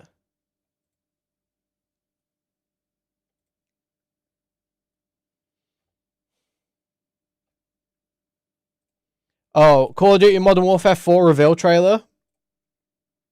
Well, we need to do that. 10 mics, and your asses better be in formation north of the stadium. Orders are anytime, any place. Sergeant J. Bad Batches and Clone Wars. It's after Order 66. Dog. It's the same fucking... It's the same thing. It's the same fucking thing. It doesn't matter where in the timeline it comes. I'm not saying the Clone Wars is in the period of lore in Star Wars. I'm saying the Clone Wars, like the TV show, The Clone Wars, long-running animated TV show, 3D animated TV show, The Clone Wars, that the Bad Batch is in the same style as, by the same guy. Okay? I'm not saying the Clone Wars is in the period of Star Wars history. Keep your scouts in line. Can we make a pit stop at the Komatu? The new guy is low on rations. Make it fast, guys. Who's that, a K-pop star? The new supreme leader of...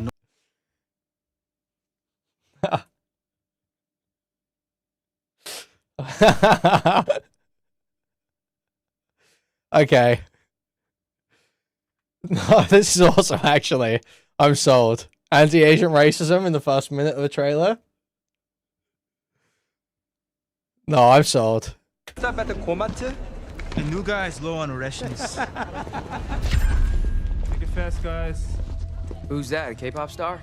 The new supreme leader of North Korea. No shit. I mean, that dude looks younger than I am. You guys heard that?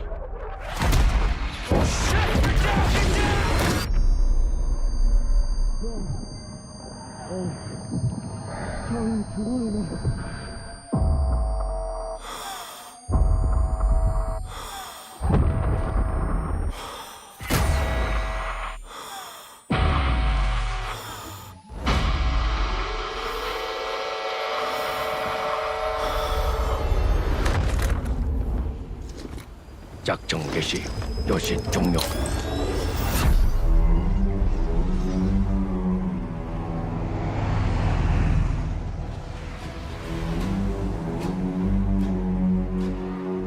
You're still a wanted man. Yeah, I know.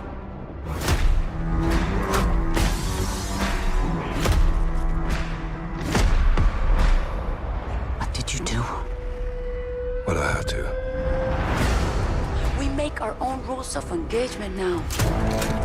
You are moving a weapon of war. The kind we deny. It's like a whole continent of people that talk like that, bro. What did you do? What I had to. We make our own rules of engagement now. You are moving a weapon of war. The kind we deny exists. You do what you need to. Because you know I will. 배반자를 찾아내라. 이 마을을 불태워서라도. 제발. 수류탄 투척!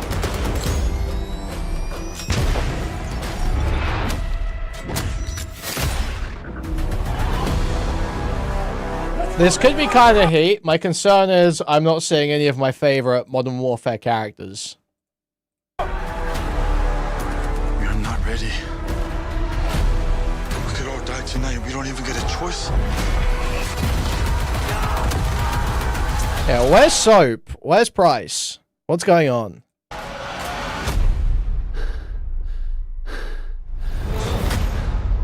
You broke a lot of rules, Price. Oh, there we go. Oh, here we go. Here we go. I'm so clapping. I'm so clapping. I'm going crazy.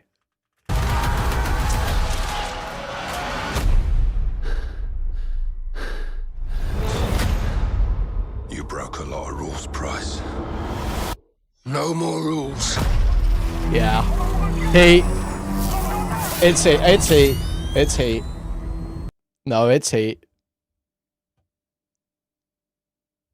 Keys jangled. Keys jangled.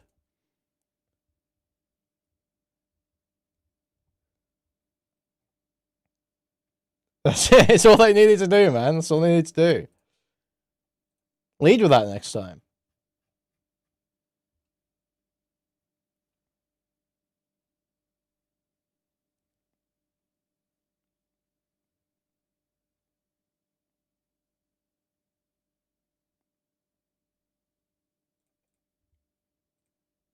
You suck, man. What?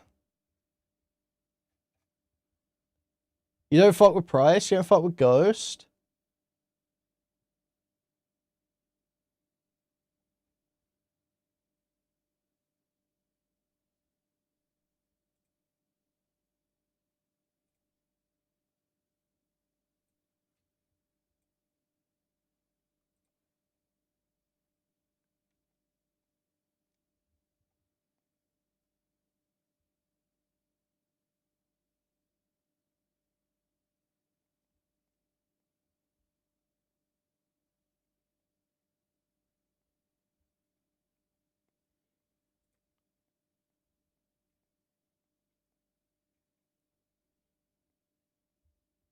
Marvel soy clapping over Call of Duty? Problem.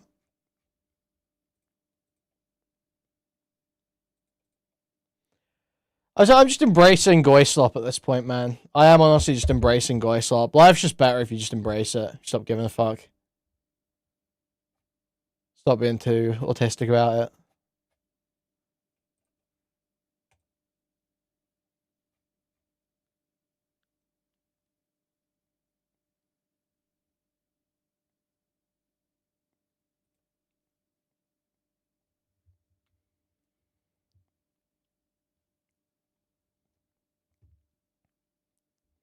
You never disavowed Goyslop? No, I was never like super anti-Goyslop. I guess what I'm saying is, I'm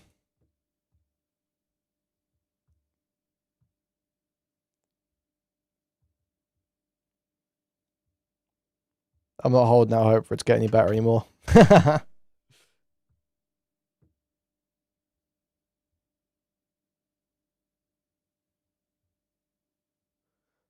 Mandalorian and Grogu.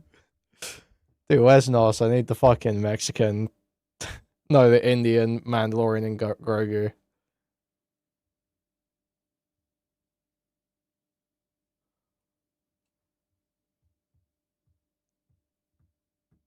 I love Baby Yoda. He's so fucking cute.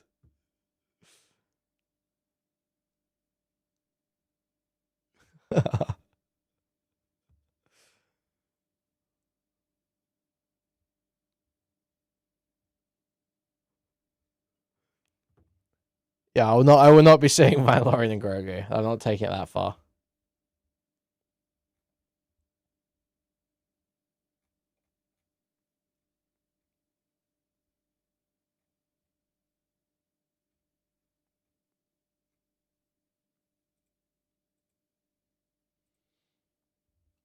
Hmm.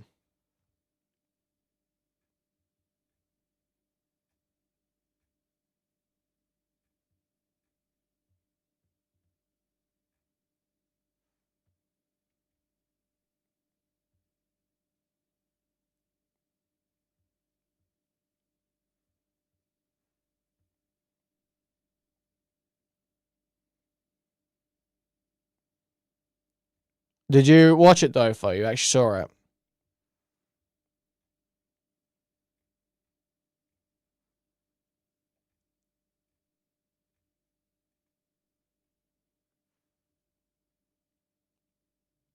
I would like for them to drop new Star Wars stuff soon. I feel like they are starting to get on the right path. A little bit. So I would like them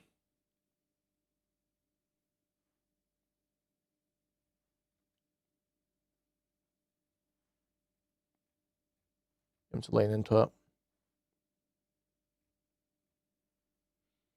Well, they've still got the KOTOR game coming out.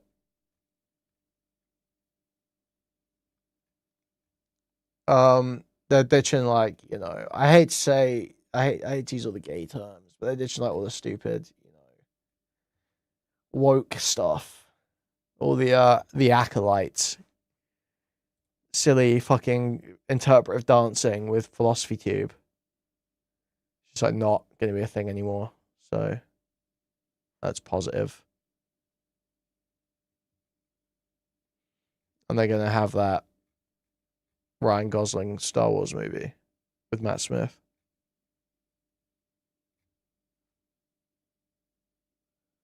No, I don't like the Fallen Order games.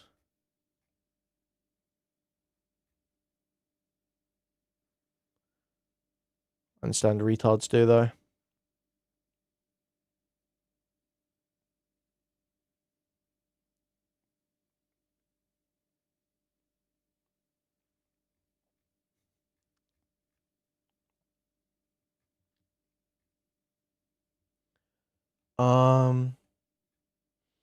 Oh, wasn't there something? Didn't Asmongold bring up Bow Blacks earlier? Am I crazy?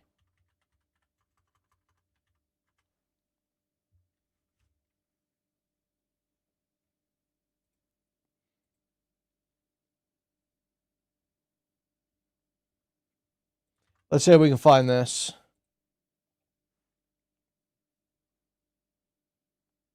Oh?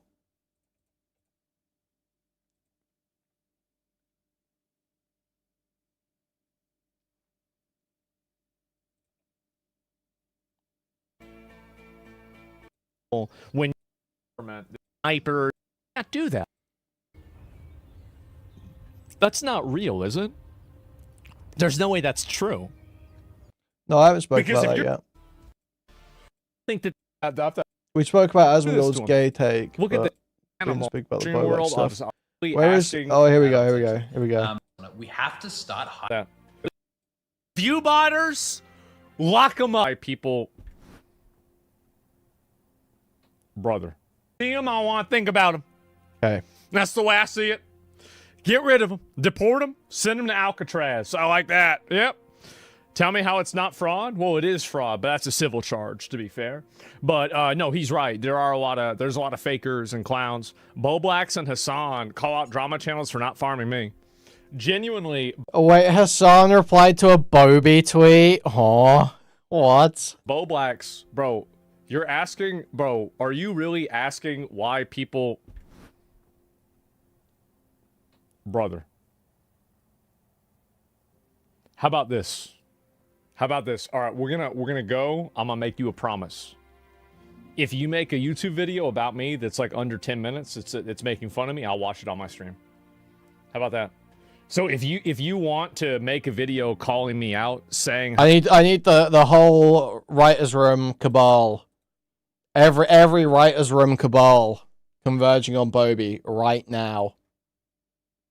How bad I am and like how I'm like bald or fucking evil or stupid or whatever, but go ahead. I will watch it on my stream. I will give you the privilege of reacting to your content. So please do it. So really, I'm waiting, right? I'm waiting. So the reason, what does he say? Genuinely, how are there and look who it is. How do you even follow this? Like, is Hassan searching my name? Like, how does he even know this tweet exists? Like, I guess maybe it just popped up, but like, damn. And genuinely, how are drama channels not milking Asmongold clips like they do with iDubbbz? Bro is way more of a lolcow than Ian ever was, especially right now. So the reason why is that any commentary channel is going to look at me making a joke about becoming a middle-aged man and realize that I'm not actually having like a big existential crisis. I'm having a funny moment with my viewers about the fact that we're getting older and our interests are changing and it's kind of weird. Right? That's the reason why. So, and everybody knows that, but the problem is that like on Twitter, you've got, Mr. Pretty Princess here who's sitting around and he doesn't understand that. It's time to grow up. All right. It's time to grow up, Bo Blacks. You don't, you see this right here? This is for a 7-year-old girl. You already told this guy to make a video? Oh, yes. Wait a minute.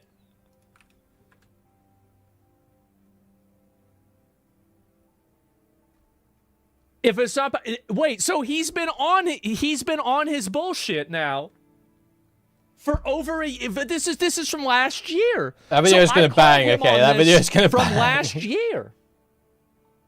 He's been working hard on that, I'm sure. Yeah, there's a bias. But, yeah, Asmongold, you're fucking with, okay? It's reality. And Bobby's been working on the Asmongold 10-minute nuke for 12 months, guys. You don't know what's coming, bro. Truth-telling and authentic behavior and the most righteous, humble, and correct person on the internet. Yeah, you're right. Yeah, welcome to the way it is. So he just shit talking. Yeah, so he's crying that people aren't getting mad at me. Like, by the way, I don't even know who is this guy. Like, your favorite neurodivergent estrogen dude from Canada, woke drama YouTuber, TV and film actor, voice actor in training. I just like, you don't want to know who is this guy. Like, yeah, who is it? Let me pull this up. Men are fucking disgusting. Wait, what is this here? Don't show this shit. What are you showing this shit, bro? So this is who it is. Yep, I don't know if I could get back into following and engaging in online drama stuff, even if I wanted to. Estrogen has turned me into a hell softie. nah. Wait, this was last month. Estrogen turned me. You missed your dose? You missed your dose, bro. You gotta get caught up, man. What are you going on? So I lost my appetite for online content for the most part, although I could see my interest getting reignited under the right circumstances. Oh, is that the reason why? That's it. And so let me see if I find another one here. If I was born a girl, I'd be taking testosterone to grow out a beard. My transition goal by being on estrogen is to become a girl-boy hybrid, not to be a trans girl who is too lazy to shave. If you think that's weird, then that's fine. I think it's badass and cool. You know what I think? I think it's your life. If you want to make yourself a mixture between Sailor Moon and Hagrid, you can do that. That's your right to do that. And I think it's maybe weird. Yeah, I think it's weird. That's okay. But you have every right to be that person. This is America, okay? So if you want to be 600 pounds, you can be 600 pounds. If you want to make $600 million, you can make $600 million. If you want to take 600 doses of estrogen or testosterone, you can take 600 doses of estrogen or testosterone. If you want to have 600 houses, you can have 600 houses. He's Canadian? Oh. The Leaf. Of course. Right. Right. How did I not notice that? Oh, jeez. What is this? And that's me when I see hate comments. You should be, as long as you're happy with the way that you look, I think he looks ridiculous. But as long as you're happy with the way that you look and you're confident in the way that you look, that's the only thing that should matter. How old is this guy? The Leaf. Was it 26 or something like that? I forgot. Bo Black's age. What is it? For the Leaf. How old is he? I'm gonna look it up on the Google. And this actually isn't the Google; it's the Grok, but it's the same thing. Wait, does it not even know who that is? He's 40. I say like 29 to 32. That's my best guess. 29, 32. That's accurate, though. He's like 28. 29. That's crazy. That's actually crazy. Like, Yeah, we're on the dogs tour. It's insane to me that I just turn out to be right about so many things. Wow, you guessed someone's age. Good job, man. They look about 30. Wow. Okay, man. It really is insane. This proves your theory that men are more attractive than women. Just my 2 cents? No. I mean, I said on average. I said on. By the way, there are all these women. There are all these women that like they see that tweet that I made, and they're like retweeting it. Oh, you're so ugly. And it's like that fucking Invincible meme where it says like women are on average 5'4", and then the woman is like, but I'm 5'6", and it's like, yes, I know you are, sweetie. Oh, you're so cute. Good job. Yeah, they're so stupid. Oh my god, how can you be so dumb? People from 1997 or 29. Here's what's crazy. I have grown ass adults right now that are trying to get mad at me. And they weren't even alive for September 11th. Isn't that fucking crazy? Like, I don't even think about that. Like, how does that even happen? So, yeah, it's just weird. So, a bunch of sluts calling you ugly? I don't know. Again, like, I'm confident. Okay, I'm 30, okay, dude. 35, 36, right? So, like, I'm an old man now. Like, insulting my appearance, you're like 10 years late. You're 10 years late. I know the way I look. I know what I am, and that's just the way it is. And if I want to improve it, I can improve it. I can, like, I can work on myself. I can try to do different things to, like, I got like, Jesus, I can't even, this is some gay shit, bro. Like, oh my God, bro. By the end of the week, I'm going to be gay. Wait, fuck, it's Saturday. Oh no. Okay, man. I'm gay. Wait, it is the end of the week. Ha ha ha ha ha ha ha. Never mind. Fuck you, man. Shut up. Never mind. No. Okay, so I got a blackhead remover for my skin, because I was looking at my skin and it's hard really for me to show. But like, there's like, it looks very clean, but there are a couple of like little spots that like it shouldn't. There shouldn't be anything on there. I got one, and I'm gonna get that shit off my face. I did. I got one of those little machines to do it off. It was like $40 or something. I got off Amazon. The face care, it's definitely gay. Yeah, like a skincare routine. Usually, my skincare routine involves so like there's like a so first thing I do is I don't wash my hands. Second thing I do is I pinch and roll my nutsack, and the third thing I do is I touch my face. Right? Like I think that's most men's skincare routine, right? But the fact is that, like, really, I don't want to have, like, black... I'm actually kind of in pain. Fuck up my skin. No, really. I mean, no. We're not going to go and be like, oh, no, I don't do that. Yeah, you do. Yeah, you do. You do that. Everybody knows you do that. It's fine. I'm not worried about it. It's just the truth. And so, by the way, Bo Black's crashes out last year. crashes out last year about this, and I said, make a video yourself, I'll react to it. And then he did the thumbs up emoji to me. 6 months later, you're crying about me again. So every chat, see, great, Q may snark, but also offering defense here. It's how every chatter sounded when they called Kuihman gay for having a skincare routine, by the way. Like every single one. This is true about people who say it's gay to do anything about skincare. This is true. They do just be not washing their hands, grabbing their nuts, rubbing their face.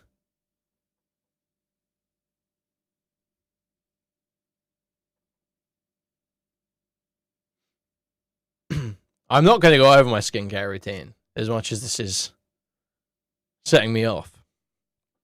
However, I will just say there's nothing wrong with having one. There's nothing wrong with doing skincare. And there's this cope I've heard Asmongold give. It's like, oh, if you just don't start using the soap shit, you never need it. It's like, bro.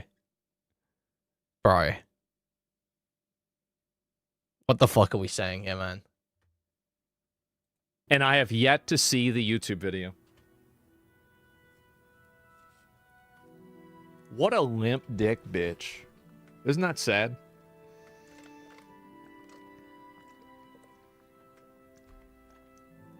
It really is. Coward. It's all right. And then Hassan, obviously, anytime there's something negative about me, he's like, oh yeah, it's so true, so true. Oh yeah, he's so bad. Because they are all mostly right-wing and or want to maintain a right-wing audience after years of trying to farm me.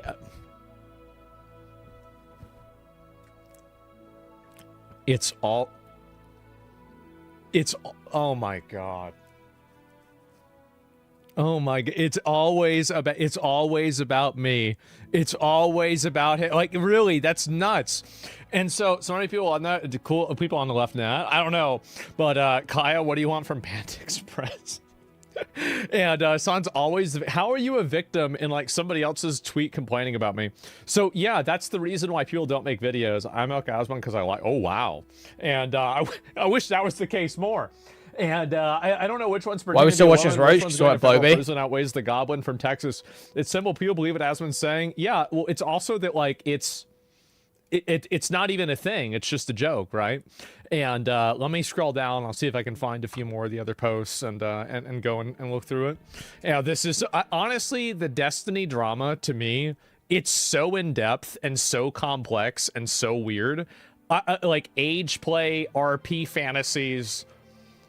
Wow, that's pretty crazy. Can you believe that? Wait, what was that? Sorry, wait, what was that? It's simple. People believe it. Asman's saying, yeah. Well, it's also that like it's not even a thing. It's just a joke, right? And let me scroll down. I'll see if I can find a few more of the other posts and go and look through it. Yeah, this is honestly the Destiny drama to me. It's so in depth and so complex and so weird. Like age play, RP fantasies. Wow, that's pretty crazy. Can you believe that? Wow. And let me scroll down. Speculate. It's Asmongold. What is this here? Okay. All right. I mean, dude, being able to fucking ratio base boosted ass Asmongold like this on Elon Musk's Twitter is... Dude, he's so happy he got more likes than me on Twitter. He's so fucking happy. This is a big day for you. Maybe hey, you know what? Maybe you can have your mom make you a cake the way that they did for that one woman that ran the Democrats account. Maybe they could have a cake that says like, you ratioed Asmon on Twitter.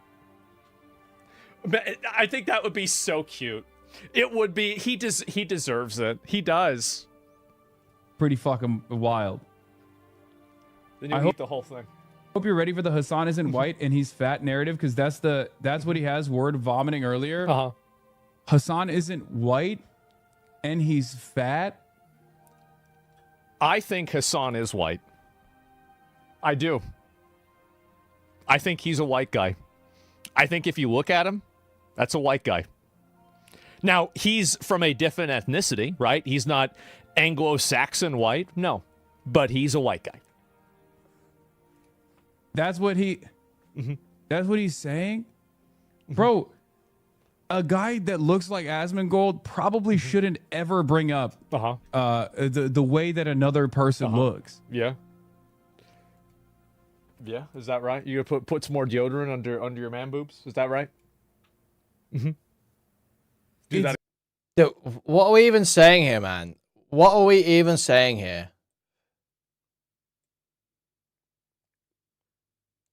I'm sorry.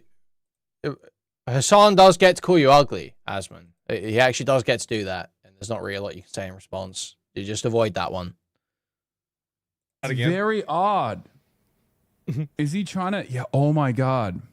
Oh my God. I realize what he's doing. I realize what he's doing. Bro. He wants me to prove to him that I'm not fat by posting more meat pics on Maine. Oh, he's so gay. He's actually so gay. This is crazy. Like, what are you talking about? Like, what do you mean? Holy shit. Oh my God. Oh my God. No. He Wait a minute. Wait, did he just play that as a sound effect? Meat pics. Oh my God. He wants meat pics, bro. Jesus. That's what it is. Oh my God. So homophobic. I do hate the soundboard, but it's funny to me that everyone hates it and Hassan just keeps doing it. It just makes it just like slightly funny. I've had. He was like, oh yeah, that's the reason. Based. Yeah, based. This is the fucking picture, man. That's got to be the reason why. He's negging you. You're being groomed by the mold man.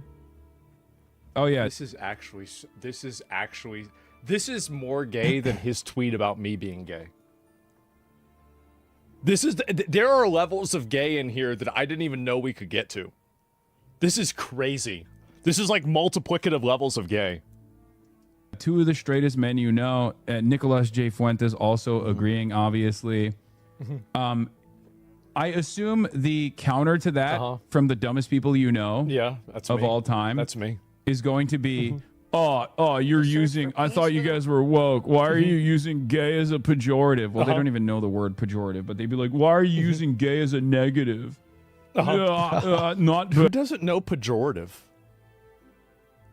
Isn't that like a middle school word? I think it's a, that's like a middle stupid. school word, right? Okay, Asmongold. Based, something like that, something along those lines. You know what I mean? That's so get excited for that take. Yeah. I think everybody should relax, try to chill out. We're just having fun. It's not a big deal. It's really not. Everybody takes everything so seriously. I'm not really mad about this. I hope nobody's actually really mad about this. Holy shit. I suspect that's what's coming. What is this? Ricky, $2. I gifted 20 subs the other day and didn't get a thank you. Can I get one? Also, I got banned later. Jesus, bro, how much money do you have? Again, my body, this is what I'm choosing. Another body as well. Yeah, but when you Is this fucking Bonnie Blue on LBC? Is that what I'm seeing here?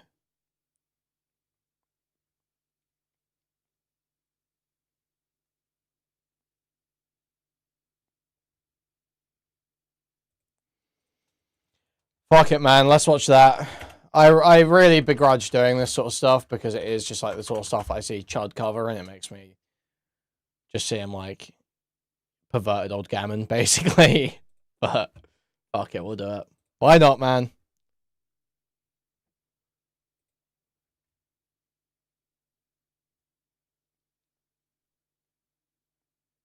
It wasn't a video, it was just his Twitch world, Missy. It's just like the start to his stream where he's going over random stuff.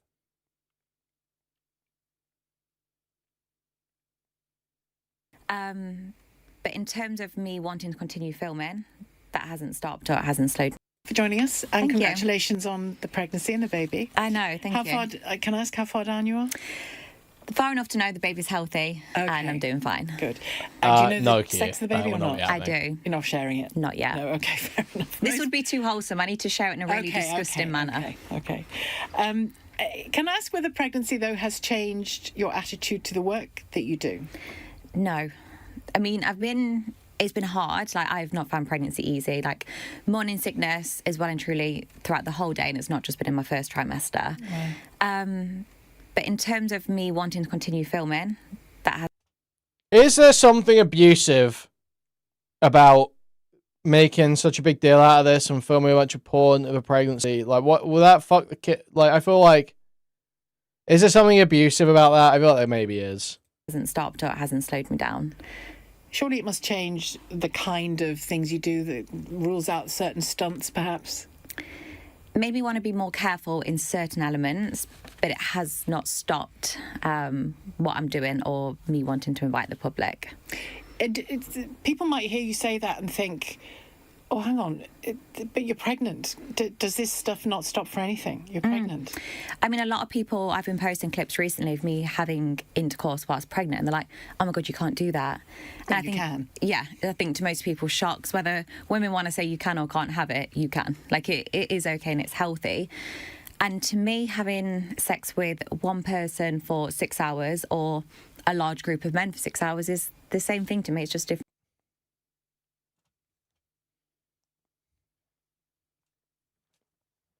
It's just so cooked, man. Different shapes and sizes. It's just so cooked. It's clear from the documentary on Channel 4 that lots of people watched, and from interviews I've seen you do with other people as well, that you are a very smart businesswoman. You know what you want from what you're doing, and you know why you're doing it, and you tell everybody that you enjoy it as well. It's not a chore for you any more than anybody's job is a chore. Yeah, for sure. There may be days, of course, when it feels like a chore or you get tired or whatever, but no more than that. Not traumatising to you is how you put it. You're also changing the porn industry, it seems to me, redesigning it in a way, because you want it to be not just public facing, but public involving. Yeah. Why did you want the public literally up close and personal in that way? Because when I used to watch content online, it's so unrealistic. It's made to look like it's genuine and authentic, but how many times do you call your plumber and then the next minute you bent over your kitchen counter? Like, it just doesn't happen, and there's a lot. You were asking me for real. Never. I mean, just so you know, never. No. But there's always thanks for the answer, Sheila. Filmed with people dressed as schoolgirls, or they're implying they're super sweet and innocent, and the next minute they're having sex, and that's just not the reality of it. Nor do people have these perfect perky boobs and flat tummies, and it's not necessarily relatable. And my content is meant to be relatable to the audience. She's mid-20s. No, she's not. No, she's not. She's like 30.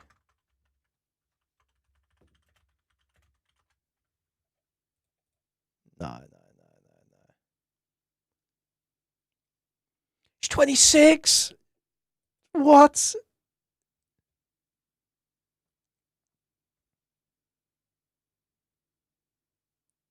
Oh, no, 27 now.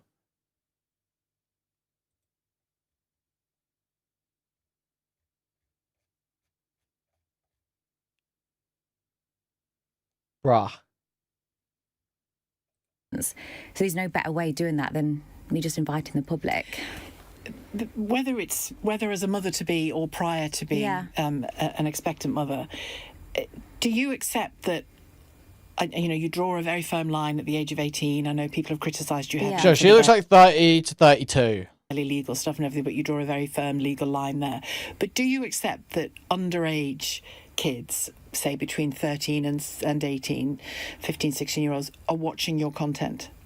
Yeah, they probably are. But they're watching it anyway. Like, it's not just me they're searching for other adult content creators.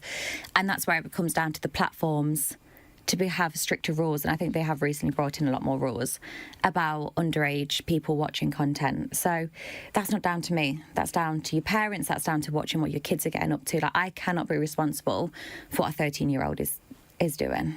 Well, you mentioned stricter rules. The government has just had a consultation and finished the consultation this week on whether to ban social media for under 16s. Would you like our country to go that far, the same way Australia did? No. Why not? I just don't think so. Like, social media can be damaging, for sure, but so could drinking on the park with your friends. Do you know what I mean? Like, at 16, they're already doing stuff. They're already up to mischief.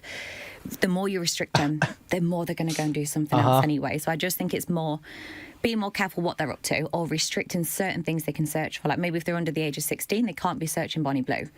But they can still go on social media. But can they? I think they can at the moment, can't they? They can, but I mean, like, instead of just banning social media, which is ridiculous, often the news can be more fake than what social media is. So you think it's a sledgehammer to crack a nut to do the overall ban from? Yeah, I think you should 16. It's lazy, I think, just banning it at 16. So what I noticed in the Channel 4 documentary, which I rewatched ahead of speaking to you today, I noticed that you pivoted towards a younger and younger audience, if that's the word for it. And I mean people also engage with you as well, have sex with you as well. Is this in your mind, are you something of a sex educator? Is that how you see yourself? Yes and no. Obviously, I can play into that. But it's part of that is rage bait, but part of it, like when some of these men come and sleep with me, and I don't just mean the 18-year-olds, I mean the ones that are in their 40s. Like, you can be a virgin at any age, and you can have a lot of sex, but still be so bad in the bedroom. Like, I've had one-night stands, I've dated people in the past, and they think they're amazing, but they are terrible, and they need to be educated. So, like, when I have sex with the public, often I'm saying, oh, this is what I like, or I'm asking them... What are we talking about, man? When you have sex with the public, what are we talking about? What they enjoy, and they become a lot more confident and comfortable with me, because I'm not expecting them to throw me around the room and have me upside down and making my eyes water and it looks like my makeup's dripping. Like, it's very real. Like, sometimes guys last 10 seconds, sometimes I can't even make them finish or they can't get hard. So I explained to them that's fine, that's normal. A lot of people in porn inject, take tablets. It's so fake, it's so stop-start, but they don't know that because they don't see that. So when I work with the public, it's nice to be able to educate them on the reality of what happens in a professional shoot. But if let's say as a fact that younger kids are watching your content. I thought the answer to that question was kind of a no, really, then, was it? You see yourself as a sex educator? No, you just sometimes have sex with people who aren't good and you tell them how to do it better. I thought it's not really quite what's being said there when you talk about a sex educator. It's all very educational. Not all of your content. I'm going to say something, but it doesn't apply to all of your content. But to the most extreme edges of your content that's available online, I'm only speaking for myself. When I was 14, 15, and you're starting to, well, you were well ahead of me there, but because 13 was when you watched it. But you're thinking about your sexual self and how it's developing and all of that. Your content would have made me frightened of sex when I was a child. Yeah, I think it depends, because to me it's very relatable. And I don't mean because I'm surrounded with loads of men, but I explain some guys don't get hard. Sometimes you might not be naturally wet, and that's okay. Whereas I think if you just to watch content online, you're made to think your body's meant to look a certain way. You're meant to act a certain way as well. And like, that's not normal. Like, some of my tapes that I upload, they're 10 seconds. The guy's giggling, the guy's nervous, and even I'm like... Yeah, but you're gorgeous, and you always look gorgeous, and loads of other content providers on OnlyFans, and you're on Fansly now. They do attempt anyway to look gorgeous, and you know so there is a look, isn't there, that people want to attach I might to this fall behaviour. into a certain look, but the people I work with don't. And a lot of the time, if you just watch a normal content creator's content, both of them probably fall into that. I work with people that condoms would need vacuum sucking onto them because their penis is small, and that's fine, but you don't see that in porn. You just see these massive penises and they look like they know what they're doing. And the reality is that's not the case. So like, okay, what the fuck did she just say, man? What the fuck? a lot of the time, I might fall into a certain look, but the people I work with don't. And a lot of the time, if you just watch a normal content creator's content, both of them probably fall into that. I work with people that condoms would need vacuum sucking onto them because their penis is small. Dude, what the fuck are we saying? They would need vacuum sucking on? And that's fine, but you don't see that in porn. You just see these massive penises and they look like they know what they're doing. And reality is that's... Okay, am I crazy? I could be crazy here. I could be totally fucking crazy. Would they not just get a smaller one? Call me fucking crazy here. Why would they be vacuum sucking? There's no way there are guys that you literally just can't... Unless it's like legit like this absurd micro penis situation. I don't believe there are guys that have like such a small dick generally I don't. Not the case. I don't really believe that. Okay, I'm gonna maybe be to some honest. people my content might look intimidating, but it also shows to the majority of men, don't think you need to look like that, don't think you need to last like that. I want to talk about this so-called gangbang culture that you are part of you are part of it. Mm-hmm. You promulgate it in a way. But again, I don't want to go on about the fact that you're about to become a mother, because that's not the only thing about you, obviously. But if your child started to watch your type of content at the age of 13, 14, what would you say to them? I'd explain to them, like, all sex is different. Like, nothing, just because one person looks a certain way or just because a certain person enjoys a certain thing doesn't mean you have to. It's completely normal if you don't actually want to ever go near a penis and you just want to go near vagina. That's fine. Like, the biggest thing is just communication. And this is where I say I'm not responsible, because it's down to the parents themselves to educate their children or the people around them. I work in healthcare and I've seen buttons. It's something. Thank you for... Dude, there's a lot of sharing in chat right now happening. And we got Kai saying, there are a lot of micro penises in the sex work, not gonna lie. Right. So, great stuff in chat. Great stuff being shared in chat Of what's normal or what's okay or what's acceptable. But and I know you broadcast in a different way than I broadcast. So for years I worked at the BBC and now I'm at LBC, and we're covered by something called Ofcom, which I'm sure you've heard of. We're covered by Ofcom, and there are certain things, because I have a platform called a programme and I can amplify things on that programme, I have to be responsible about what I amplify and how I amplify it. Now, I know the online world is different. It's the Wild West in comparison with the kind of broadcasting I do. But do you ever feel like that for you as an individual, you seem to answer a lot of questions, not particularly these ones today, but in other interviews I've seen, you tend to answer a lot of questions by saying, not my problem. I mean, if I did that every day on the radio, I'd be sacked, because there's all kinds of times I want to say all kinds of things on the radio and I can't. And you can, because it's online. I know there are some limits around the law. Obviously the dog one, Pathos. Obviously the fucking dog one. Do you ever feel that you are turning a blind eye to responsibility? The reason I say not my problem is my focus in life is to a certain degree to be selfish. I want to be happy. I want freedom. I want flexibility. I want orgasms. I just want fun. So for the other issues, I say it's not my problem, because it's not my job to. My job is to have fun. And yes, that's fine, but you're amplifying that, quotes, fun, as you call it, including gangbangs. And I know there's consent in there in your cases, but you know, we've had this recent dreadful case in Hampshire, I don't know whether you're aware of it, where two girls in separate cases. Oh, is this where the boys gang raped the girl? Yeah, disgusting. And I know that's a different thing. Yeah. To a degree it's a different thing. To a degree.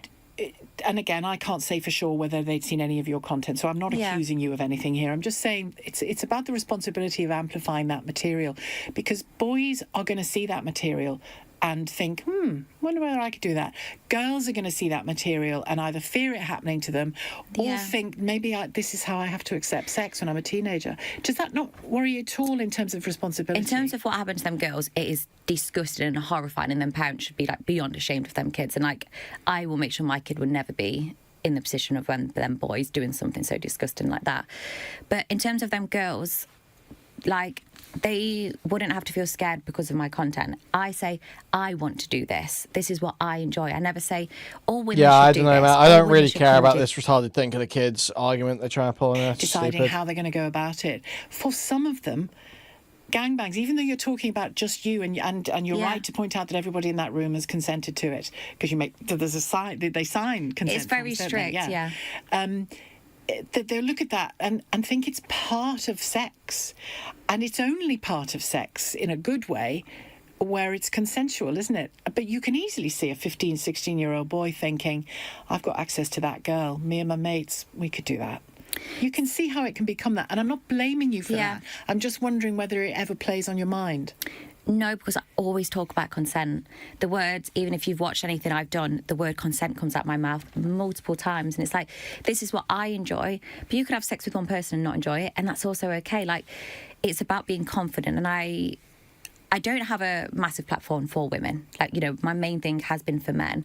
But when I have spoke to women, or when I have done videos purely aimed at women, I'll often say, like, you need to speak up. Like, you need to say what you enjoy. If you don't want it hard, ask for it softer. Like, don't feel ashamed or embarrassed to ask for different positions. And that case, you know, you talked about with government, for example, on I would. like I don't know if in the future might be something more suitable, but I think because I'm so actively filming and stuff at the moment, I don't think I would be the right person. But I also don't think your form tutor at school, that's how, when we spoke about sex, is the best person. Like, my form tutor was lovely. She was probably 50, 60 and basically made it so you have sex when you're married, or if you have sex, you have to wear a condom. There was no talk about you could have sex and it feels uncomfortable, so actually you can go to the doctor, something might be wrong, or you need to switch position. It's kind of, it becomes an embarrassing topic. Or you're right, or you're lucky enough to have parents who just get straight in and talk plainly about it. It should be more spoken about, but it is hard because it can be awkward and it needs to come from someone. To me, teachers teaching it, it doesn't come across that serious. Or I know I ignored my teachers at school half the time. So when they was trying to teach me or educate me on sex, it was dismissed, and I know it was by most of the other pupils.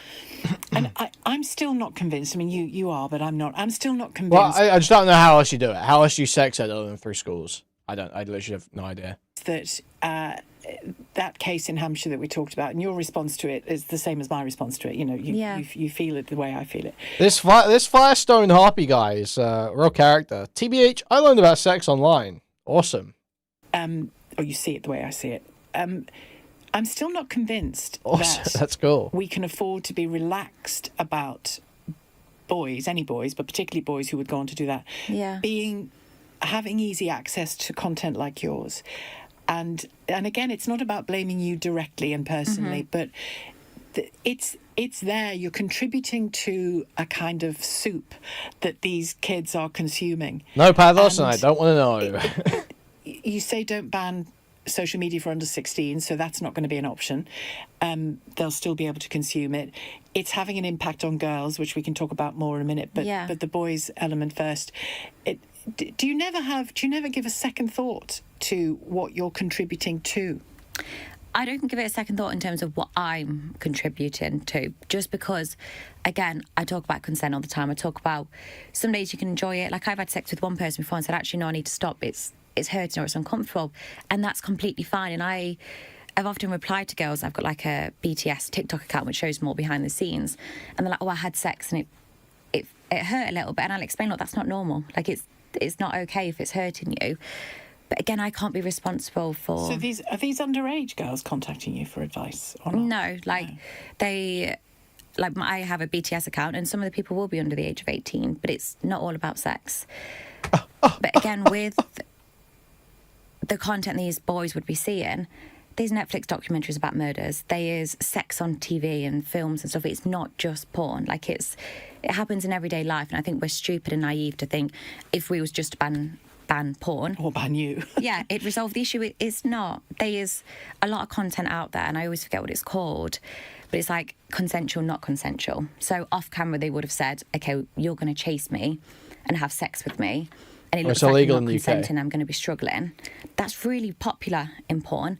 I've never filmed that, and I really disagree with it.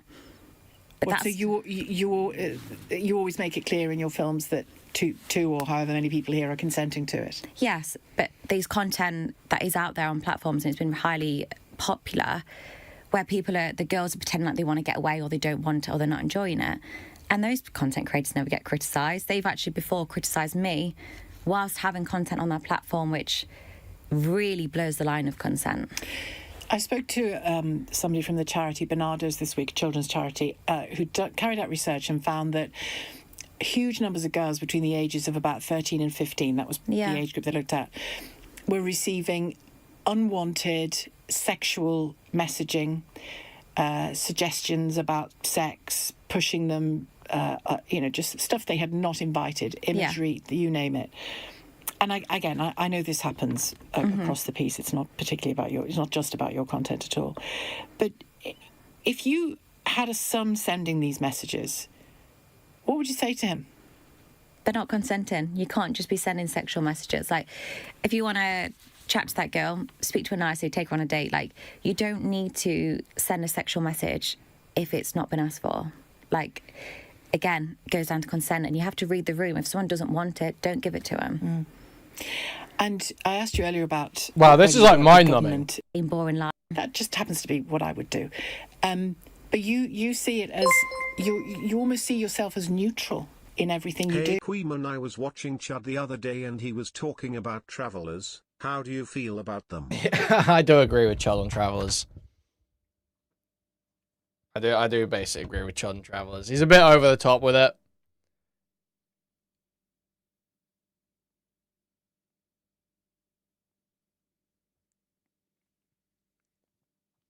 But, Travelers are pretty bad. Travelers are pretty fucking bad. Thank you for the $5, Kirby. Thank you.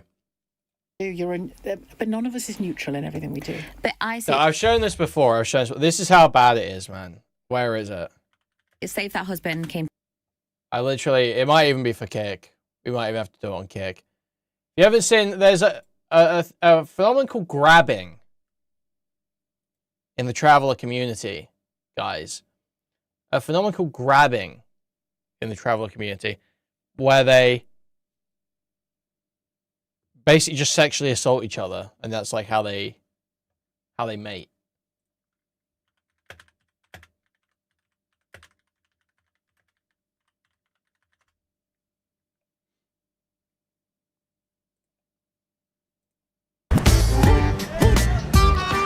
"15-year-old gypsy cousins Cheyenne and Montana can be found here most weekends, dressed to impress. So how old are you both now? I'm 15. I'm 15 too. And when would you like to get married? 16.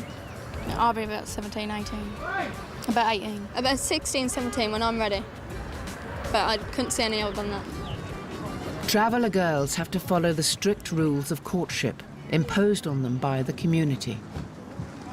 It's more what you can't do than what you can do. Like, say like there's a bunch of boys and one girl's there, then your name's talked about. It's just how it should be, like girls with girls and boys with boys. Girls aren't allowed to approach boys. They must wait to be chosen, sometimes through a ritual known as grabbing. Hurry up so I can grab your place. Please, what do you want? Only an old kiss, you know? A kiss? Yeah. I'm gonna get struck, but basically, yeah, they just grab them. They just like grab them. They just physically coerce them.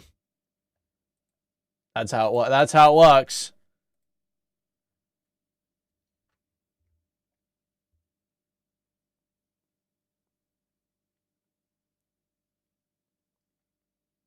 You are too American. They're like an Irish, kinda. They're like Irish travelers. They're called.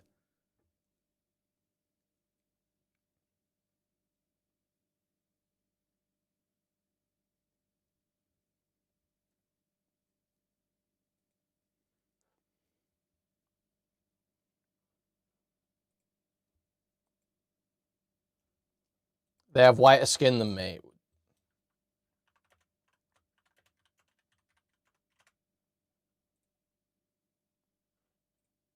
This guy coming into my chat like they just look English. They just look English. They're whiter than me. They just look English. They're whiter than me.